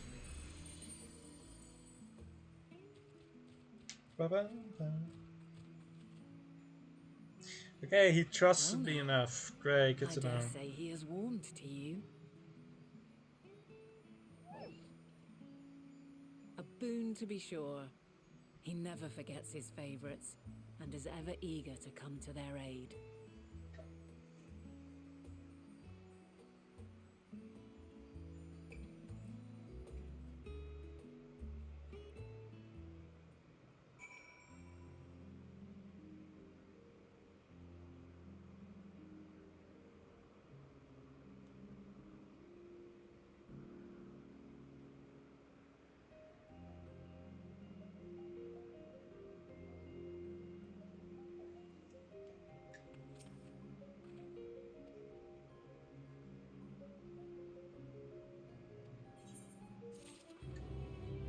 Bow, bow, bow, bow, bow, bow, bow.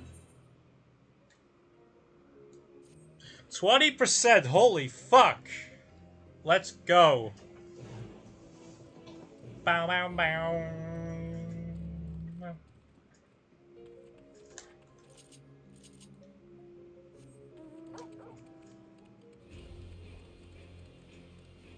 Be, ba, be,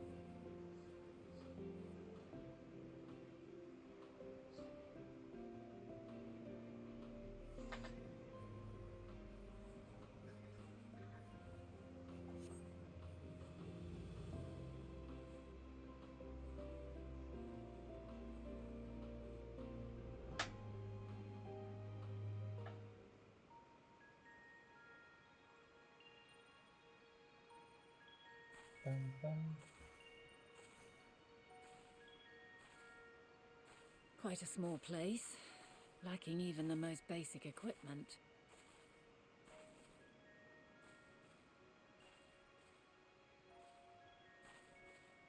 The present may yield no clues, but we may yet try perusing the past. Have you done this before?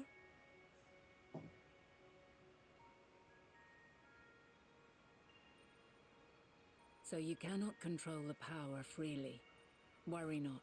I shall assist you. Come and stand before me.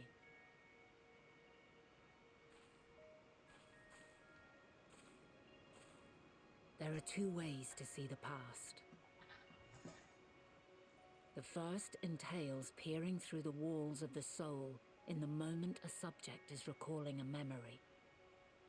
The second requires no subject, and is instead a process of piecing together an event from ripples left in the ambient ether. As memories are etched upon the ether of the soul, so too are they etched upon the ether of the world. In this way can history be preserved. Such memories are given to fading, however, and can prove challenging to visit. But come, let us try. Close your eyes.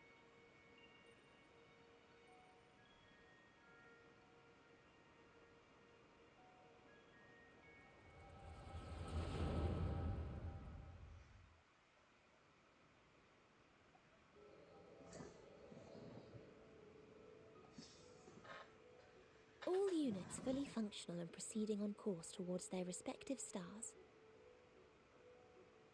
Estimated time to completion of survey is 108 cycles. End of status report. Severing connection with shared consciousness.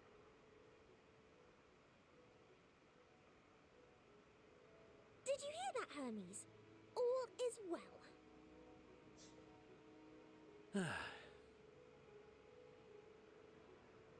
Yes, good tidings at long last. Every step of the way, I've been reminded how little we understand creation. How the universe defies imagination. But soon we won't need to speculate. We'll know the answers. What others live for. Indeed. And we'll owe it all to you and your sisters. I wonder what answers we will get. Whatever intelligent beings that exist out there are bound to be vastly different from us. Diverse in form and culture, possessed of unique ways of thinking.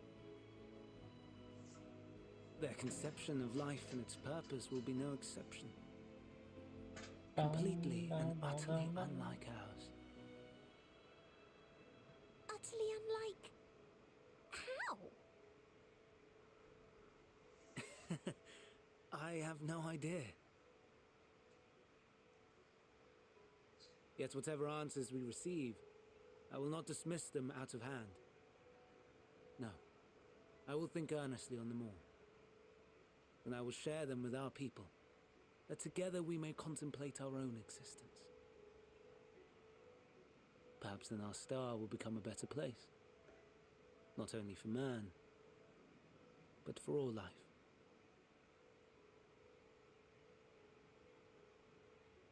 Meteon, though I gave you wings to soar the heavens, I did not teach you how to walk the earth. So loath was I to bind another living being. In the course of your long journey, you will learn from those you meet. Learn to walk and run and so much more. And when you return, older and wiser, we will have a celebration to mark your homecoming and coming of age both. Will there be apples? Covered in syrup? Sure. And how are you supposed to eat them? Rather than food, perhaps...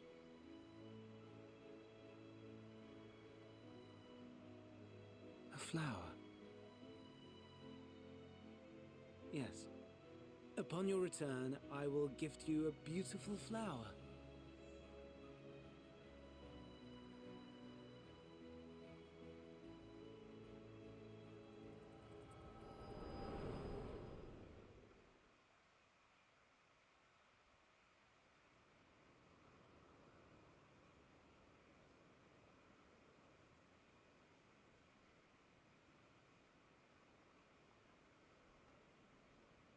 So, what is your opinion?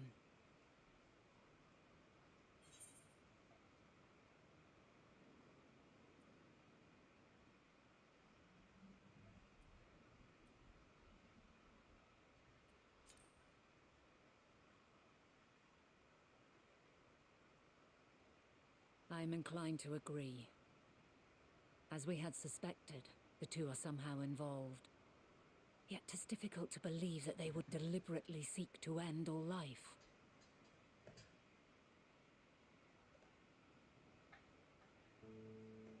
In light of this, I propose that we reveal your tale to Hermes himself. If he does not wish for the final days, as we believe, he may well join us in pursuing a solution.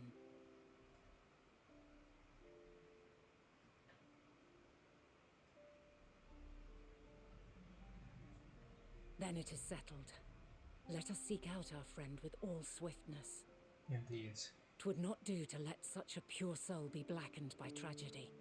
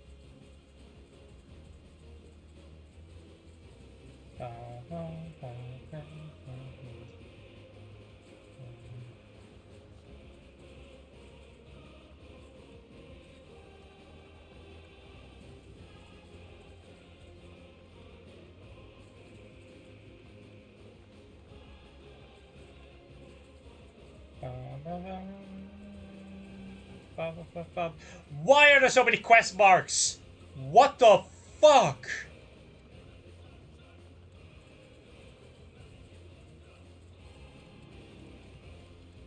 I'm not doing that. Fuck that. I'm good.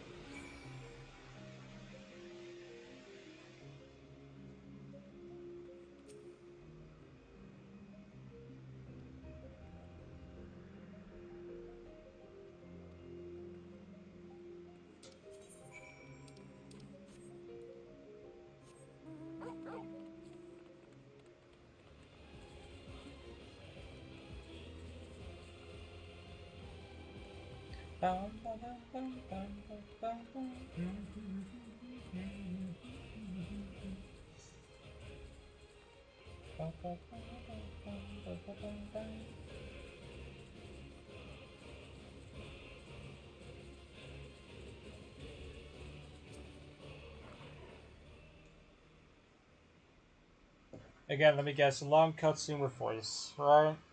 Right.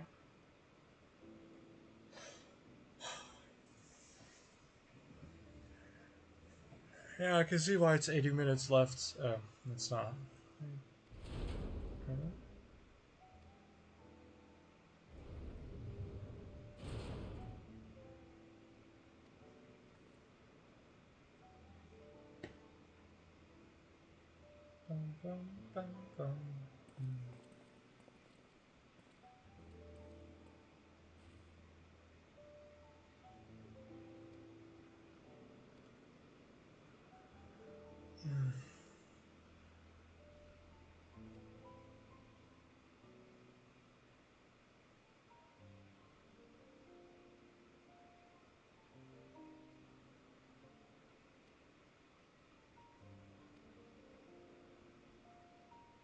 Bum, bum, bum.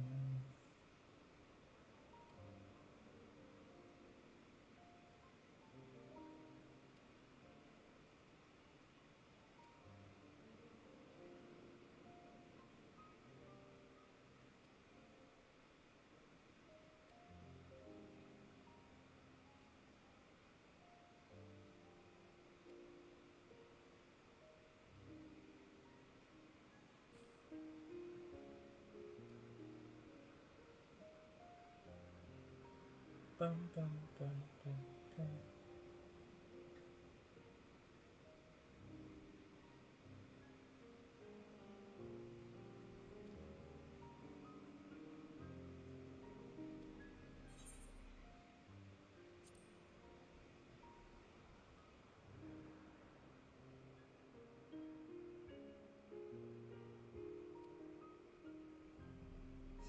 Bum, bum.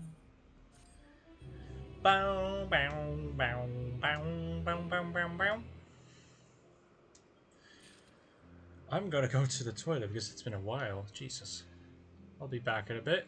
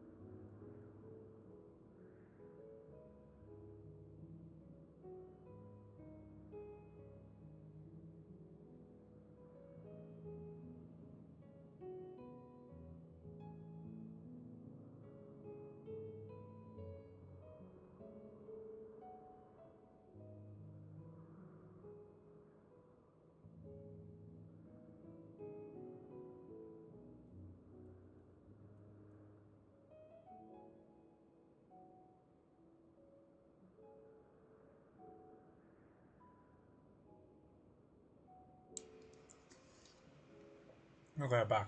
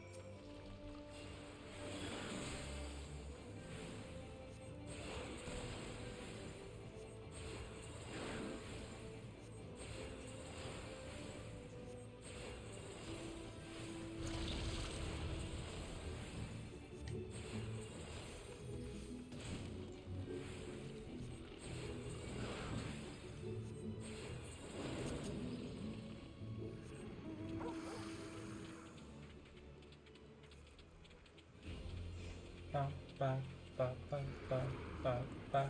Mm, mm, mm, mm. Mm, mm, mm, mm. Ba, ba, ba, yeah. Mm, mm, mm, mm, mm.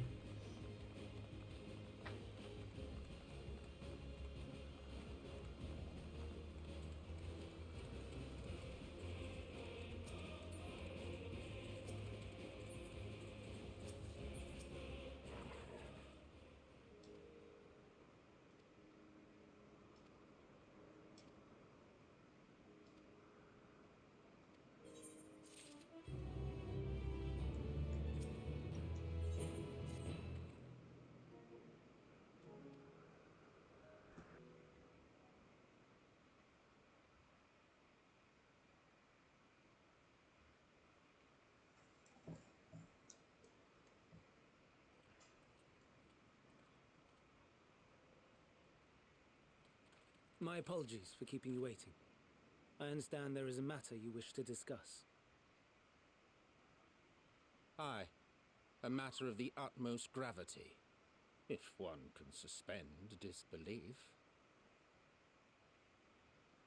Go on then. Tell him what you told us, who you are, and why you came.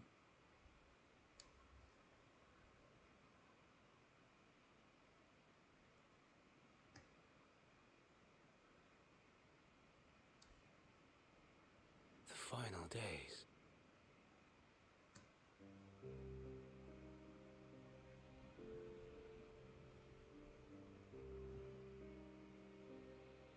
The phenomena observed during these star-encompassing calamities is likely the product of a dynamis reaction. And none is more versed in the applications of this energy than you, Hermes. I must stress that we do not believe you would desire such destruction.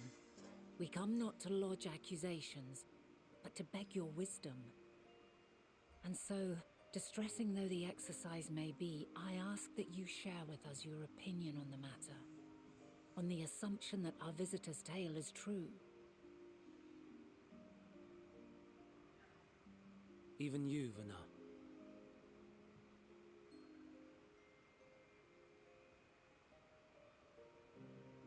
As you say, the phenomena observed in the two calamities may both be attributed to dynamis.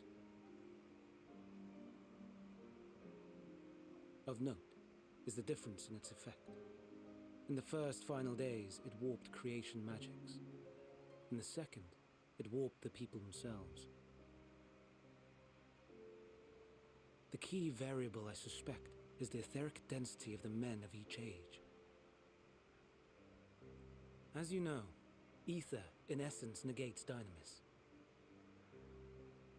Harboring high concentrations of ether, we ancients cannot readily manipulate dynamis, nor be manipulated by it.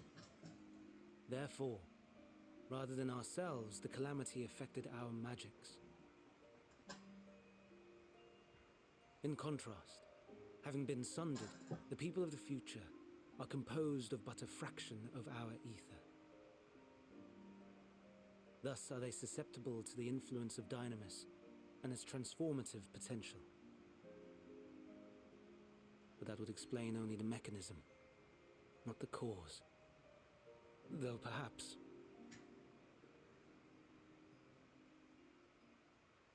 What is it? Even should it be a hypothesis, we would hear it.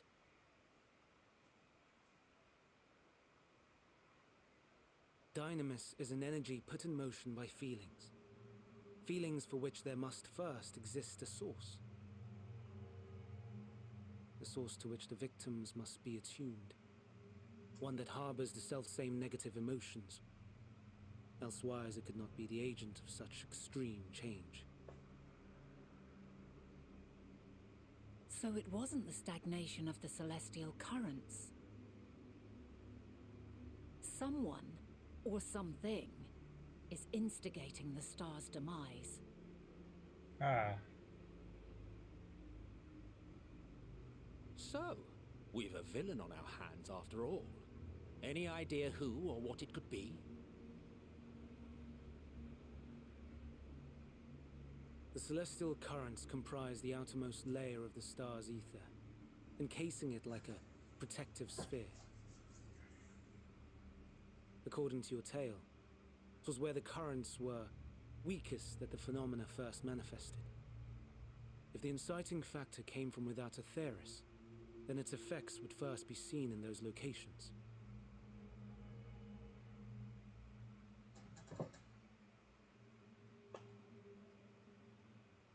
Greetings. Can you hear me?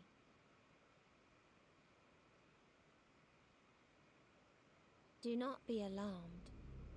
I mean you no harm. What the fuck? I wish only to hear your words, share your feelings, know your thoughts. May we please be friends? Meteion.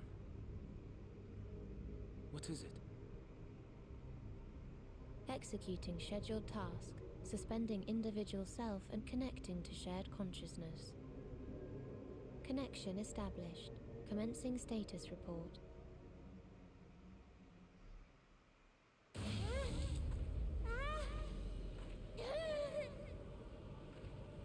It hurts, it hurts.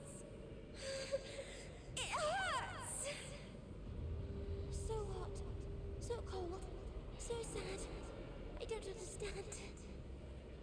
Make it stop. Please, make it stop. Steady, Meteion. Steady. So scared, so lonely. The pain, it's too much. Why? Why do we? They hurt. What the fuck? This is wrong. All wrong. She's gone? But how? What the fuck? She has altered her etheric density in order to blend in with her surroundings, an ability for avoiding confrontation. Most effective. Frustratingly so. I can't see her either. Not even a trace. Stay away. Please. This is wrong. My mistake. So please. Are you all right? No.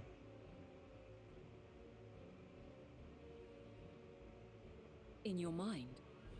No. We only heard her speak the instant before she vanished. Of course. When communicating without words, Meteion also employs dynamis.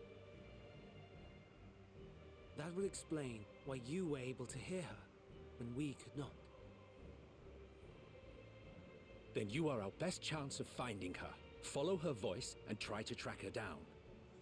Aye aye. Hindered though we may be, let us split up and search as well.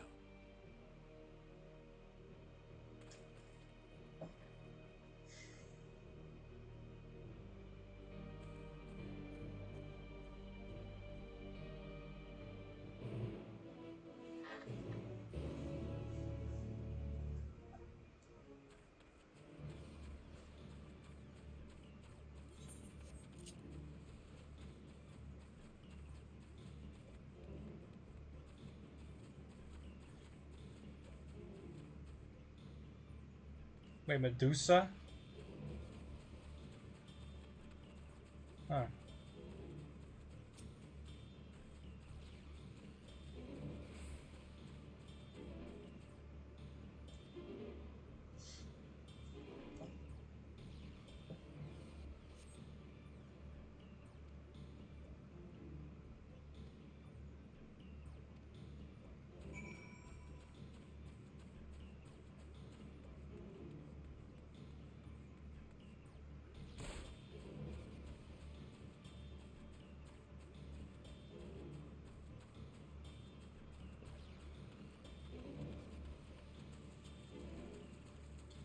Ba-ba-ba.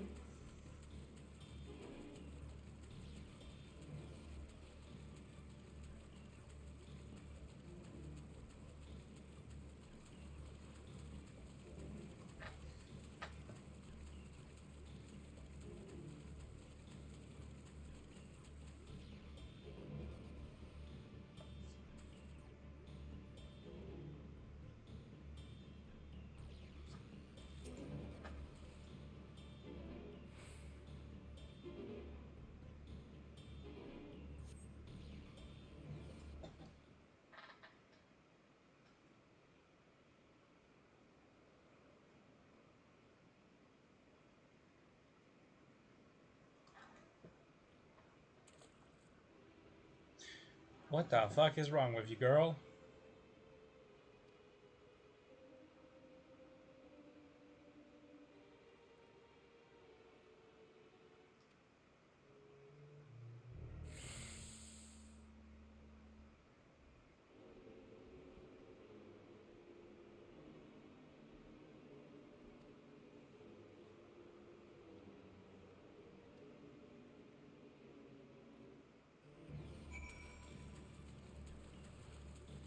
Ba-da-bum.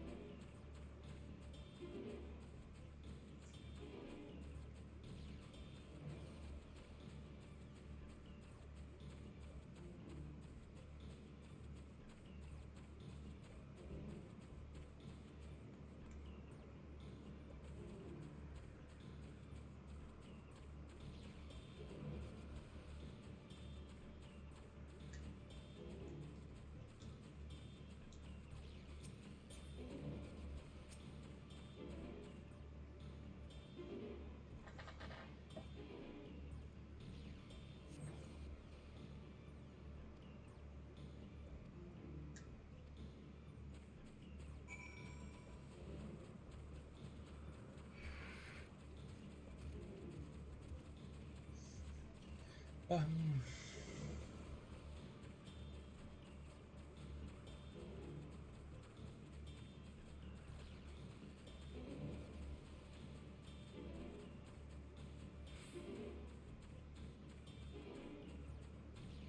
Bye.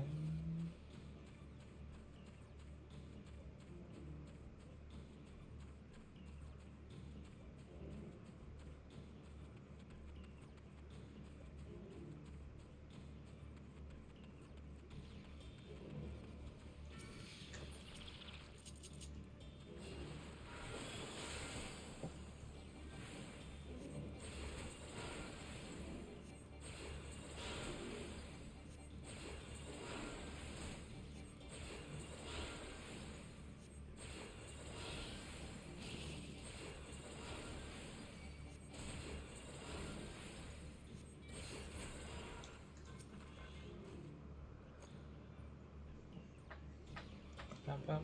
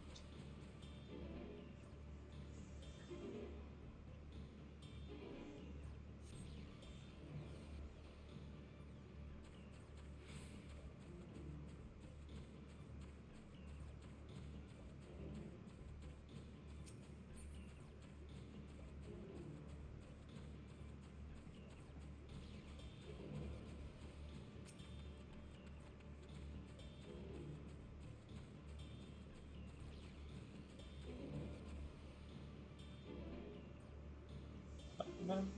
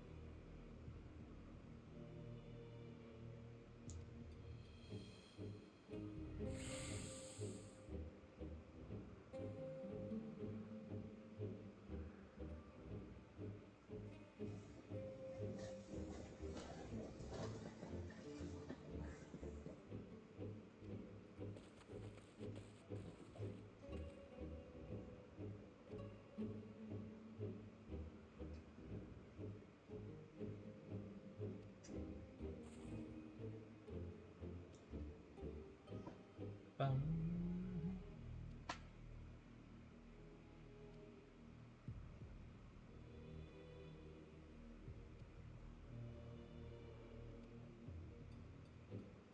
Bum, bum, bum.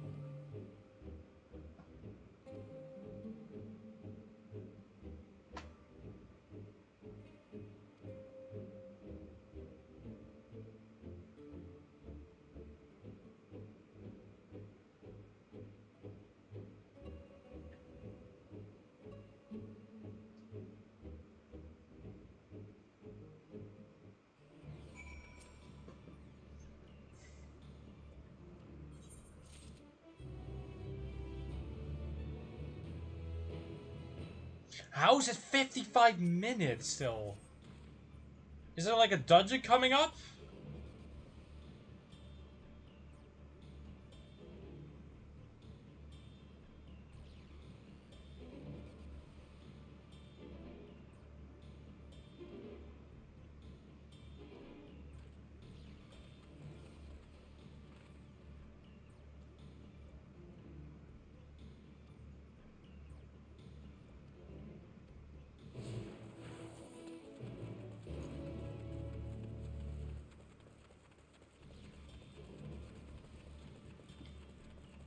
Bum, bum,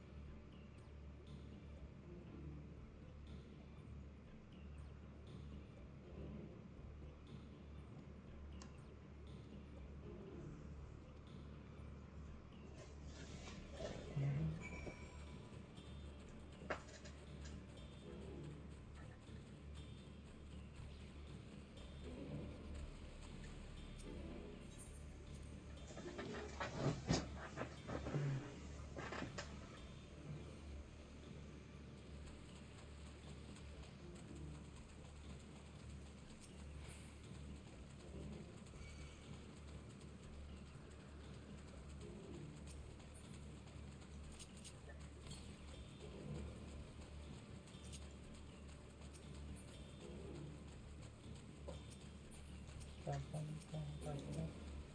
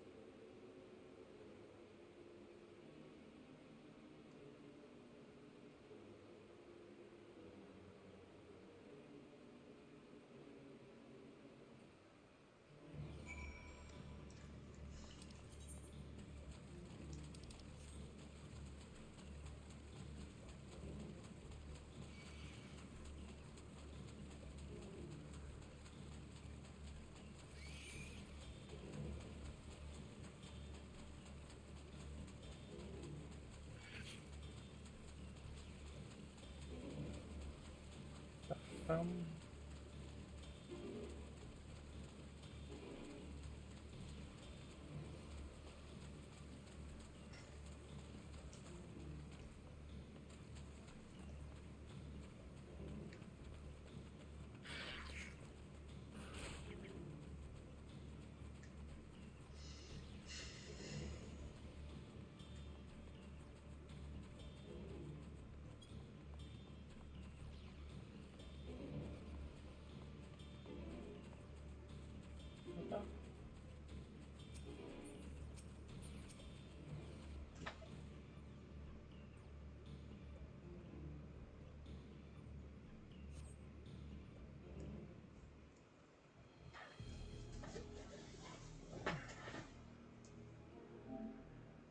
It's about 6 minutes, yeah, fuck off.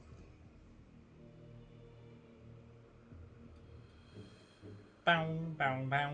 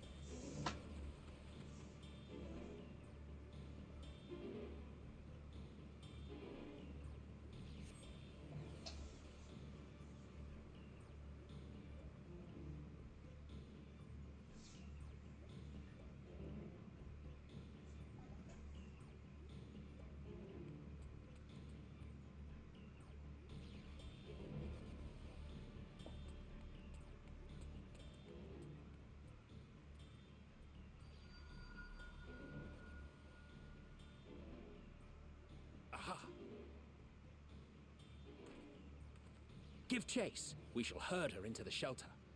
Okay.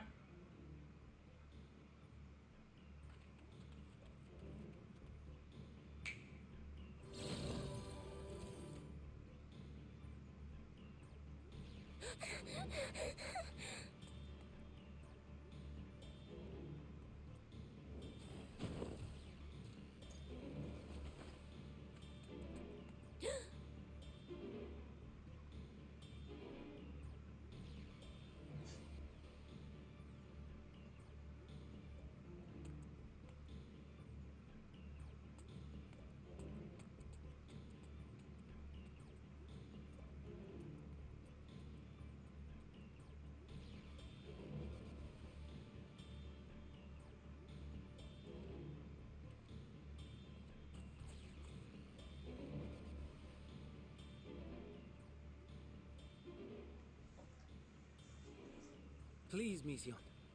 We must speak.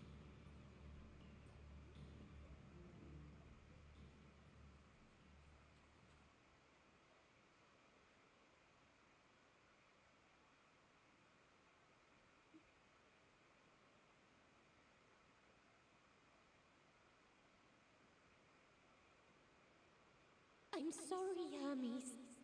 I'm so sorry.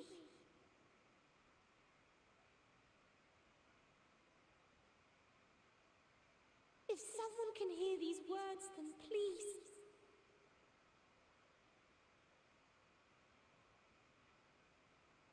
Please protect them. Protect them all.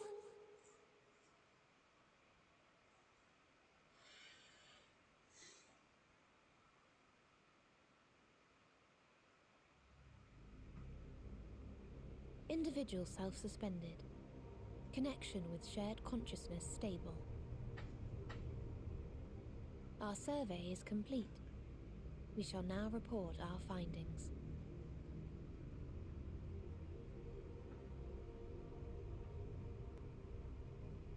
All units safely arrived at their respective destinations. Seeking answers to Hermes' question, we attempted to make contact with the intelligent denizens of each star. Results are as follows, in order of numerical code. Enna. Traces of civilization found. Structures believed to have served as domiciles. No extant life forms detected. Dio. Ruined remnants of buildings scattered across Star, surface of which is encased in ice. Presence of life could not be verified. Tria. Evidence of large population centers, akin to cities recovered. No extant life forms found, only their lingering essence. Tessera. Edifices surmised to be abandoned residences found. No extant life forms detected. Deadly plague or extreme environmental degradation likely to have led to mass extinction. They are all dead. Octo. Star found in state of violent conflict. Contact successfully made with inhabitants, but deployment of weapons of mass destruction resulted in total annihilation of local population shortly thereafter. Inea. Star is a barren desert. No identifiable flora found. Bones of living beings resembling men discovered beneath sands, but determination regarding their intelligence inconclusive.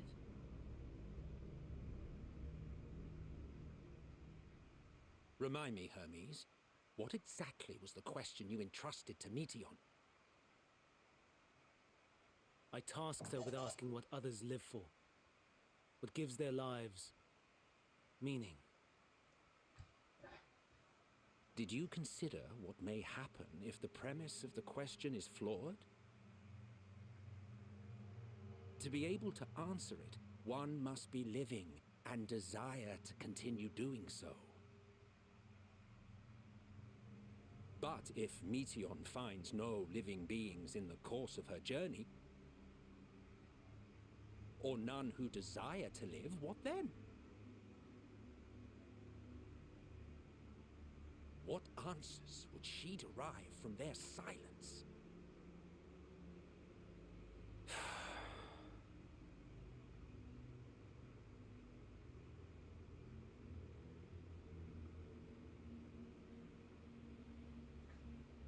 Meteon, enough! Suspend your mission and return hither at once. Decapente. Local civilization once flourished under auspices of higher power. Said power later laid waste to civilization in fit of rage. Upon revealing this to me, entity elected to self-terminate in lieu of providing answer to question. No other intelligent life forms found. Turning a deaf ear, are we? We are taking Meteon back to Amarot. As I understand, we will need her if we are to bring back all of her sisters. Yes.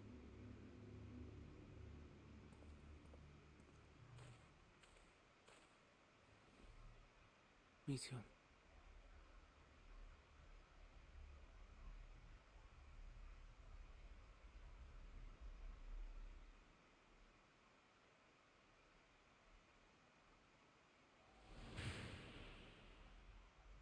It isn't right, is it? It isn't right to turn away from the answer. Even if the answer is pain.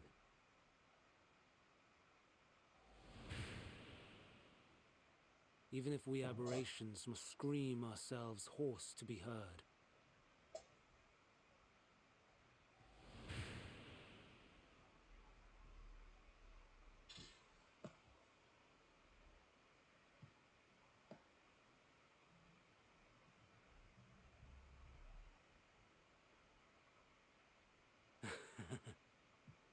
Aye.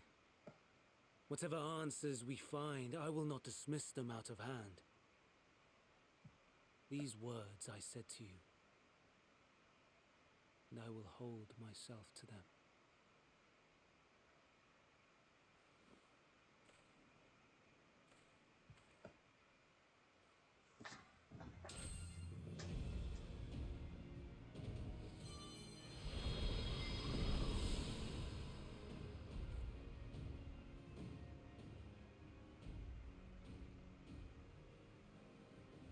What is the meaning of this? You cannot take Meteon. Not until she has finished her report. All else must wait.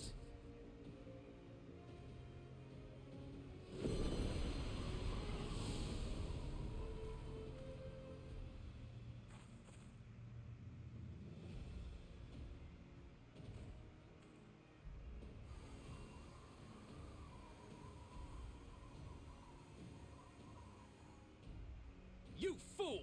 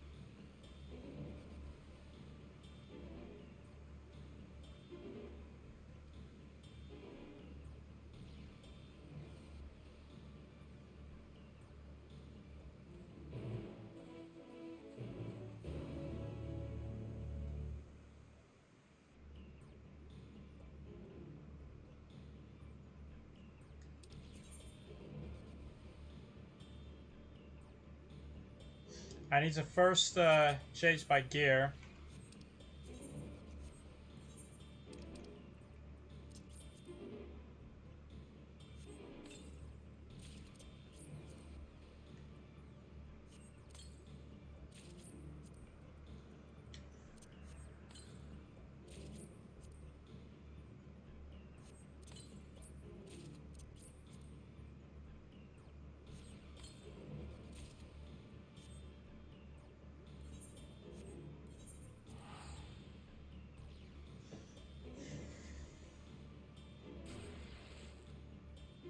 So I have the right gear on.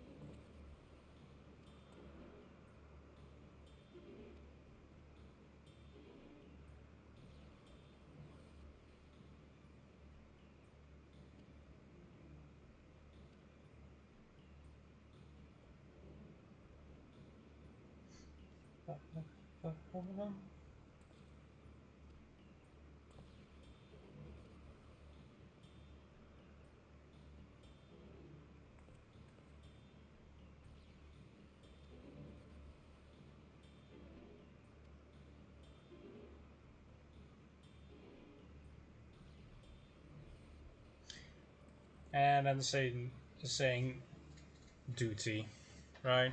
Yeah. Okay. Okay.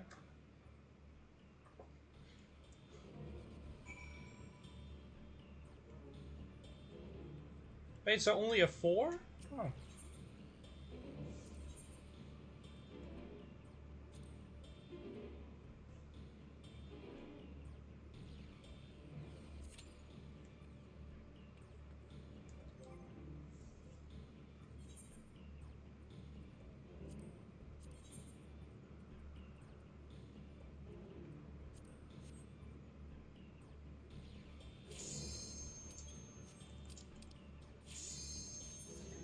Alright, well, let's go.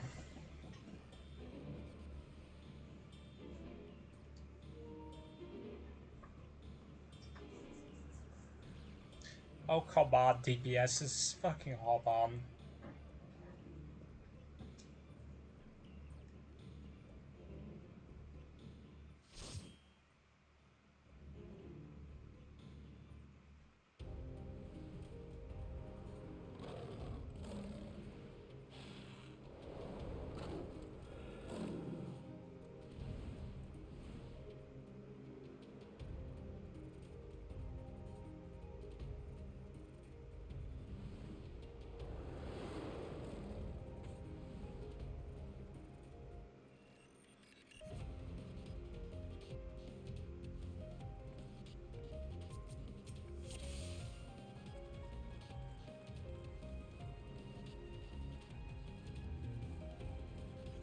Please, turn back, else I might be forced to.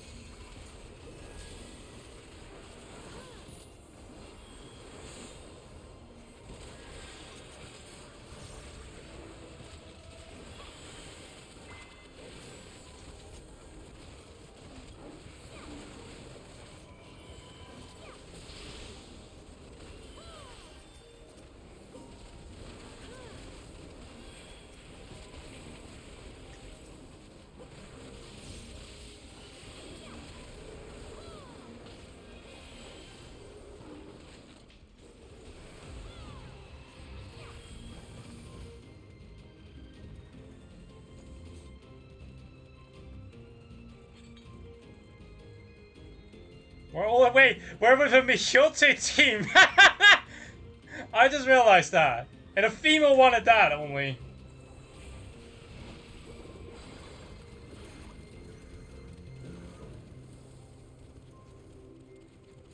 Okay.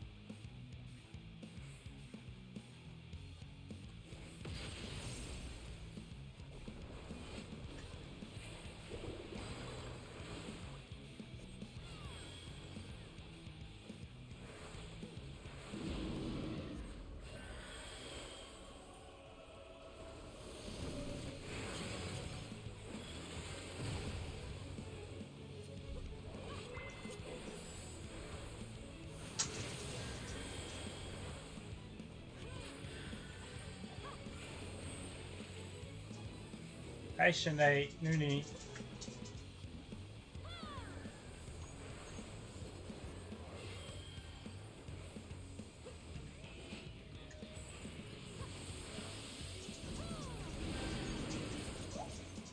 Yes, gun.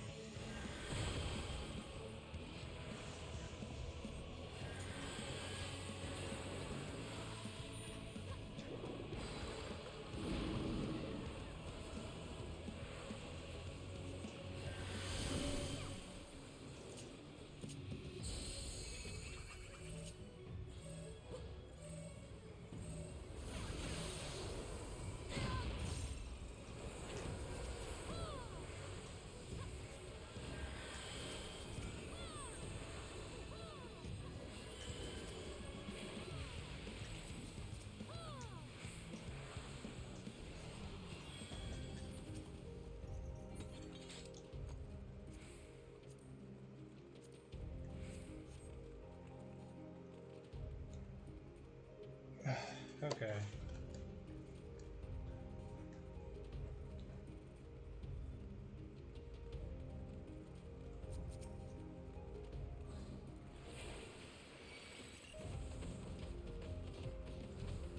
I'm warning you. Stay away.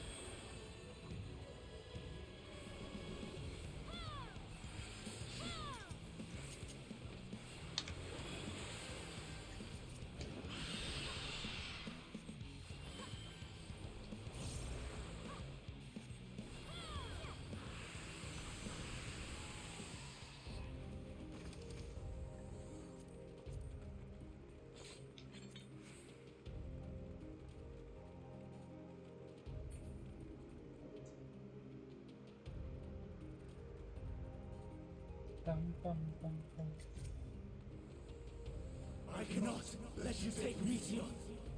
Not yet.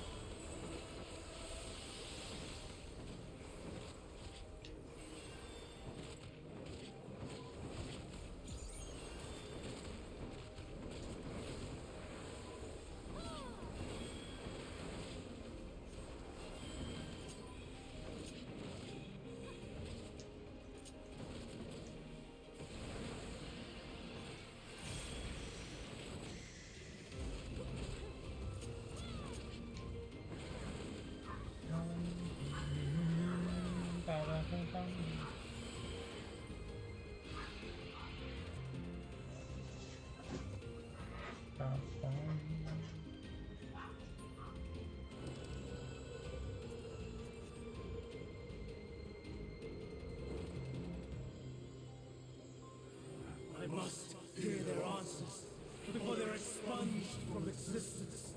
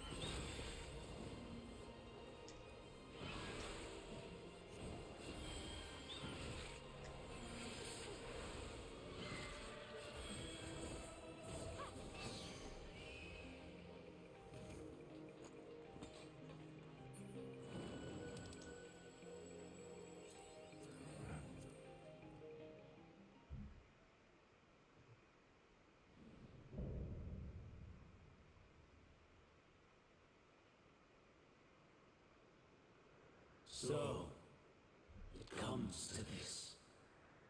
Okay. I've no wish to fight, but this time, I cannot yield. Though the world may think me a mad, desperate fool, I will hold fast to my conviction.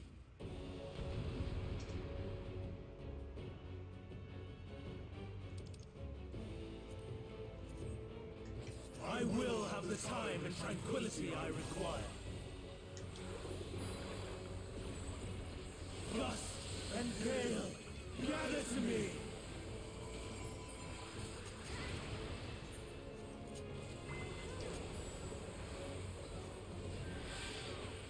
Ancient brand, unleash your power!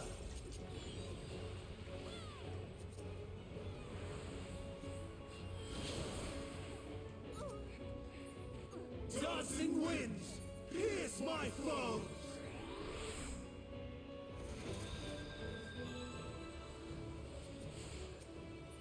Stars on high, fall as rain!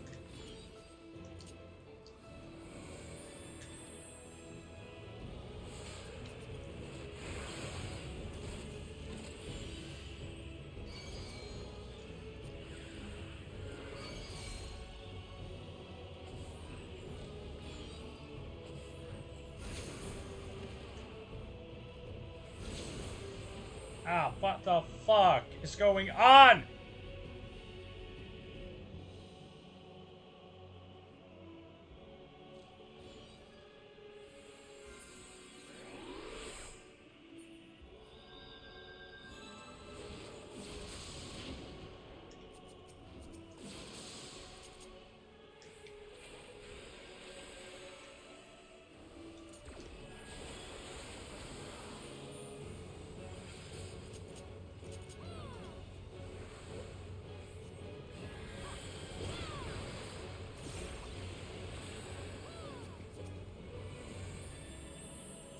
Streams of ether! Surge as one!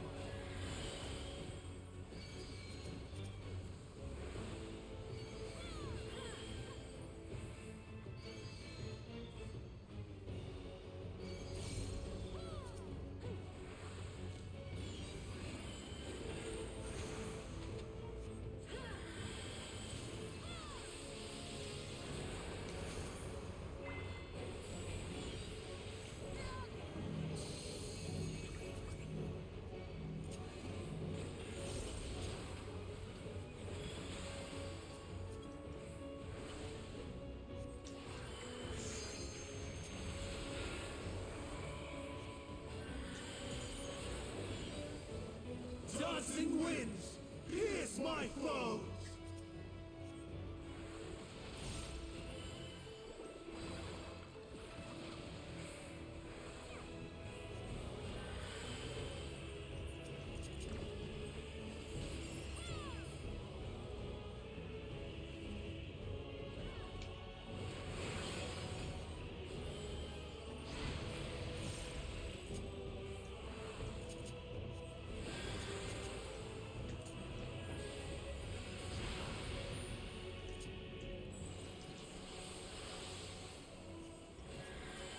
Stars on high, fall as rain!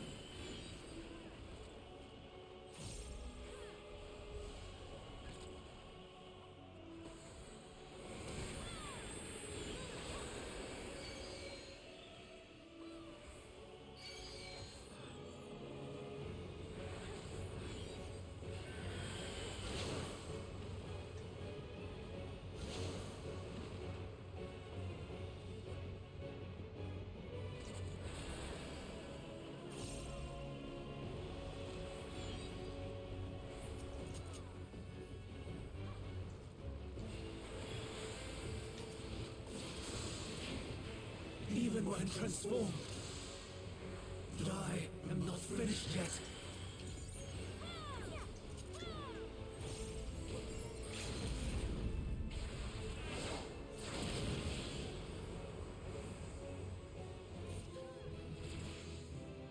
Ba ba ba.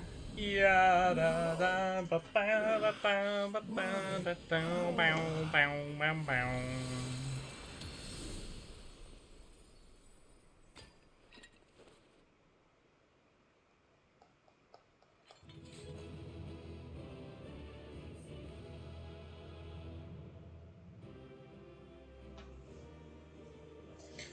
Bow bow bow bow bow.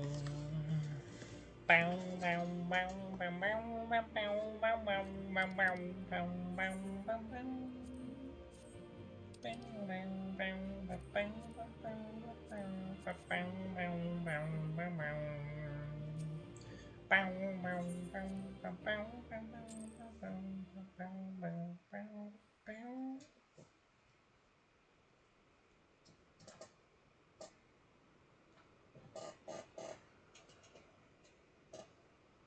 It's over, Hermes.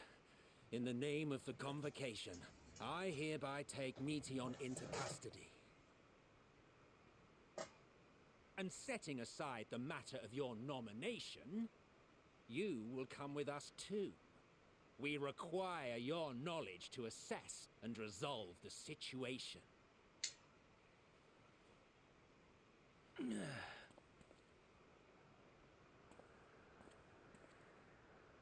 Meteon, I am so sorry. With that, I could have listened to your report in full. Reflected upon its meaning. and conveyed it to others, that they might reconsider their chosen course. Okay. But I have failed, and that wish will never be realized. However, ere our fates become the province of others, I bid you tell me just one thing. Was there happiness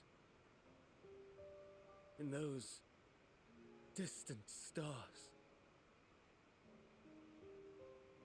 Was there a reason for living?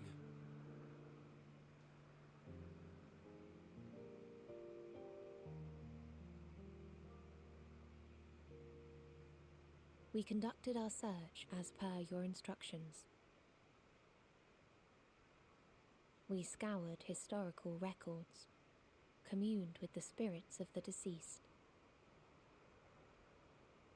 heard the final testaments of the dying, welcomed their shadowed hearts into our own.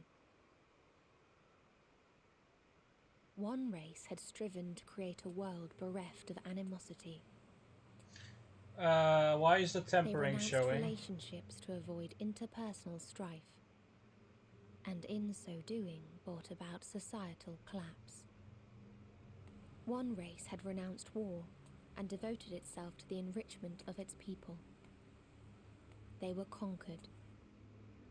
Though they destroyed the enemy in reprisal, they could not regain their former glory.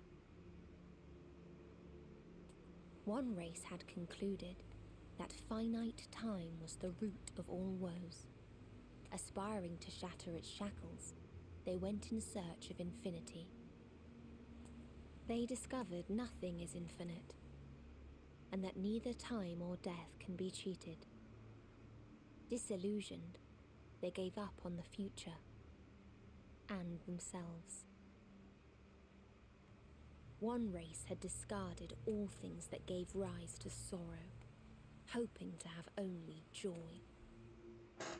They found joy lost its savour in the absence of sorrow, and lost their will to live.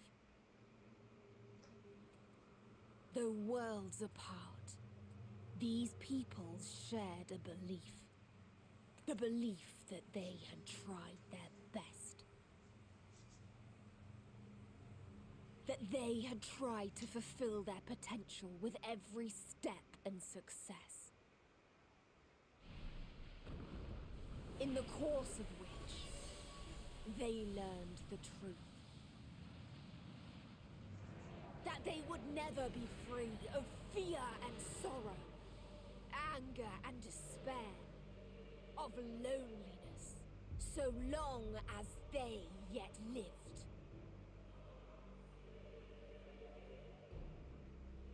Even now their souls cry out for oblivion. And to this song of anguish, I lend my voice. We lend our voice. Oh, beloved mankind, shimmering jewels of beautiful Aetheris, rejoice, for we will free you from the cruel yoke of existence. There is no need to struggle in vain, for in nihility awaits salvation. You will know peace and serenity, and it will be beautiful. We will make our nest at the edge of the universe, and there in the dark of dead worlds hoard sorrow and suffering. There we will sing, our chorus ever louder and ever clearer, that our song may reach even this ether-shrouded star. She gone mentally insane. Such is the I cannot answer we fix have her. found in the stars. Such is the gift we now offer to Aetheris.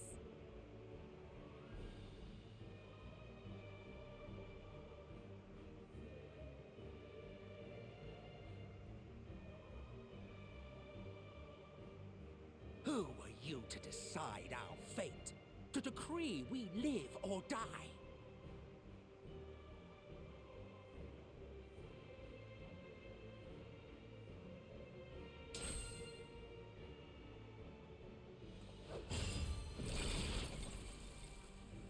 What? Have you lost your mind? You heard what she said. She means to destroy us all, yet you'd still take her side? In the name of the Star, we have discarded those creations that we deemed flawed.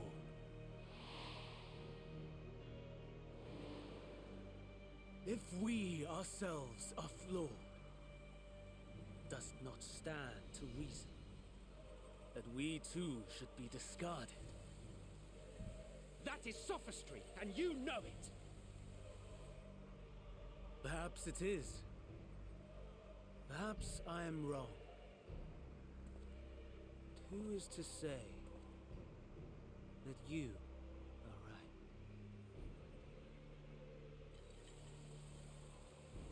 Let us settle this with a determination.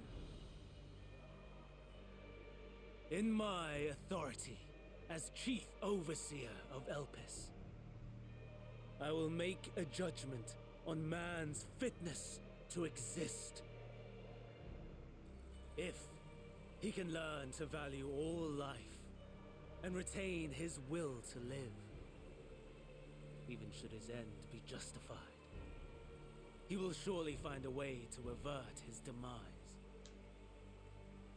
If not, he will perish from the start. As with all determinations, provisions must be made to ensure fairness. Kairos, awaken!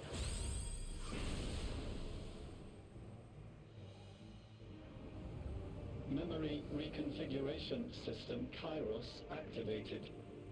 Awaiting instruction. Command, universal memory alteration. Target area, Catesis Hyperborea. Starting point. Arrival of Emmett Selk, of the Convocation at Propylion. Endpoint. The present. Erase the memories of all events, and replace with a vague recollection of the following. I was here, preparing to demonstrate the functionality of Kairos to Emmett Selk and Hythlodaeus. Meteon's shared consciousness became unstable. She and her sisters could not sustain their existence, and all dissipated with a burst. The resultant shockwave accidentally triggered Kairos, which erased several days of memories from all present. Execute.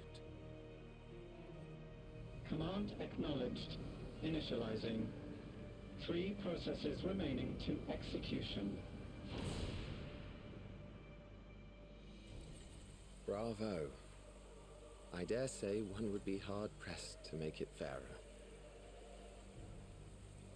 Everything that you told us, everything that has happened, the fact we've even met, it will all be gone.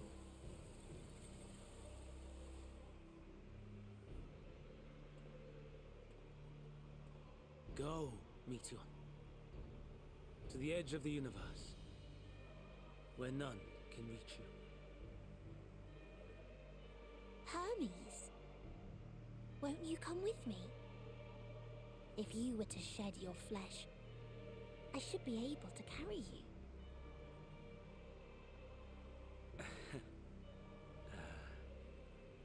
I will remain. As a man, I will oppose the oblivion you bring. Silly fool. Had you said yes, I would have granted you the gentlest end.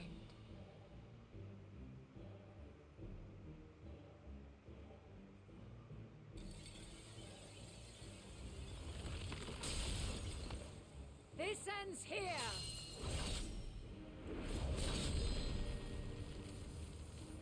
Fly, Mission.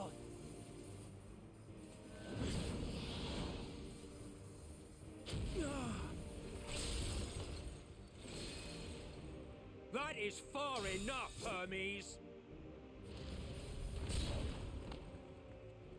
Argos, to me!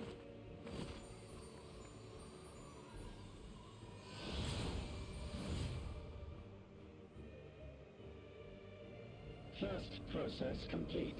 2 remaining to execution of memory reconfiguration. As if we needed more pressure. No matter what, you cannot forget what happened today.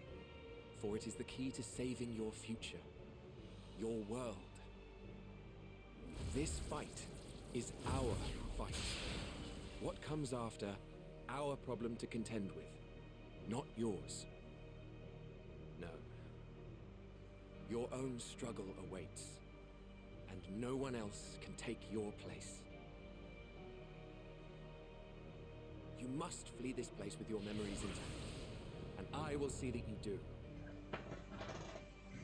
Now then, where is it? There you are, my little confluence.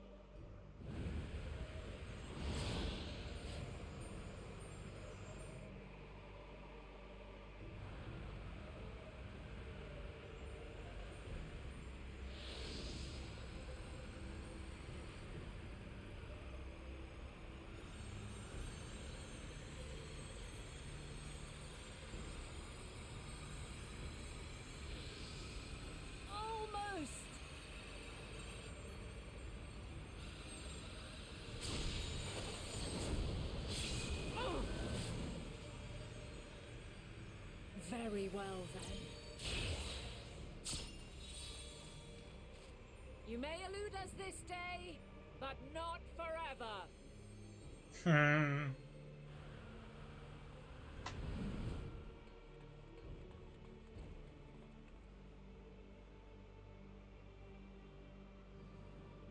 Meteon's gotten away. Second process complete. 1 remaining to execution. Ugh. No time for brooding. Listen well. Beyond lies a spatial confluence that connects the interior sections of this building.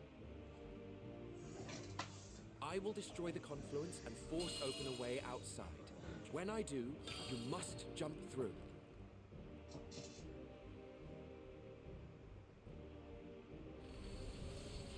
I cannot tell you how sorry I am.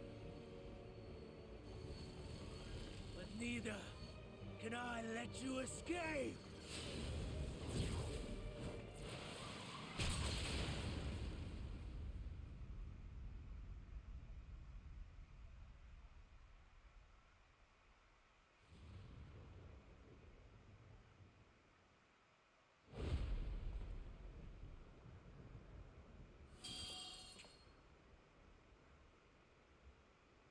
Too brave by half.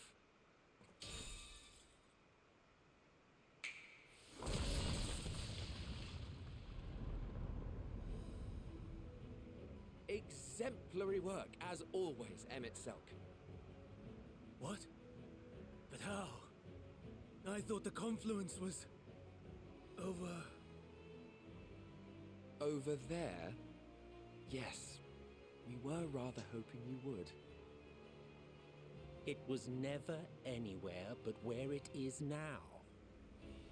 The instant those two began making their way towards nothing, 'twas clear the plan was a diversion. I'm quite incapable of destroying a confluence, I must confess. Are you gonna save me or something, or Though we've grown accustomed to reckless improvision due to the antics of an incorrigible associate. Though, in the case of certain present company, incorrigible is an understatement. Honestly, I'm beginning to suspect it's a requirement for every Azen.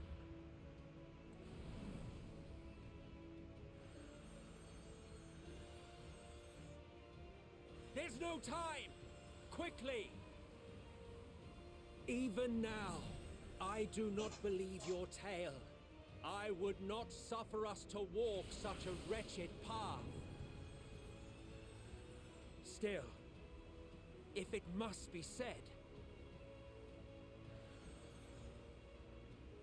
do not squander it, the legacy I leave you.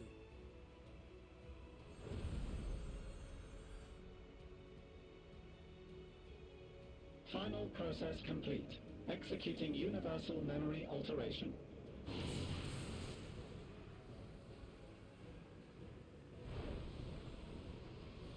Go, Argos!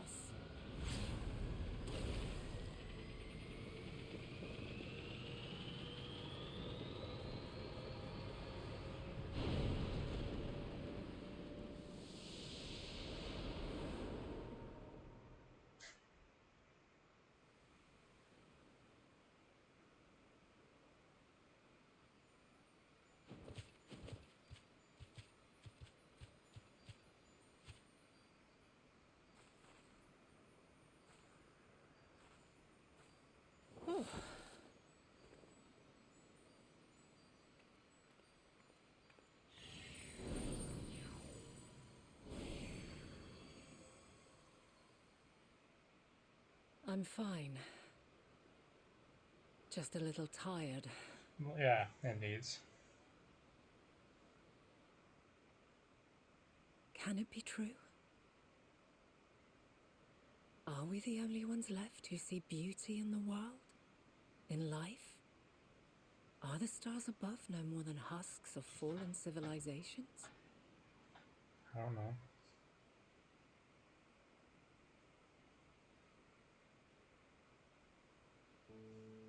And yet, I feel her.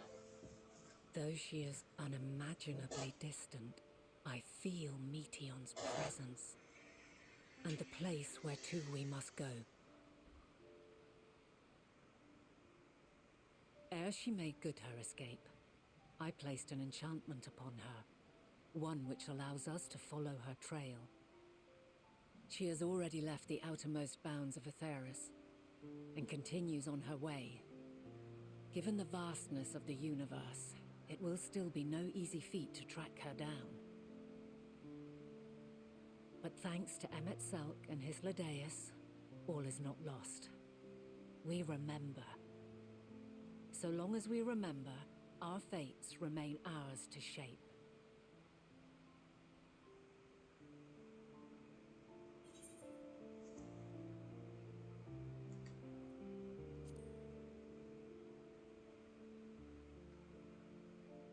What indeed? Let us begin by ascertaining the situation at Catesis Hyperborea, where the others should still be.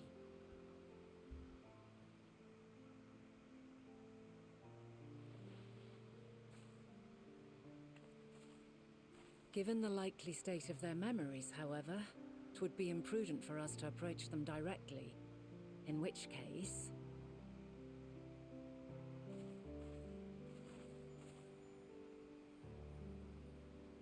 I am sorry, my friend. I've asked much of you this day, but may I trouble you one last time?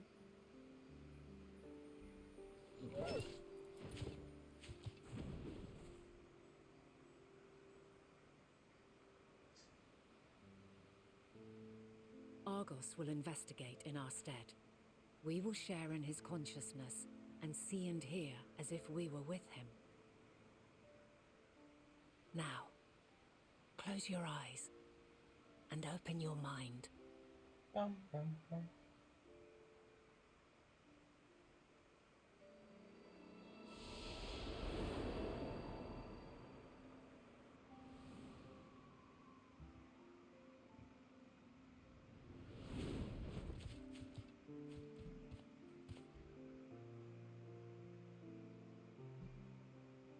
Thank goodness you are unharmed. Unharmed? There is a gaping hole in my memories. I can scarcely remember arriving here in Elpis. Forgive me. I was preparing to demonstrate the functionality of Kairos to our guests. But Meteon, her shared consciousness became unstable. And she...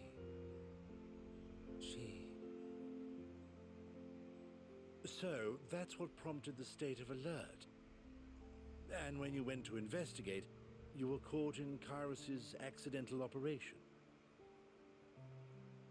So it would seem. It's all a blur to me.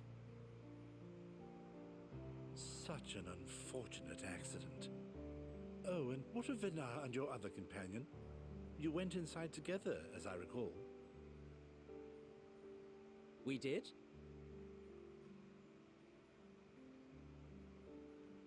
If Vinar was with us, I have no recollection of it. But that there is her familiar, is it not? The fellow seems happy enough, so I think it's safe to assume his mistress is well.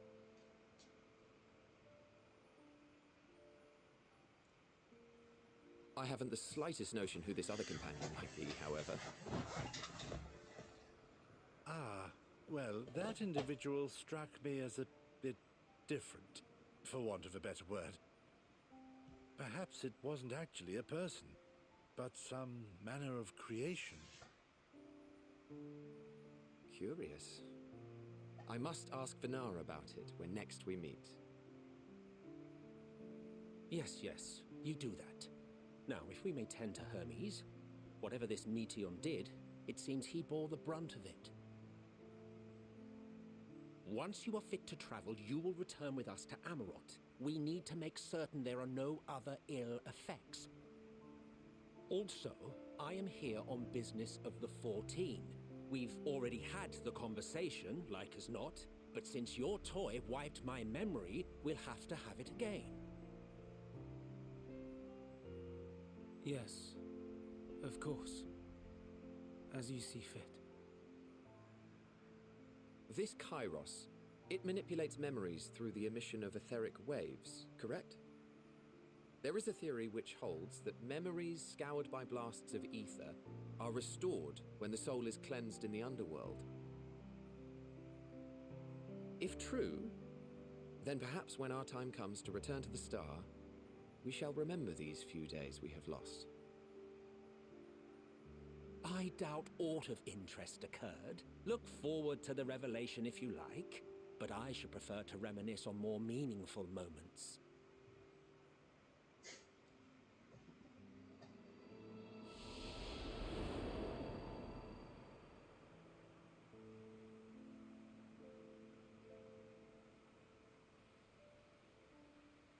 Let us rest, if only for a while.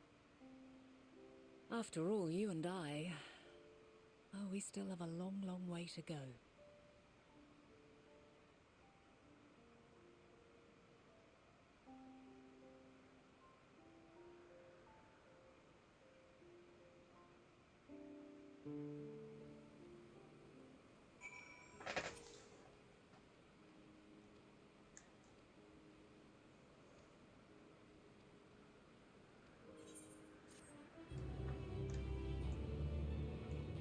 Bum, bum, bum, bum.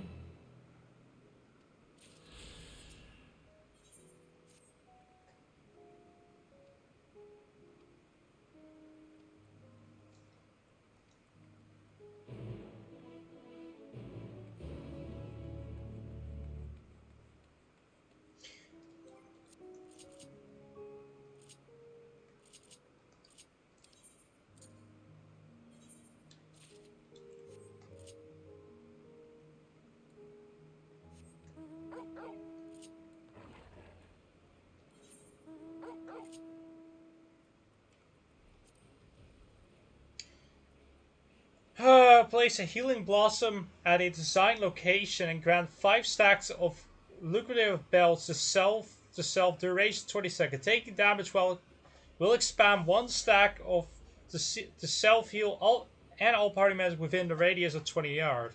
The effect of this action can only be triggered once per seconds. Any remaining stacks will trigger an additional healing effect when the time expires upon execution.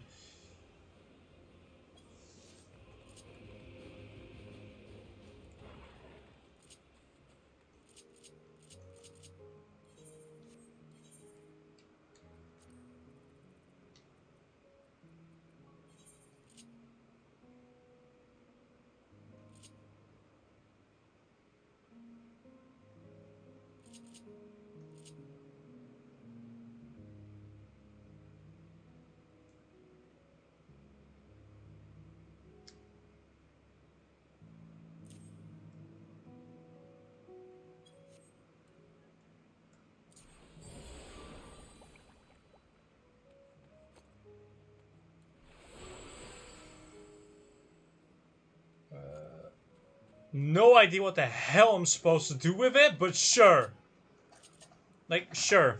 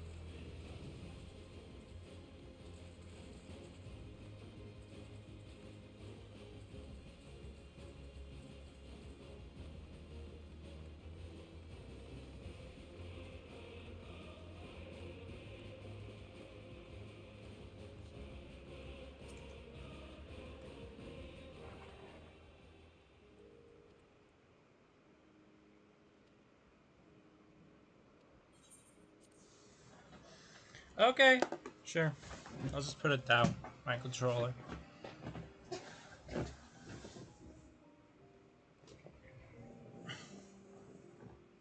So, it is within.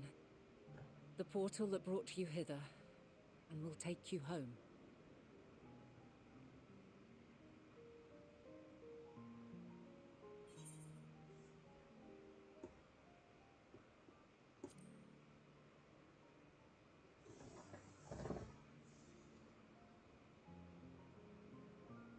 May you and yours emerge triumphant. Make use of the knowledge you have gained, that your days in Elpis and our friend's sacrifice be not in vain. With Meteion free to pursue her designs, 'tis only a matter of time until the final days are upon us. We must be ready.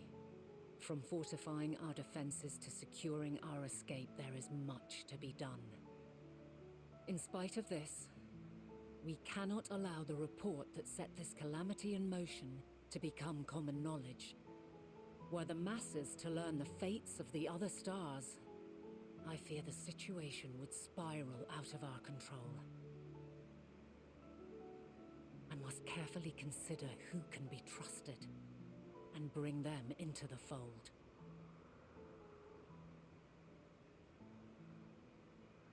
Ordinarily, I wouldn't hesitate to call upon the 14. However, it was the desire for a fair determination that drove Hermes to attempt to erase our memories. And were he made aware of his actions, there is no telling whether he would remain a friend or become a foe.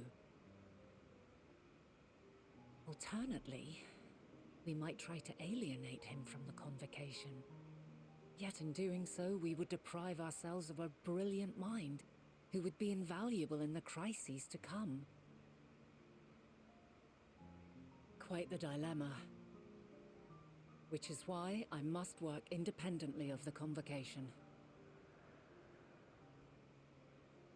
Regardless of how we proceed, if we are to permanently avert the final days, we must be equal to Hermes' challenge. We must prove that mankind is worthy to exist. And this hinges, I think, on how we confront the all-consuming despair that accompanies a senseless and seemingly inevitable end. Bewildered and divided, we would perish like the peoples of those celestial ruins. We could not hope to survive the final days, much less take the battle to Meteion at her nest. We must find a way to defeat despair, to unite and prepare as many as possible for the struggle ahead.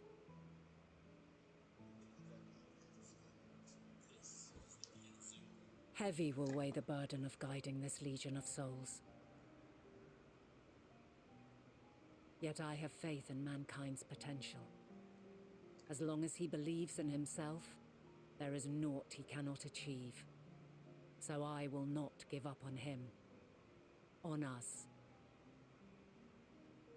You may find your world to be very different, or perhaps the erasure of our friends' memories has sown the seeds of a conjunction between us. We cannot know until the moment is at hand. So shall I strive to do my best, taking naught for granted as I walk my path.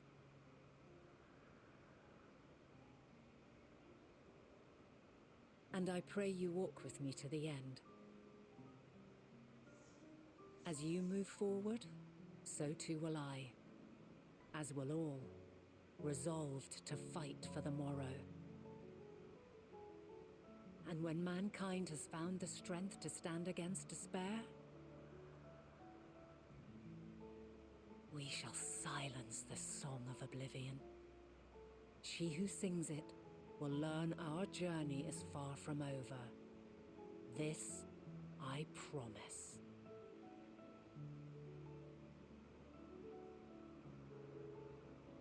Fare you well, my light of the future, till we meet again.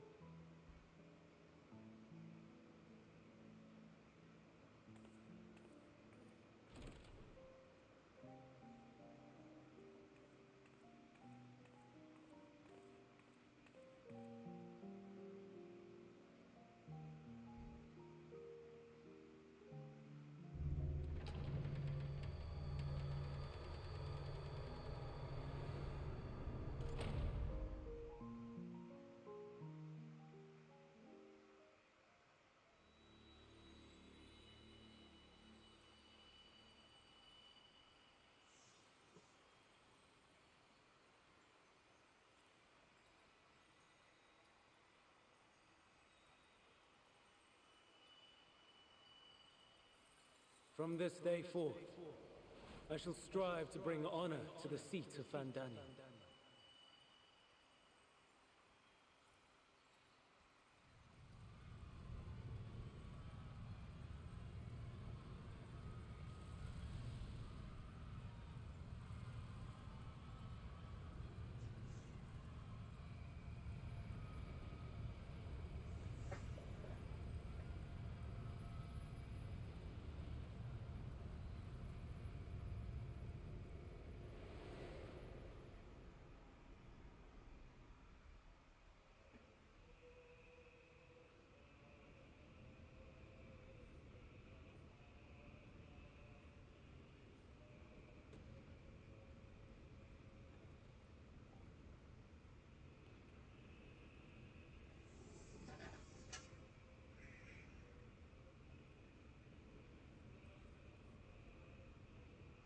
Even now, I remember standing there, locked in a moment where the sky is aflame.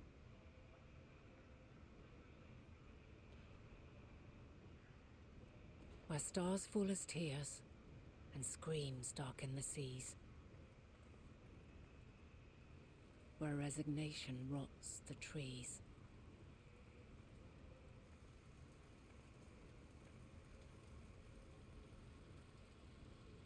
where terror twists magics into abominations. Such is the lament of they who have gone before. The song of they who tried and failed to create a better world. The song of the end.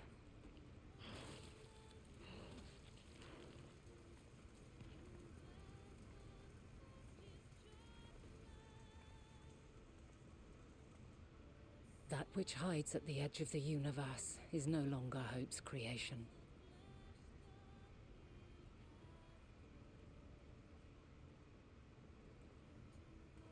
It is hopelessness incarnate.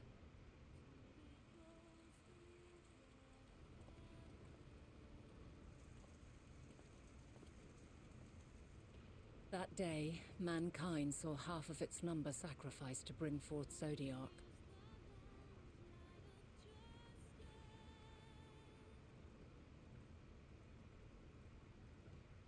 And covering the star in a shroud of ether, we forestalled the final days.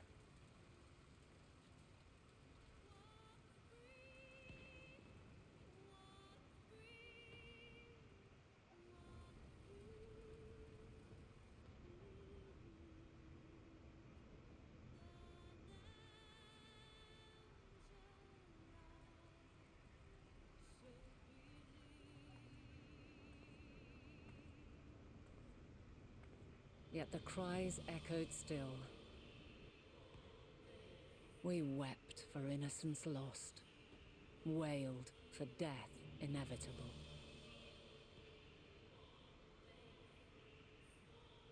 A reality too terrible to bear. And for too many who sought comfort in gilded memories of joyful days and tranquil nights.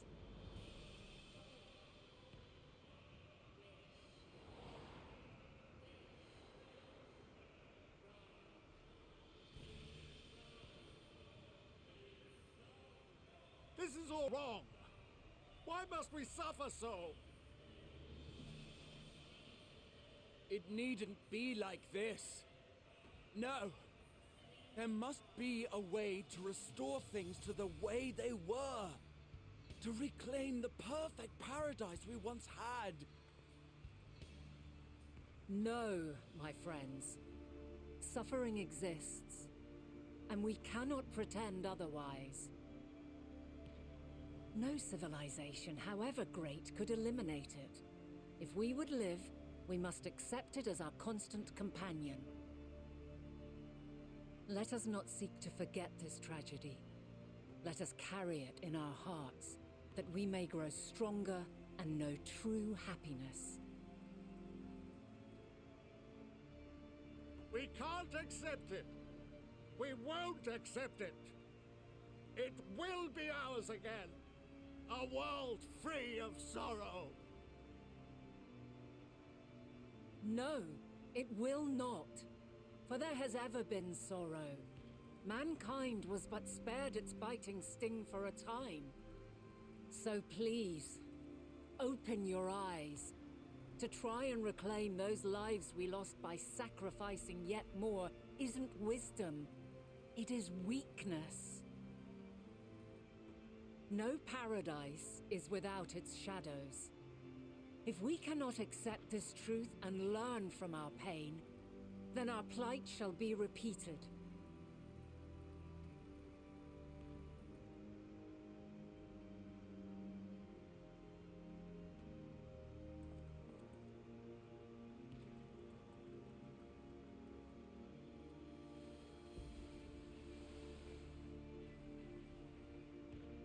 O mighty Zodiark! God, born of our boundless faith, we bid you, hear our prayer. Accept this offering of lives, and deliver unto us the lives we once had. Deliver unto us the days of old, the days when the star was a font of love, and we knew naught but bliss.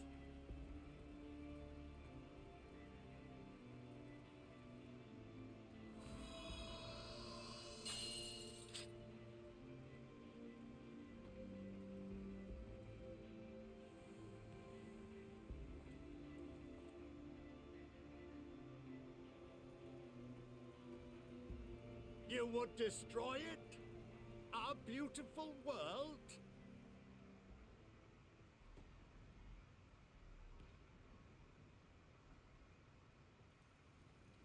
Lands that stretched on forever.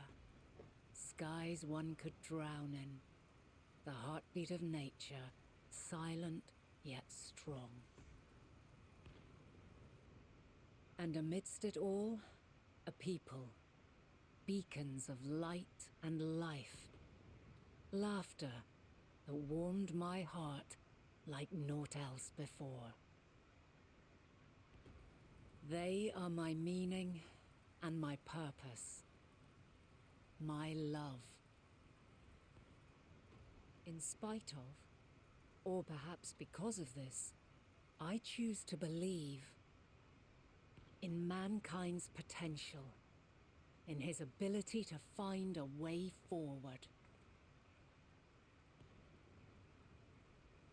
So let there be no way back. From that temptation, I sunder us. No more shall man have wings to bear him to paradise. Henceforth, he shall walk.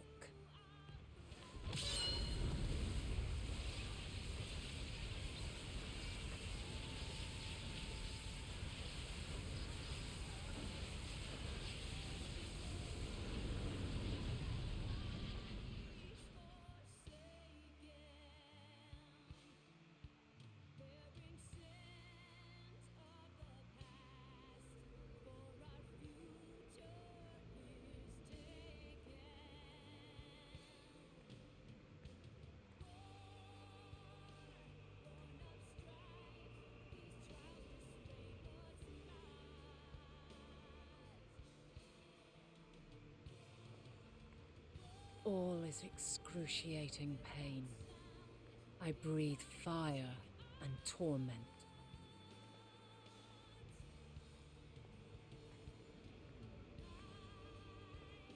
I birth a world of suffering to mire and plague.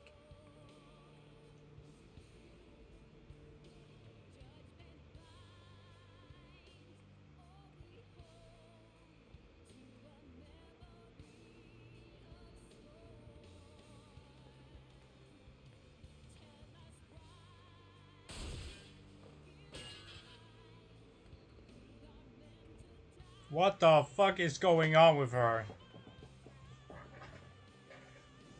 In one fleeting moment, lives come and go, ever moving towards the unknown.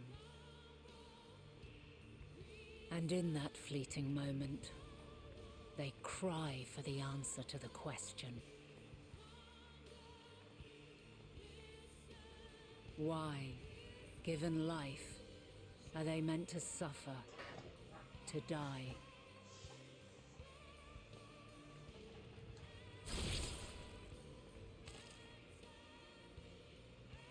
As fragmented, imperfect beings, yours is a never-ending quest.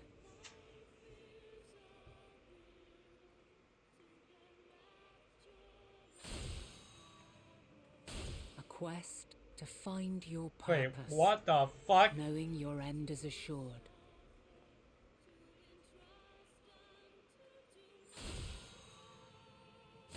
To find the strength to continue when all strength has left you. To find joy even as darkness descends. And amidst deepest despair, light everlasting.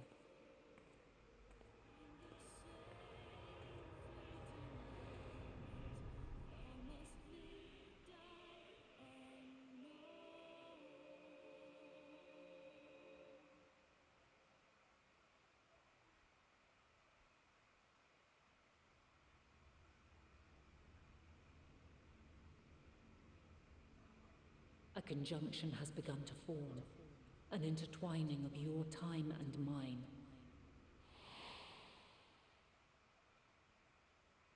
When you truly understand what is at stake, and your journey has prepared you to surmount the insurmountable, then shall I honor the promise made in another time, another age.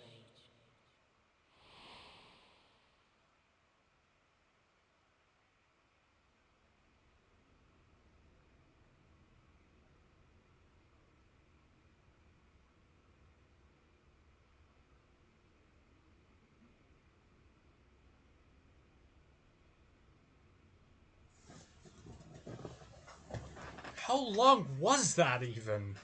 Like, how long was that cutscene? Like, that was like, I don't know, that wasn't reaching, like, like, a fucking hour, but, like, that was, like, long.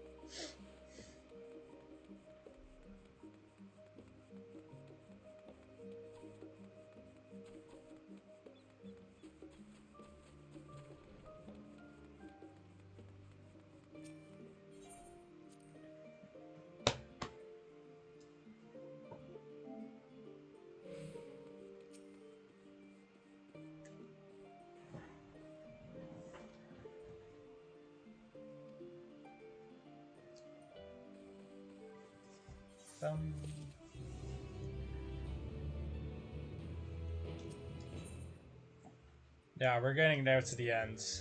Okay. Bum, bum,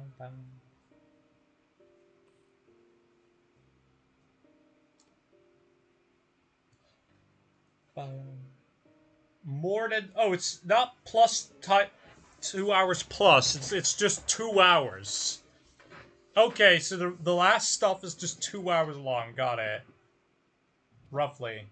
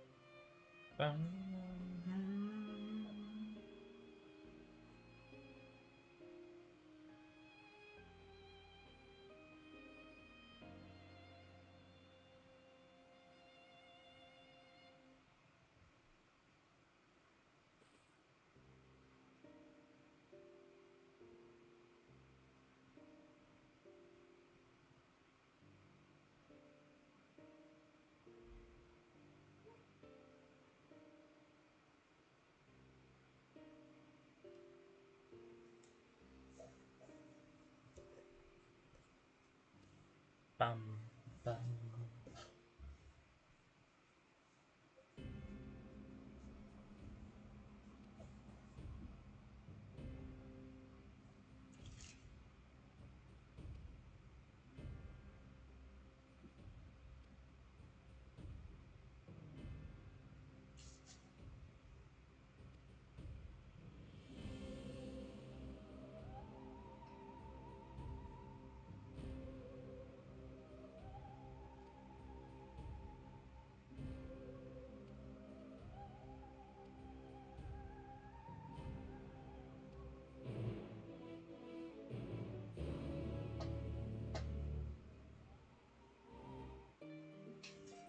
I'll be back in a bit.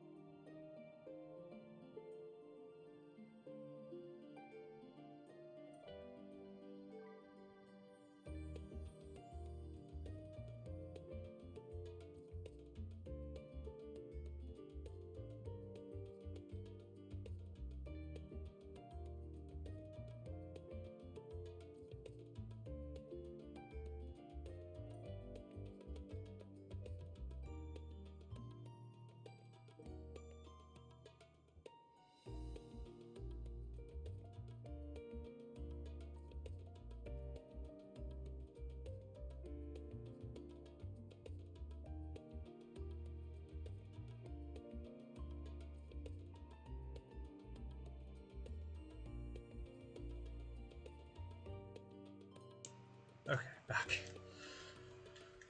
Bum, bum, bum, bum, bum, bum, bum, bum.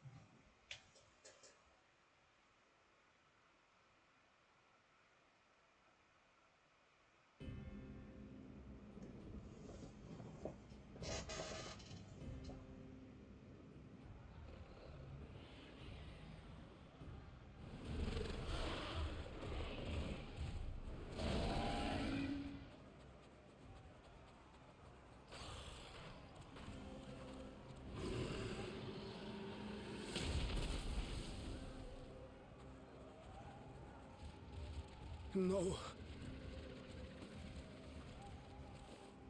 No. No. We were promised an escape. Not the same doom we fled.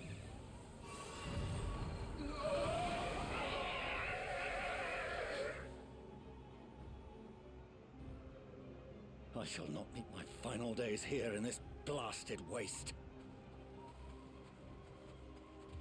Calm yourselves. Your panic is our greatest enemy. Come, we must build a line of defense.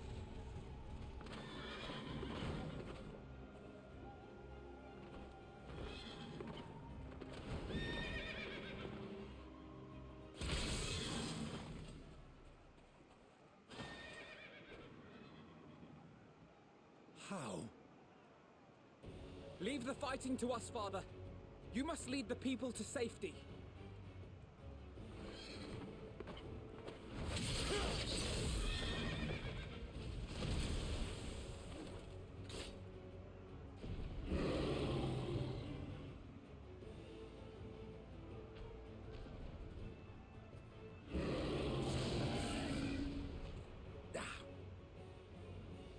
I can handle this pair. You shall tend to the refugees. Let us be about it. Bum, ba, bum, bum, bum, bum, ba, bum, bum, bum. As you wish, my little lord. My little lords! Funny. Funniest Indian.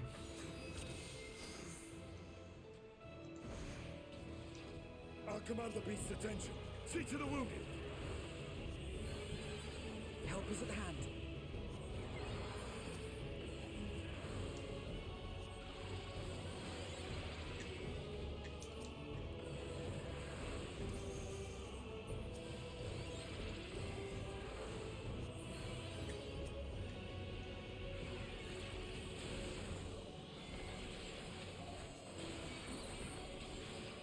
Leave it to me.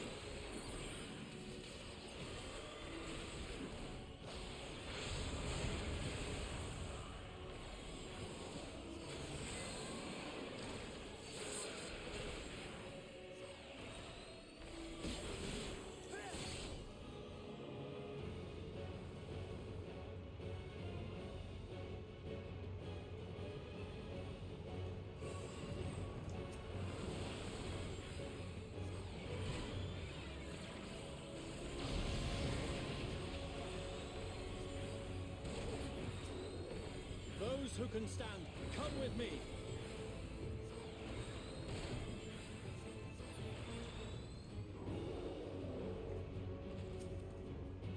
Easy now. Deep breaths.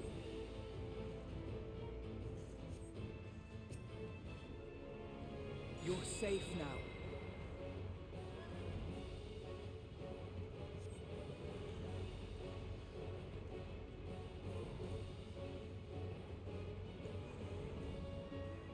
Worry not for the refugees, but for yourself, boy.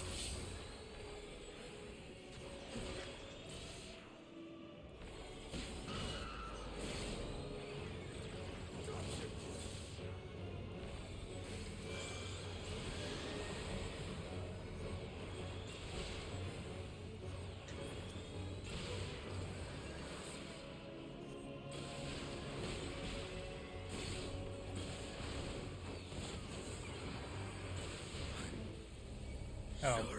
Fuck!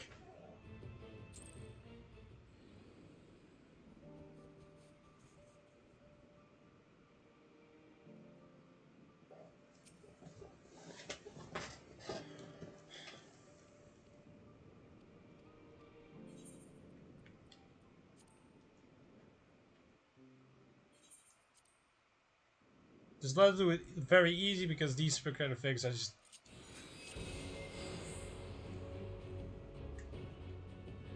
I'll command the beast's attention. See to the wounded. Help is at hand.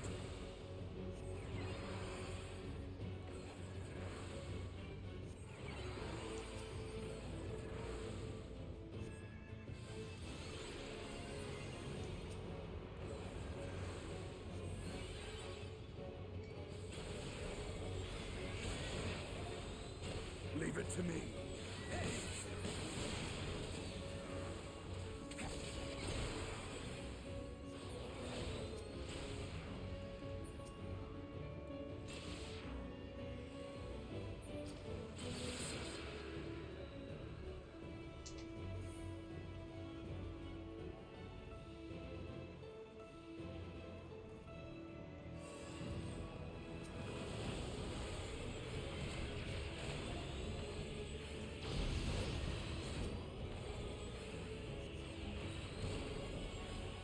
Those who can stand, come with me. You're safe now.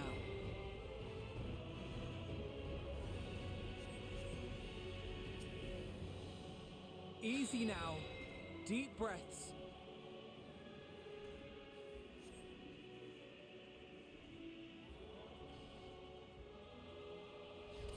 Worry not for the refugees, but for yourself, boy.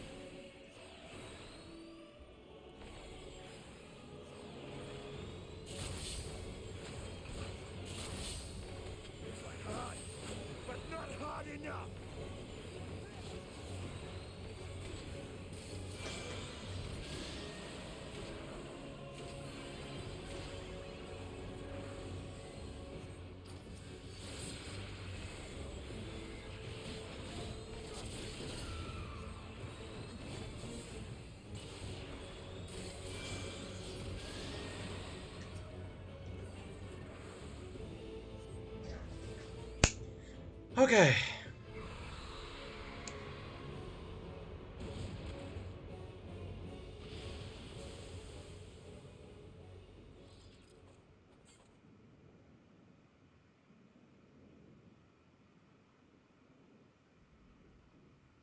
Help! Someone, please! What?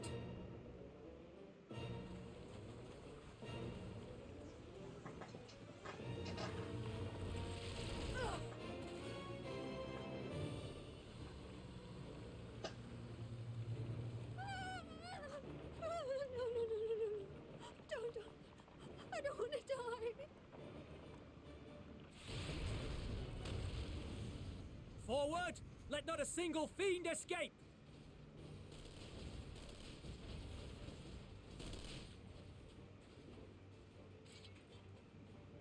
Wait, that's... Euless and the army. So, you've recovered then? In time enough to be of aid. For once.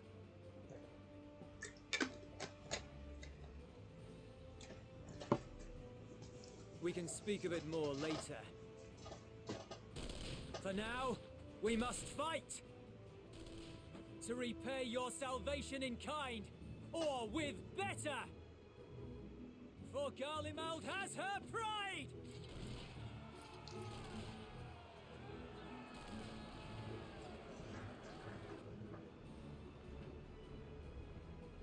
Of that I've no doubt.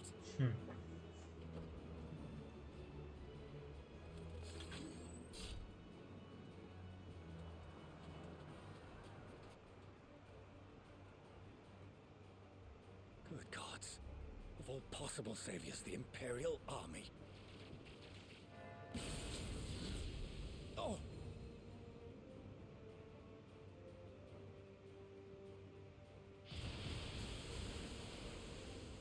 I had hoped to take all of them down at once. Nope. Sorry. Think a withdrawal might be in order? Nah. Oh, sod that. You know who would never abandon these people to their fate. To be devoured by their former friends. That'd be beyond cruel. These beasts must fall here and now. Well then, I'd say it's high time we threw caution to the winds. So long as you spare me the heroic sacrifices. Now, let's go!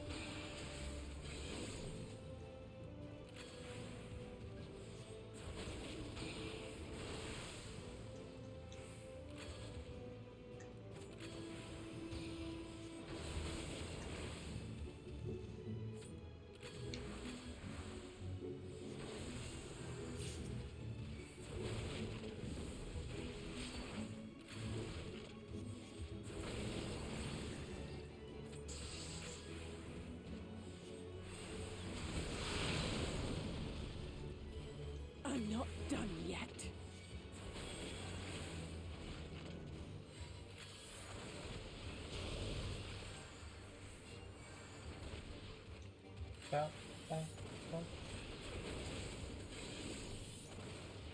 to worry about.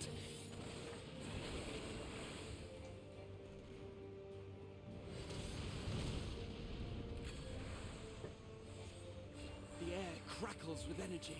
Find cover!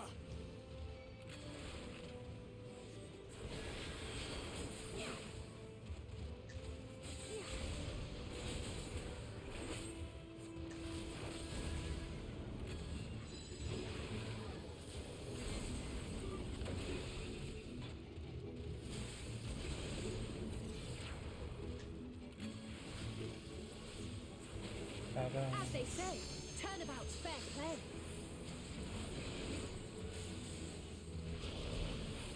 On guard.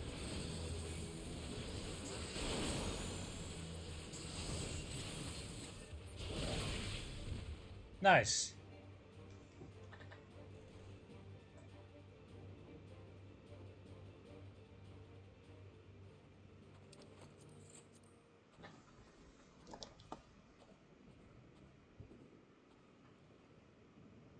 There's not the barest trace of ether. Maybe there really is no way to bring them back.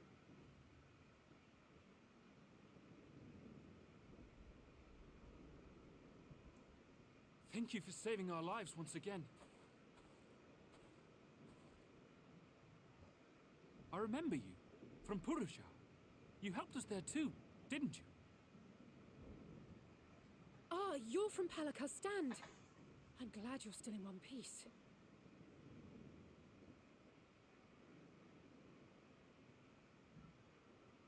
Or you will be, once I see to that injury of yours.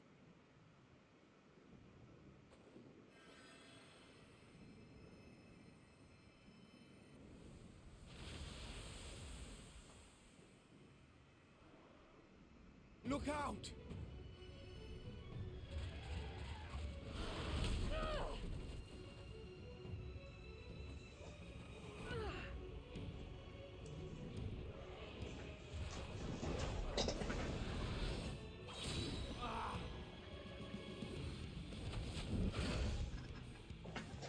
Get out of here! Quickly!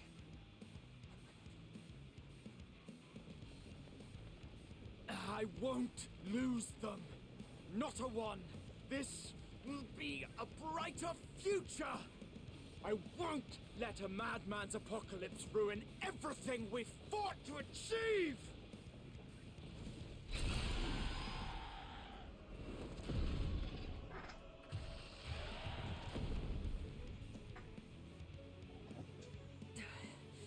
Get it together, Alize. You're embarrassing yourself. And in front of father, no less. You might never measure up to our champion.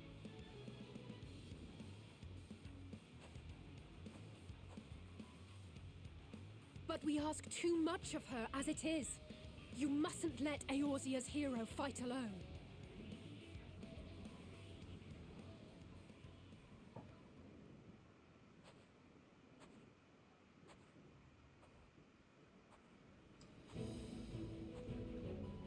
I'm back, bitches.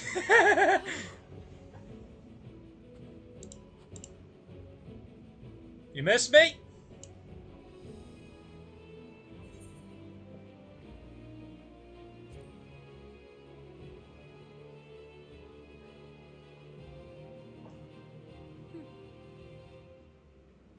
I can look after myself, you know.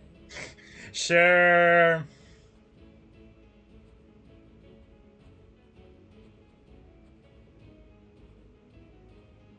Everything's in order, I trust?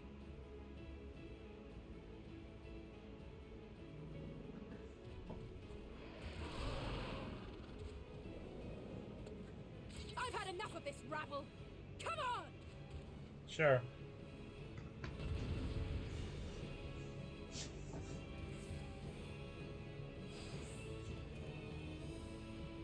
Oh, we're definitely beating it today.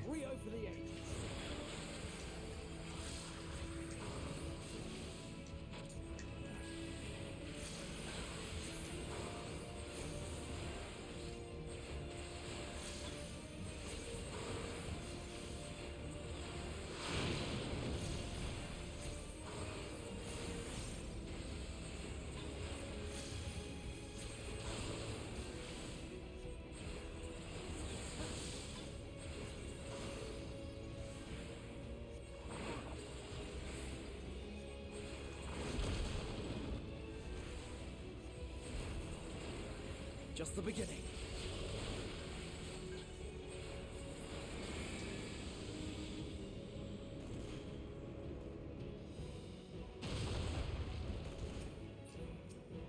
I had a feeling I'd find you here. This should be the last of the worst troublemakers. With me! Oh, got so much fucking health.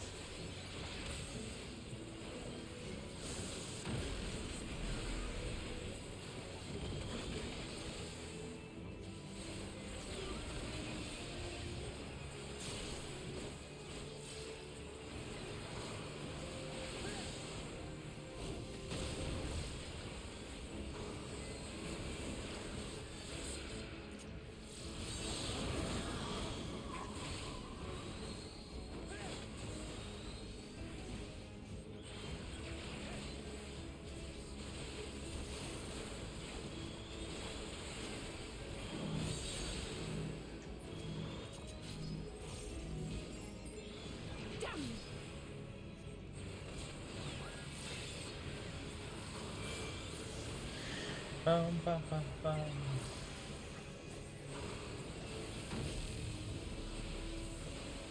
Bum, bum,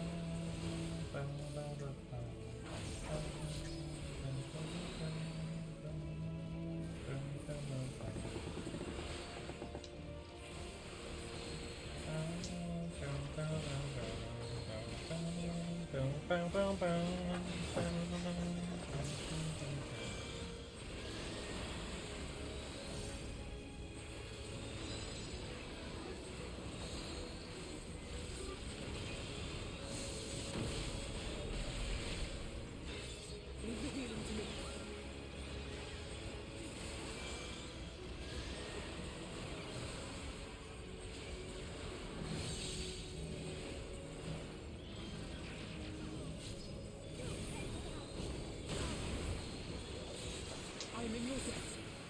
Yeah, no problem.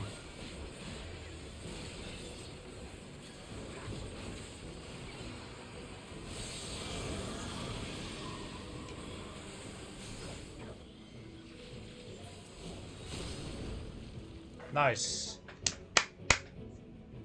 Yes.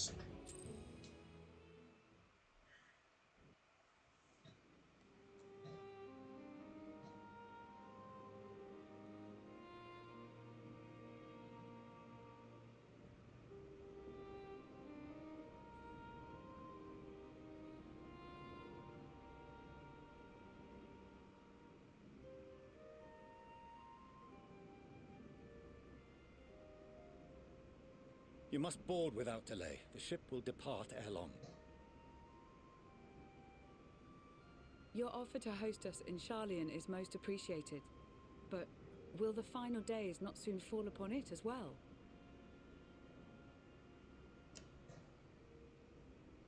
Your hesitation is not unwarranted. The satrap entrusted me with your lives, yet I have failed your comrades. Nor are you wrong to fear that this corruption will continue to spread. I cannot promise you complete safety, even in my homeland.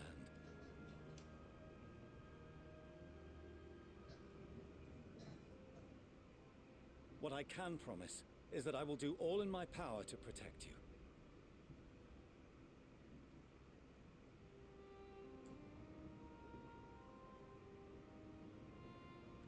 That power is not inconsiderable. Even now, my countrymen are preparing the vessel that will deliver us to a sanctuary on the moon. Join us on our journey there, and beyond, to new horizons. Come to old Sharlayan, please.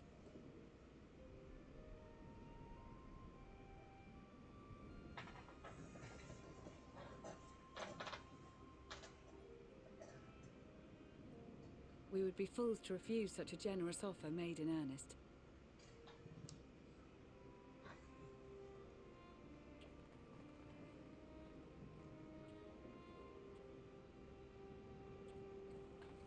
It seems they've a new destination. The people of Radzat Han have known too much suffering. The march to Garlemald will only bring them more, short though it may be. I quite agree. Fortunately, they have you to look after them. Yes. Well.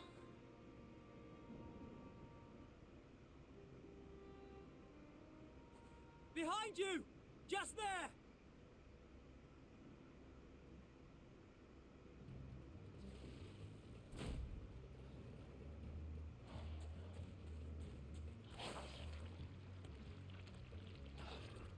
More of them.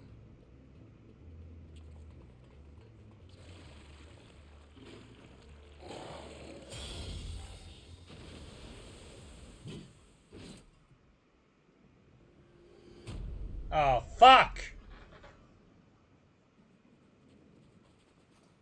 Xenos! Here!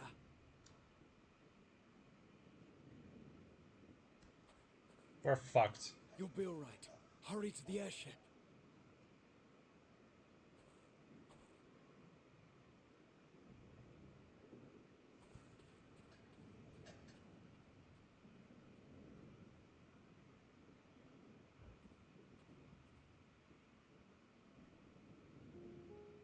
Why have you come? A heretofore unseen beast. 'Twas ripe for the slaying. Poor sport, alas. Unfit to temper my blade. Oh, for the love of... You cannot still be on about a rematch. That is, and has ever been, my sole concern.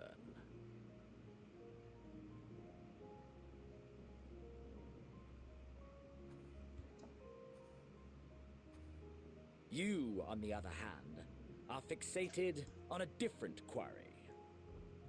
Your passion pales before mine, yet neither hate nor despair seems sufficient to recapture your misdirected bloodlust.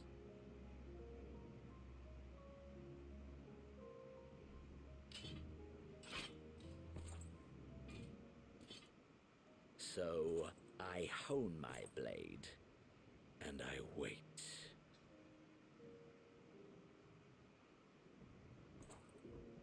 That's it. That's all you care about.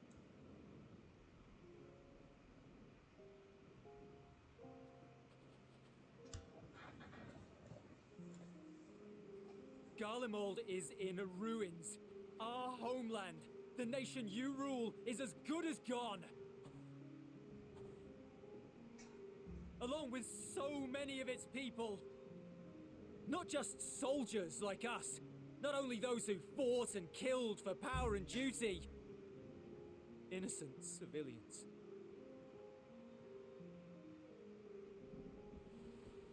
Murdered by their own flesh and blood. Lost and confused as they breathed their last. While we who survived with our lives and minds intact were left to freeze to death. The Eorzeans tell me all this was your doing! You slaughtered your countrymen! You did! For what? For nothing, in the end. So much wasted effort. You bastard! For your own sake, Eulus, you must control your anger. It will serve no one should it consume you and see you transformed.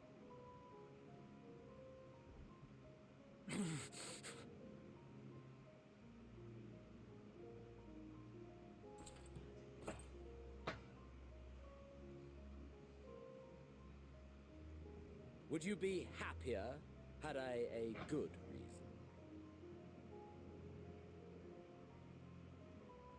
What? If my motives met with your approval, would you no longer resent the outcome? If so, then Perhaps a beast's skin would suit you better. Duty, honor, morality. All constructs of convenience when put to proof. Surely the war taught you how easily power becomes the tool of the self-righteous. How the people's justice was merely a means to their ends?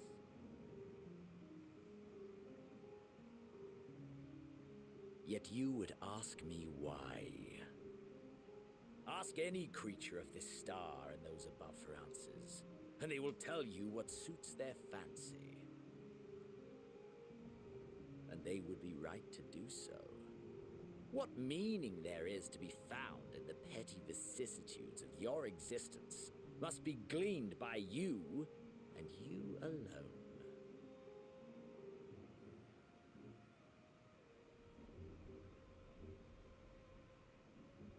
Should you seek it in battle in the fruitless pursuit of my demise, then come.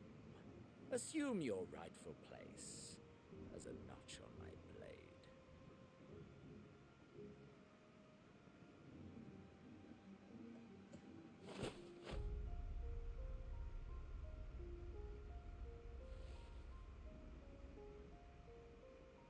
You are a blight on the Garlean race, and there would be no more satisfying way to expunge it than by beating you to death.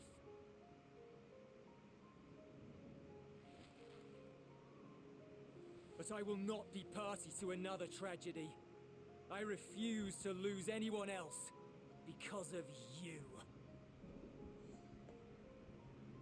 So go. Go! And may we never suffer your madness again!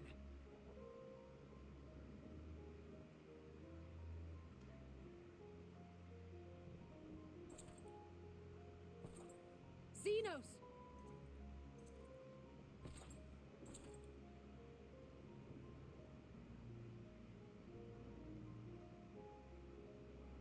Perhaps you found meaning in living this way. I cannot deny you found strength. Yet if you only pursue your hedonistic pleasures and pay no heed to the plight of others, then no one will give you the time of day. You will never get what you want, not even the battle you pine for so dearly. You'll be alone for an eternity, and you'll deserve every agonizing second of it.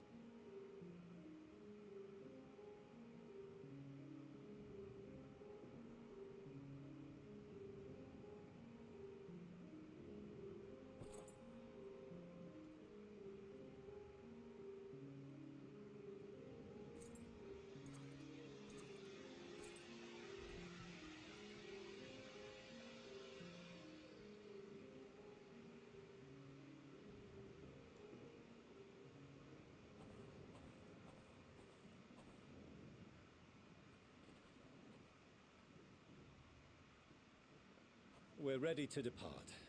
The refugee ships will be leaving shortly, but I've asked mine to remain for the time being. There's room enough for you to join me on it, if you wish.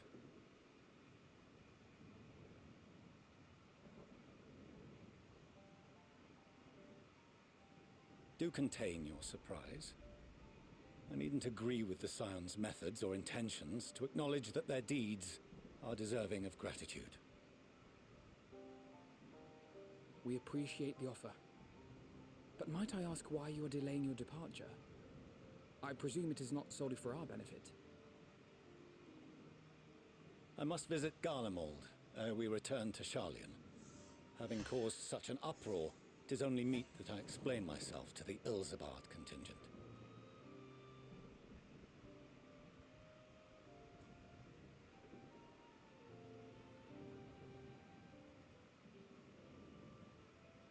Allow us to accompany you then. We should be glad to facilitate, given our familiarity with all concerned.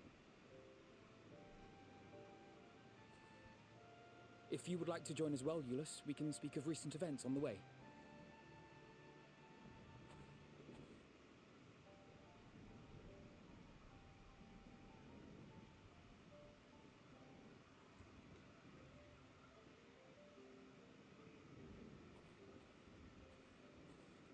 He'll be after your seat on the forum next.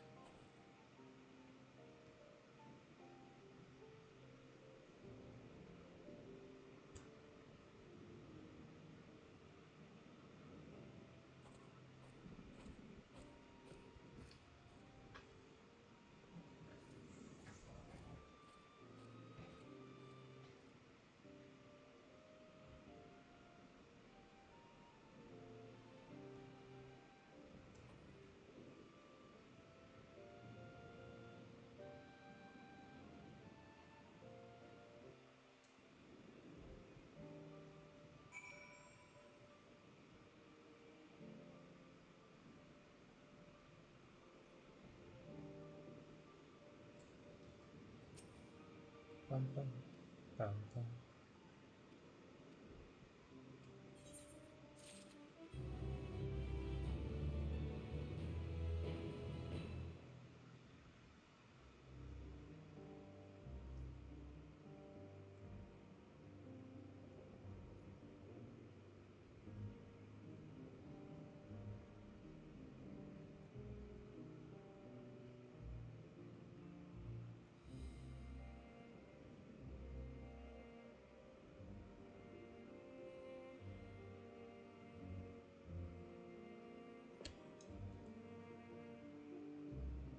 Oh, now it's at plus 2 hours. Go fuck yourself.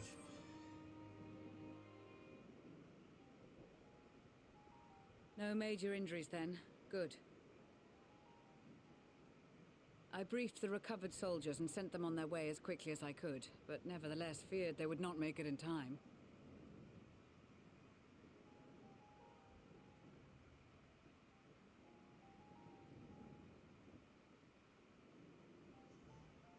The additional support was invaluable. Your men saved more than a few lives.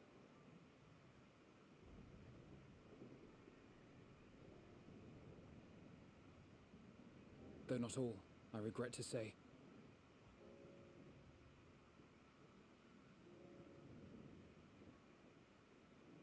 I take it that I'm addressing Lucia Junius. I'm the Forum's envoy, Fortuneau Leveilleur. And you are owed an explanation for these most dire developments.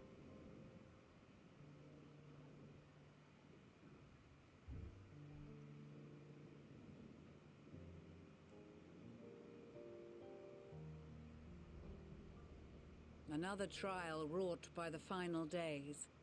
I was beginning to suspect as much. You doubtless feel some consternation having been forced to abandon your original plan. But trust me when I say you were right to send the refugees elsewhere. Beasts have been sighted within the capital.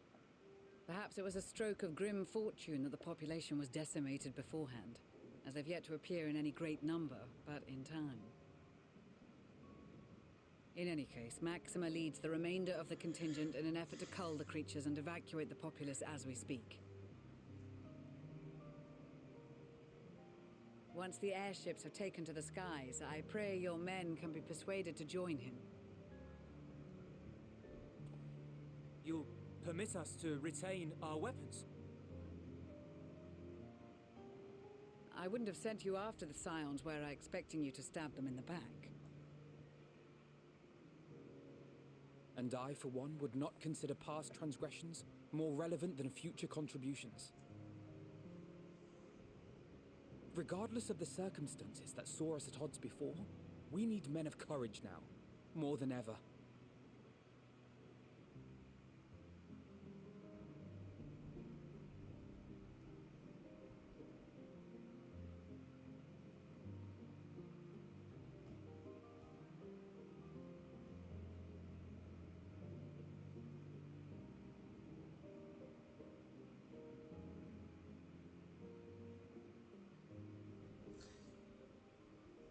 We swore to defend Garlemald, and so we shall.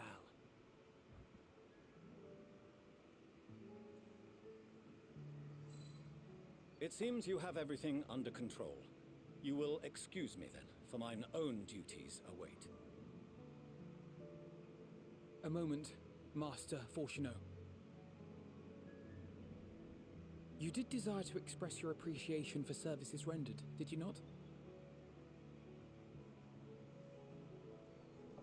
I did. Though if you intend to again ask that Charlian alter its course, you will find my gratitude insufficient.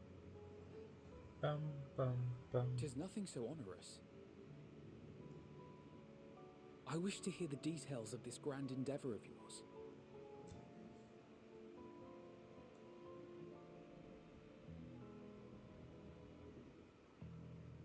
Do you swear to listen and to learn, and not to embark upon some scheme to impede us?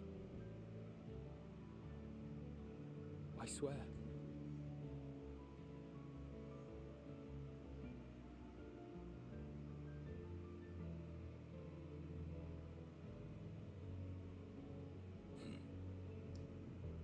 Any other, I would doubt. But you, I trust to keep your word. For not once have you broken it. Very well. I will request that the Forum make you privy to our plans. You may await our summons at the Baldessian Annex, assuming the decision is in your favor. Does that suffice? It does. You have my thanks. Excellent.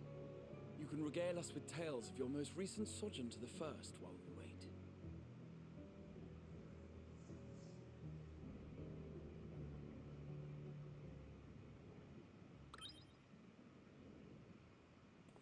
Did you hear something just now?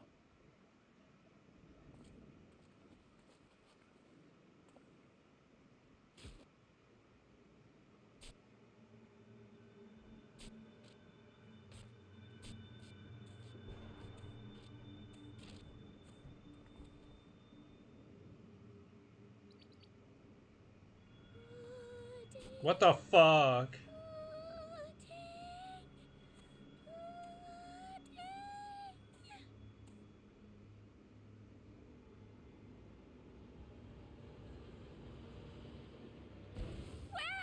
Where is this star's blasted pudding? What?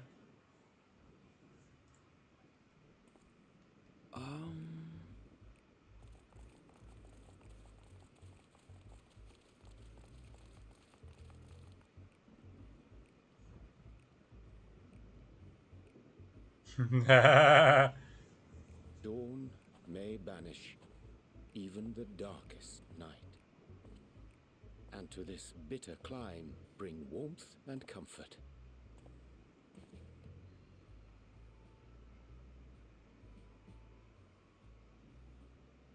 "'Tis heartening to see such an assembly upon my return. I thought often of you whilst I looked down upon our star's brilliance from the moon above. Yes, but what are you doing here? And dressed like that? Aren't you cold? Verily, I fear for my health should I proceed to expound upon our purpose ere I procure more suitable garments." Why are you shaking? Then allow me to summarize. We're here because none of you lot are up there. Nor has anyone deigned to send word about any changes in the plans. It's rude, is what it is. At least that's what I thought at first, but then folks got to wondering if you weren't in a spot of bother, so we decided to take matters into our own hands. Come down here and help, if our help be needed. So she says, but it's also something of a convenient excuse to visit Etheris. Urianger made it sound absolutely marvelous. More so before the impending doom, but still. And it's not like there will ever be a better time. What with the aforementioned doom? Marvellous, they say, yet not an ounce of pudding to be found. I must suffer Urianger's inferior works no more. Hey! Maybe consider the plight of present company before you go blathering on about pudding and doom? Yeah.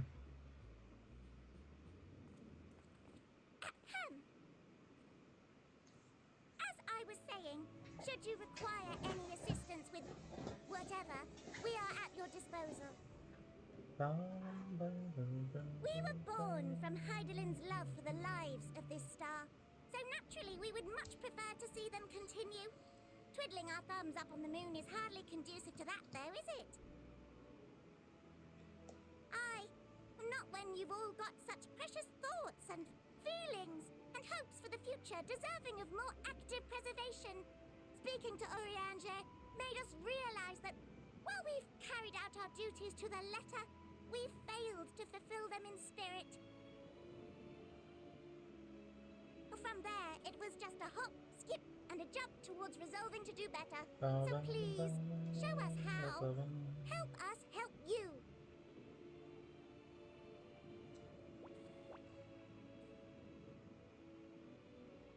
Forgive me, but are they... Thy distant collaborators, indeed. Hail, fellow! Well met. You'd be a member of the Forum, would you? It's an honor and a pleasure to meet you at last. I'm Livingway, Heidelin's right paw. That last bit is very important. As am I, if I may humbly say so myself. I bid you welcome to our star, Livingway. On behalf of the Forum, I thank you for traveling such a distance to meet us. As you have surmised, preparations for the Exodus have not proceeded as smoothly as we had hoped. I should be happy to personally escort you to our headquarters in Charlian, where you may advise us as you deem fit.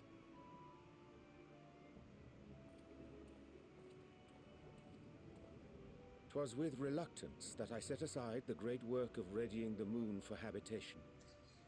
Be assured that I did so only after the Loperites made plain their earnest desire to come hither, and I myself felt a growing certainty that their contributions here would prove invaluable.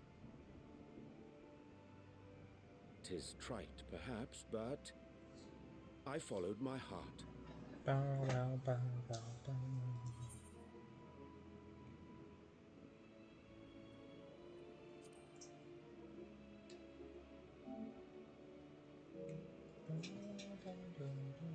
For a time, at least. Nevertheless, 'twas worth the journey to find present company well. Wilt thou attend us at the Forum and lend thine own wisdom?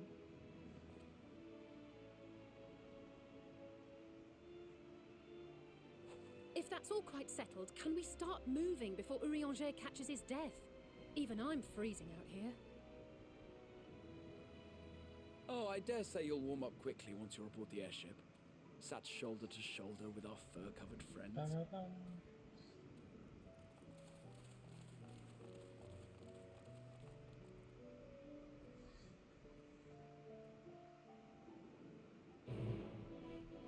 Now it just starts. Go fuck yourself.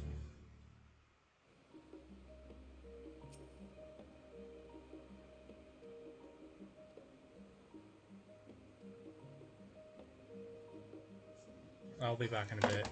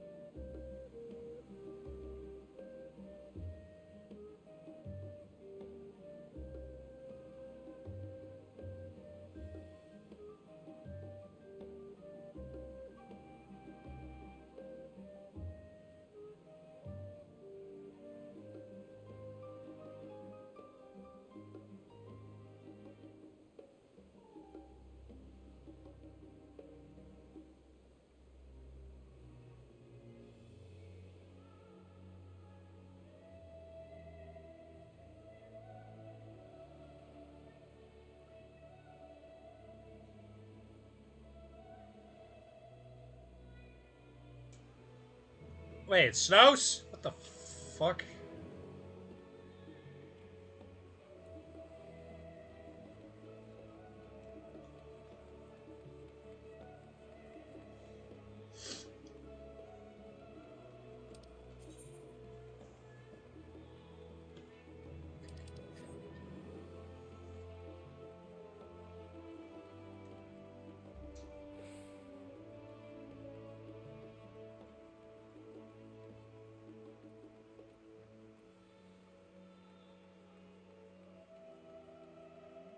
What the?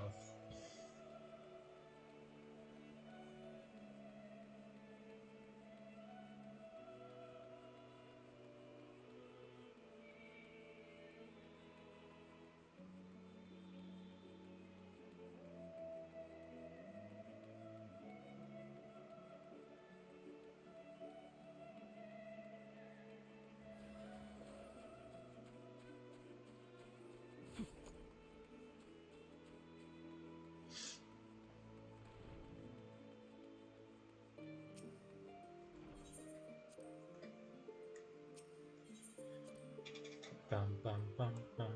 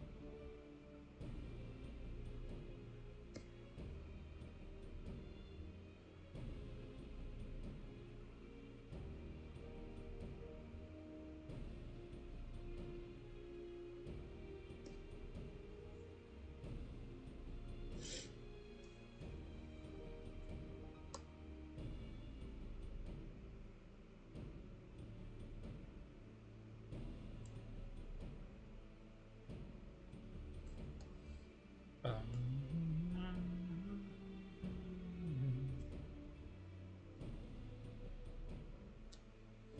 I'll do probably a few more missions, and then, yeah.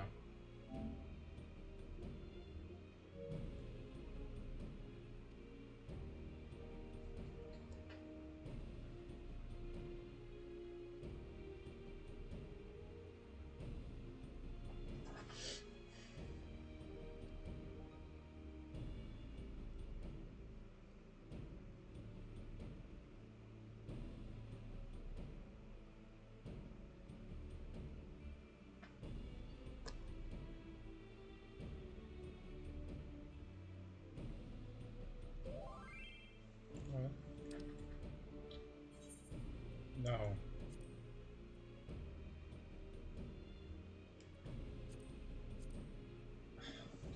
Wait, isn't that the same person who did the...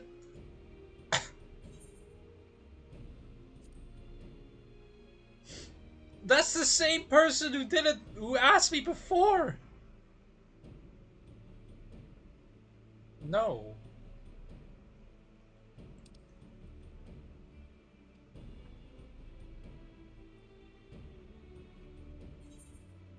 I'll just do that after this.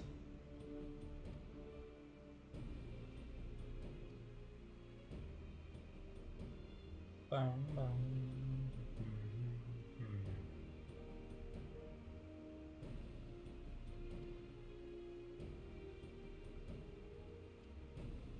Bum, bum.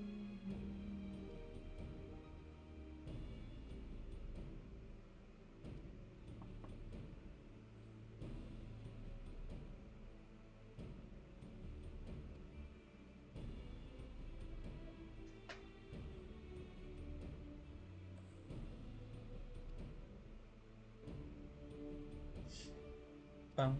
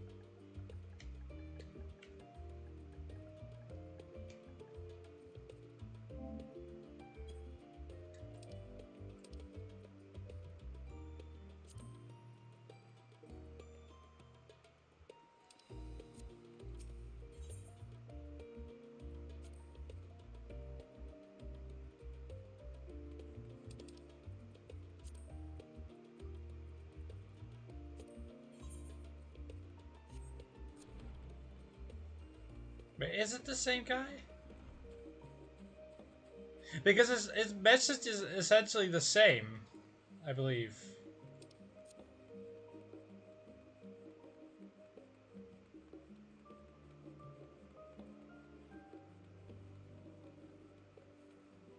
Also, I love the fact that he is not going to respond back. So, like,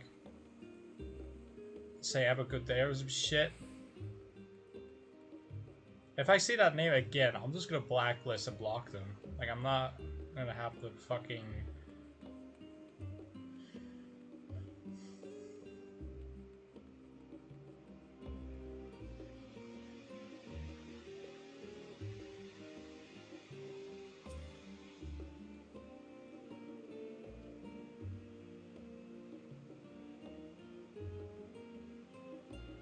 Bum, bum, bum, bum, bum.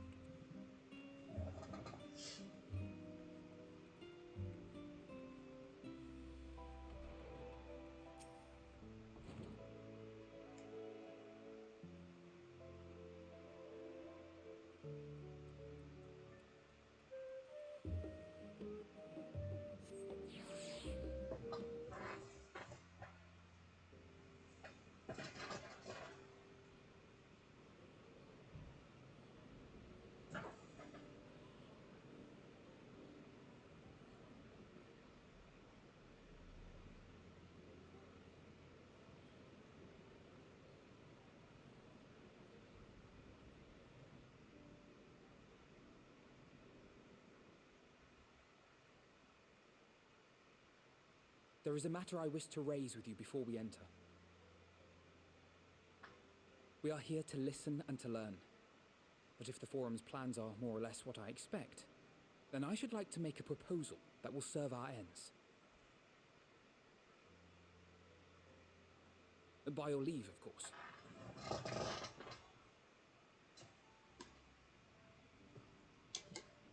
I don't see why not. Your words and wits have gotten us this far. Agreed. I will present our queries so that you may consider the most advantageous way to advance your proposal without distraction. Thank you, everyone. If I may have your attention, the ad hoc session will now commence.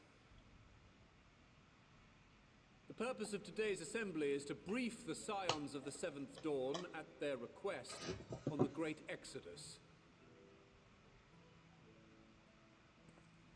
You may enter.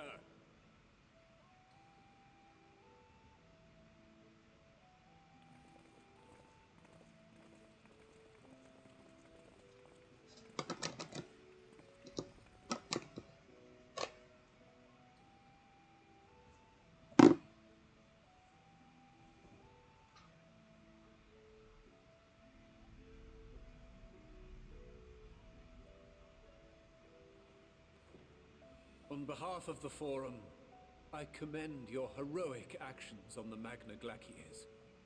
We shall not soon forget your service to us and the people of Radzat-Han.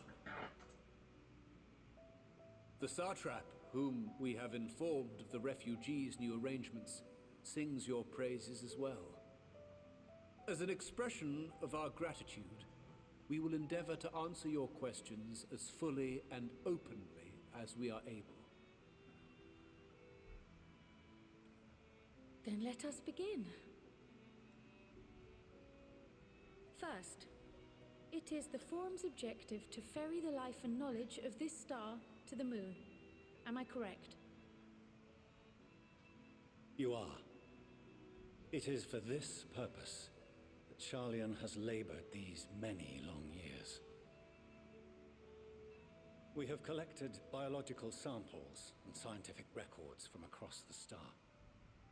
When the time comes, they will be moved from their places in Labyrinthos and Numenon and conveyed to safety.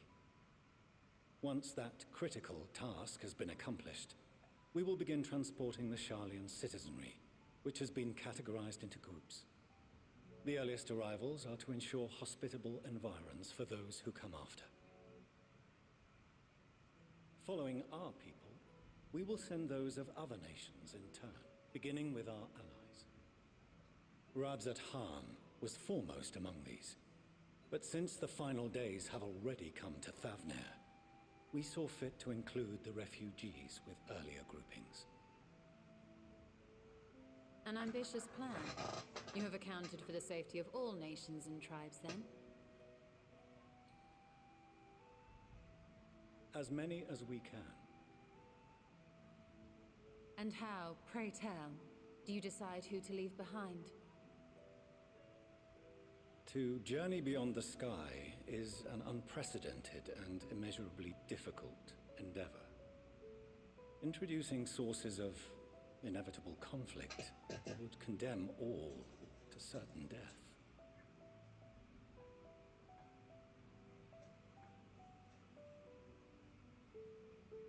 Questions as to the validity of that approach aside, are your plans proceeding apace? We're under the impression that your primary means of celestial transportation is incomplete.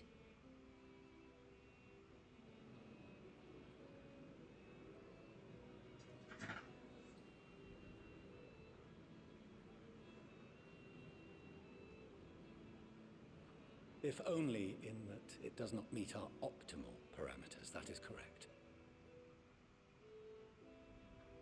This arc, as some have taken to calling it, is fully operational and could be launched even today.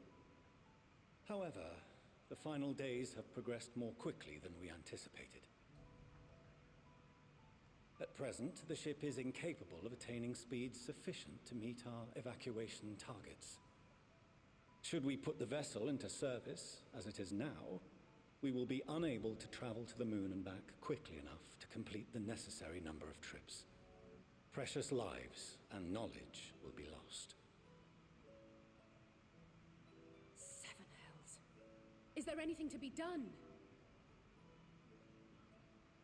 The ether burner, the primary means of propulsion once the craft is in the space between stars, is undergoing testing to determine whether it can be made more efficient. Though cargo is being loaded for the initial phase of the Exodus, we are prepared to continue our experimentation up to the day before launch, should it prove necessary.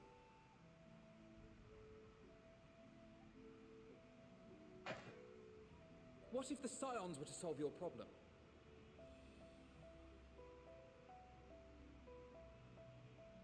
We shall help devise a means to improve the ether burner's efficiency, on two conditions. If we succeed, You must allow us to meet with Hydaelyn.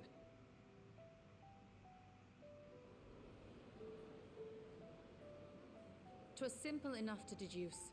You have a Concord, and so you would never have abandoned the anti-tower had you no other means of communication. One far more convenient, I suspect.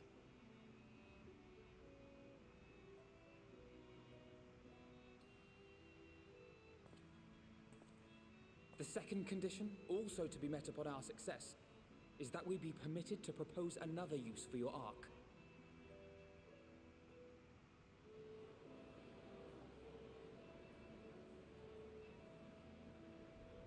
We would be at liberty to refuse this proposal.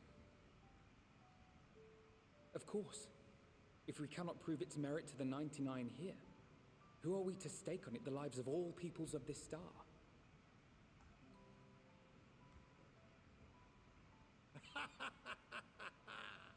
Delightful as always, Master Alfino.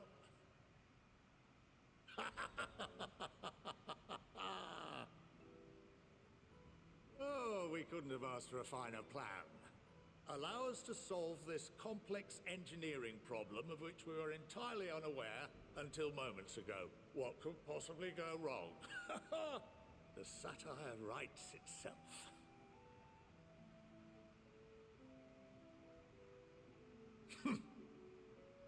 Yet, what field has not benefited from a change in perspective? When we are at wit's end, what we need is not the same dry theories recited ad nauseam, but fresh inspiration.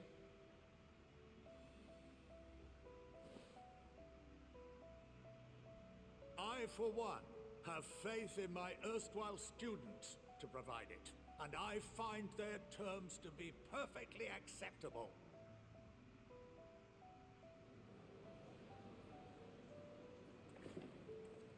Order! Order! We have no time to waste on debate. I call a vote. All in favor of agreeing to the Scion's terms?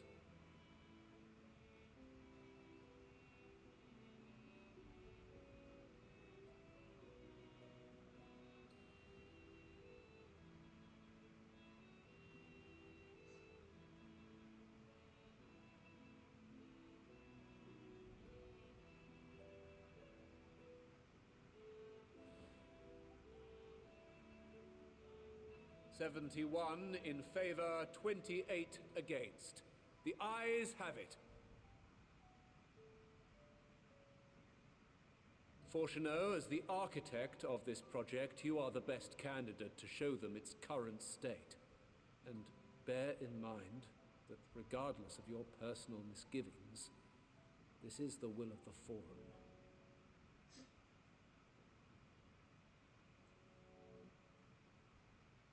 Very well.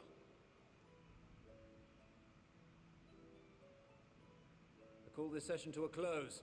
Return to your tasks with urgency. The final days wait for none.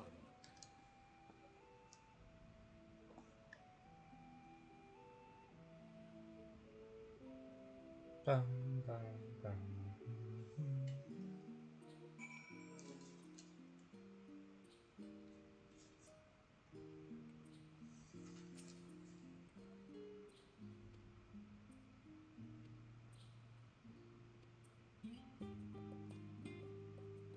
Bum, bum, bum, bum, bum.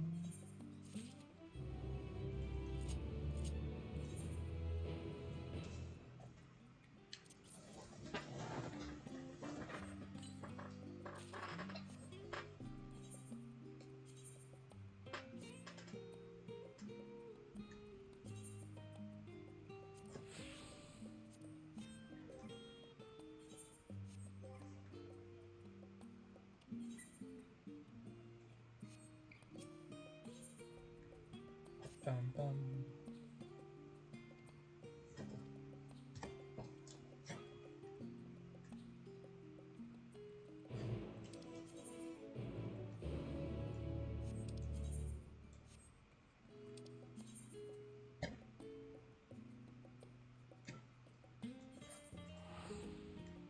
Bum, bum, bum.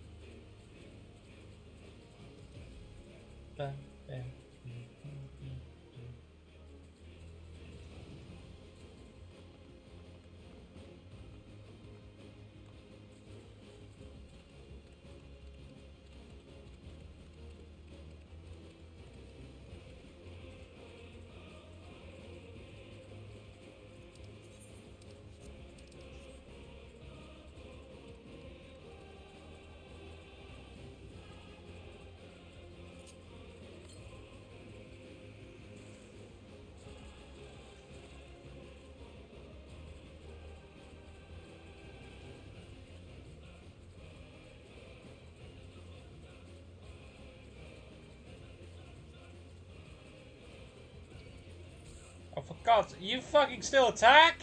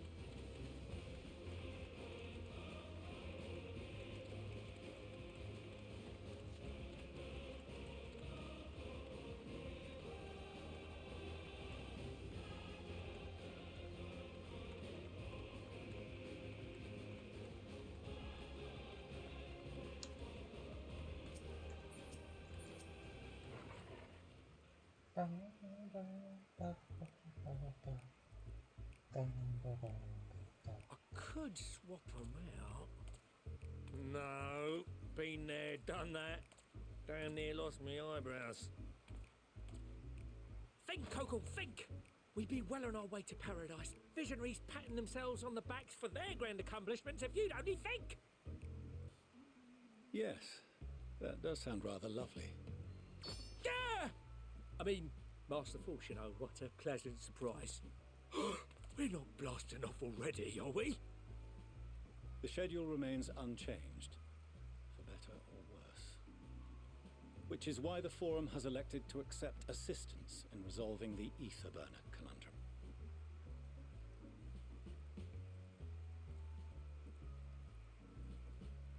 Huh. Not seen you lot down here before. There are Archons among their number, but engineering is not their expertise. Nevertheless, the Forum concedes the slim possibility that they may have insights to offer. If not, you are at liberty to return them to the surface, by whatever means you see fit. I assure you that won't be necessary. Now, about your troubles with the ether burner. Aye, aye, I'll walk you through it. Suppose I could do with a change of pace. As the name ought to tell you, the ether burner burns ether, ambient or otherwise, and transforms it into motive force. Think of it like a giant bomb that never stops exploding.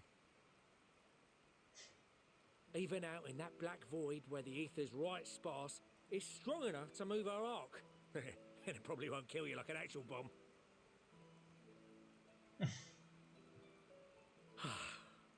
But it ain't perfect. According to my calculations, to travel to the moon and back fast enough for the Forum's liking, the conversion rate needs to be 6% more efficient. A measly 6%, you say? But if I could have squeezed even another 0.6 out of it, don't you think I'd have built it that way in the first place? Hast thou consulted with the Loperites? Yes, they too are conducting their own research, for lack of a ready answer. The moon's propulsion systems are considerable, naturally, yet they are commensurately massive. It is no easy feat to convert their technology into an efficient means of propulsion for a teeny tiny toy boat, as they say, and as I most certainly do not. Yes, exactly! Damn it all, I asked for refined adamantite and they send me uppity rabbits with inscrutable, ancient, incompatible technology! You're trying to drive me mad! Do you speak of Allegan refined adamantite, perchance? You know of it? Only in the most general terms, I'm afraid. 'Twas an alloy of Allegan make, but the secrets of its production were closely guarded. As I recall, the record stated it was vital to Dalamud's construction and launch. Aye, that's the stuff. No material more conductive far as I know. Slotting some in's like blowing up a dam and watching the river of ether come rushing through. Ain't a living soul that knows how to make it though. We were fortunate enough to salvage some for the ether burner, just a wee bit, mind, from a chunk of Dalamud that came hurtling into the northern empty during the calamity.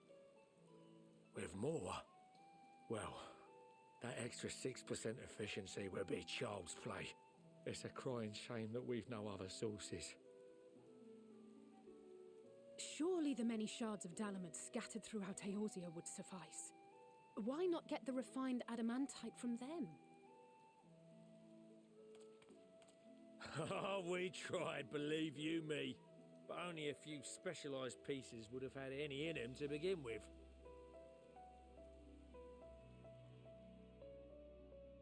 Drive calls from Ragnarok-class internment hulks. Those are the prize bits we really need. According to the Gleaners, getting to them means delving deep into the shards. And the defences are still very operational and very eager to blow them up.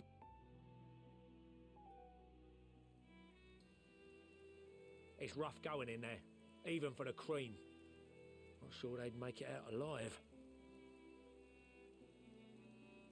Weren't we near that part of the Ragnarok when we went to destroy Bahamut?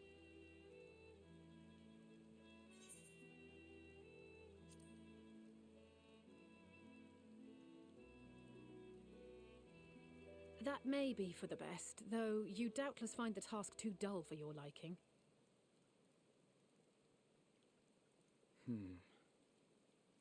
There are multiple internment hulks in Eorzea alone, so handling this ourselves may not be the most efficient option. Rather, if we could salvage adamantite from the shards simultaneously... Thancred, is the link shell we established before you went to Garlemald still active? Of course. The floor is yours.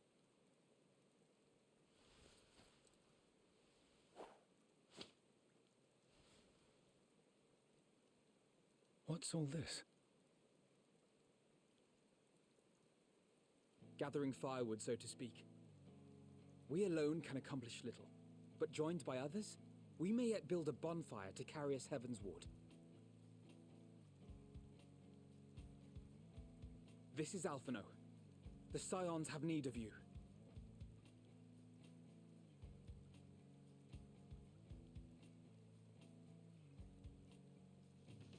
Understood. I will contact the Lord Commander and dispatch our finest at once. My sisters are somewhat preoccupied with the final days, so I will lead the 12-Sword expedition myself. Are you aware of any other sources of refined adamantite? Logically, such an invaluable alloy would have been utilized solely where absolutely necessary, in components intended to conduct or collect surpassing amounts of ether. Any extant instrumentation or devices would have likely found their way into the hands of etherologists or enthusiasts.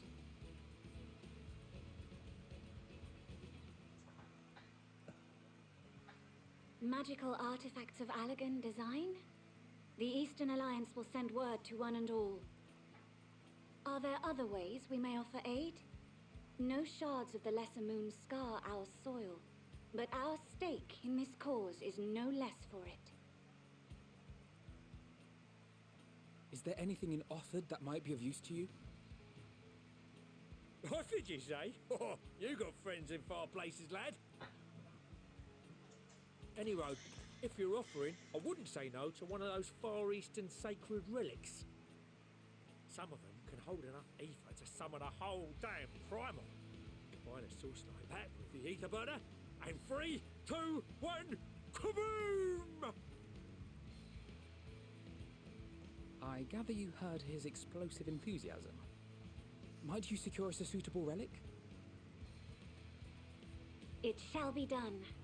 I know little of machines, but I promise we will do our utmost to gather the materials you need to finish your starship. I am glad for the work, in truth.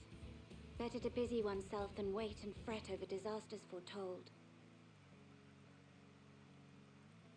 Then why are we all still standing about yapping? There's plunder for the taking, and I'm a born plunderer. I'll be an old Charlian before you know it. Start mixing the grog. I'm certain that can be arranged. Thank you all, and do be careful. Just like that. Aye, just like that. Our refined adamantite is on its way. Now let us consider our next steps, shall we? There's yet much to be done.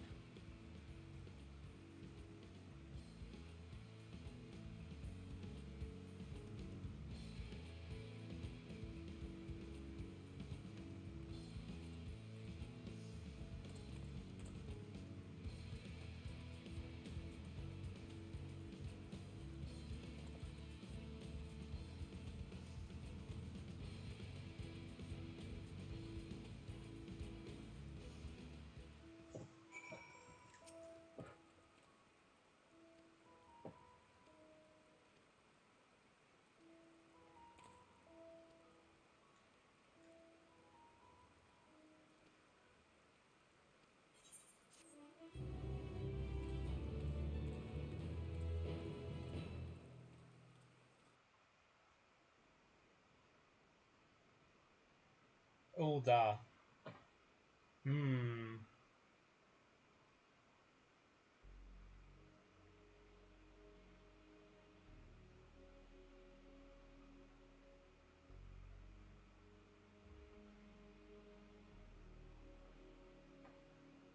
Our course of action is clear. We must harvest refined adamantite from the shards of Dalamud and procure arcane relics of Allagan make. Summon the best and brightest of our immortal flames and form an expeditionary party at once. Call upon the Sultan Sworn and Brass Blades for support as you must. Papashan, send word to the guilds. We will require the expertise of master artisans if we are to have any hope of identifying and recovering these elusive materials. Viergeist, we have need of your stone torches. They are to assist the immortal flames in scouring the ruins and to help secure the surrounding areas. I trust I can count on your support. As commander of the Stone Torches, my son Zimberg will personally see it done.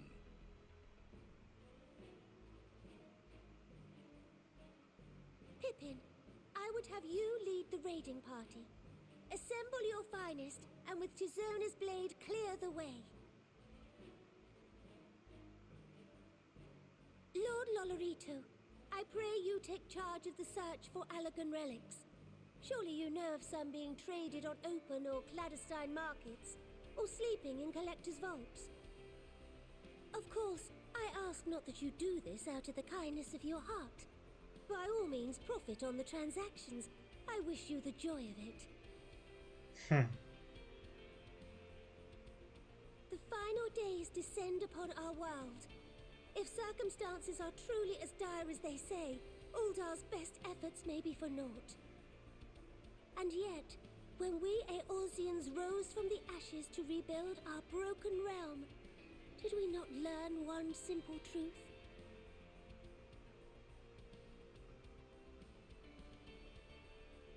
That which seems all but impossible to overcome alone may yet be possible if we stand together.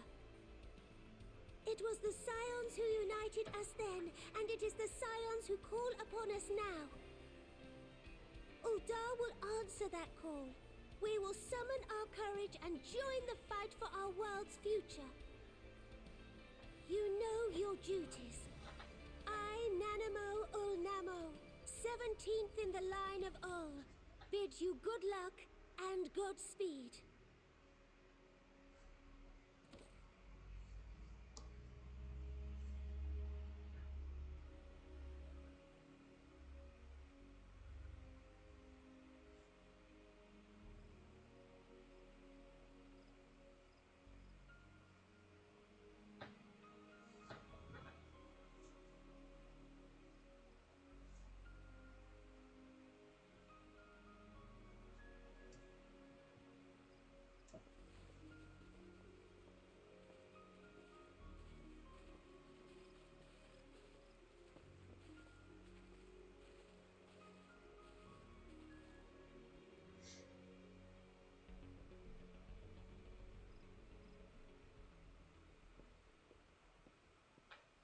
We fielded a goodly number, but our ranks are heavy with healers, and an abundance of restorative magics will be of little help in destroying Dalamud's defenses. Still, it has ever been thus with Gridania. We must steel ourselves for a protracted engagement.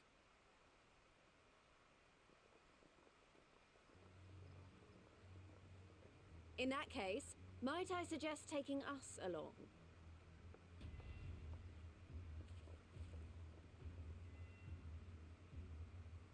Commander Hext, what are you doing here?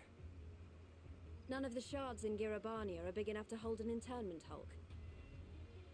So we said to ourselves, why not lend our neighbors a hand? We thought you might be short on people with a talent for breaking things.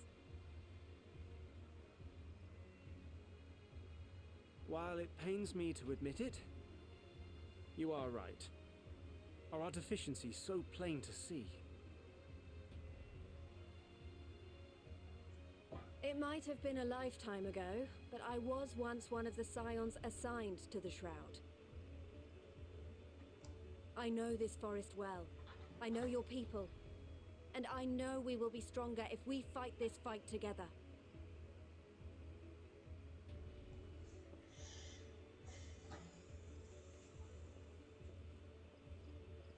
Then I will impose upon you with a clear conscience. Come, let us speak of how to integrate our forces.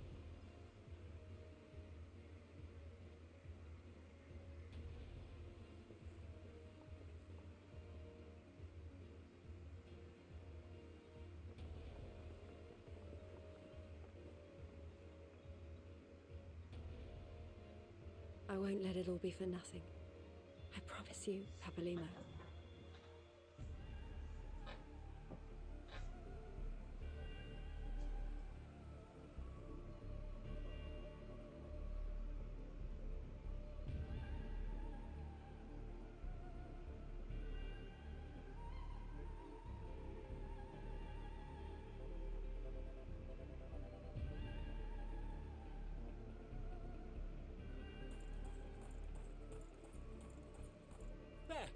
There you are!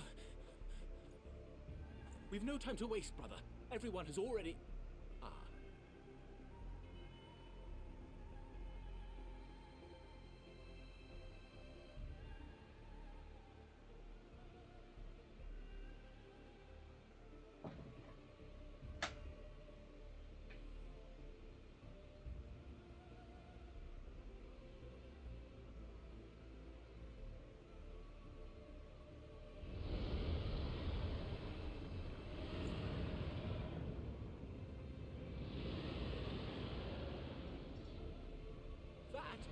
That was a roar! A dragon's roar!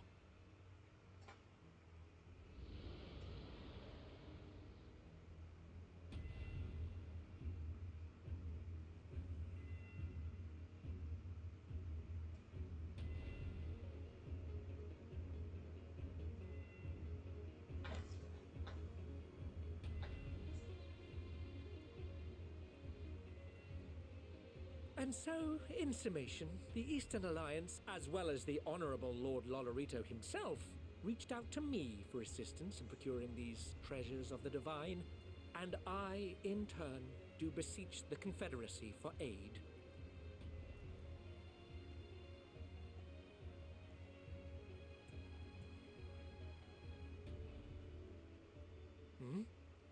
Is that... Hancock? What a surprise this is. And a fortuitous one at that. I have a favor to ask, you see.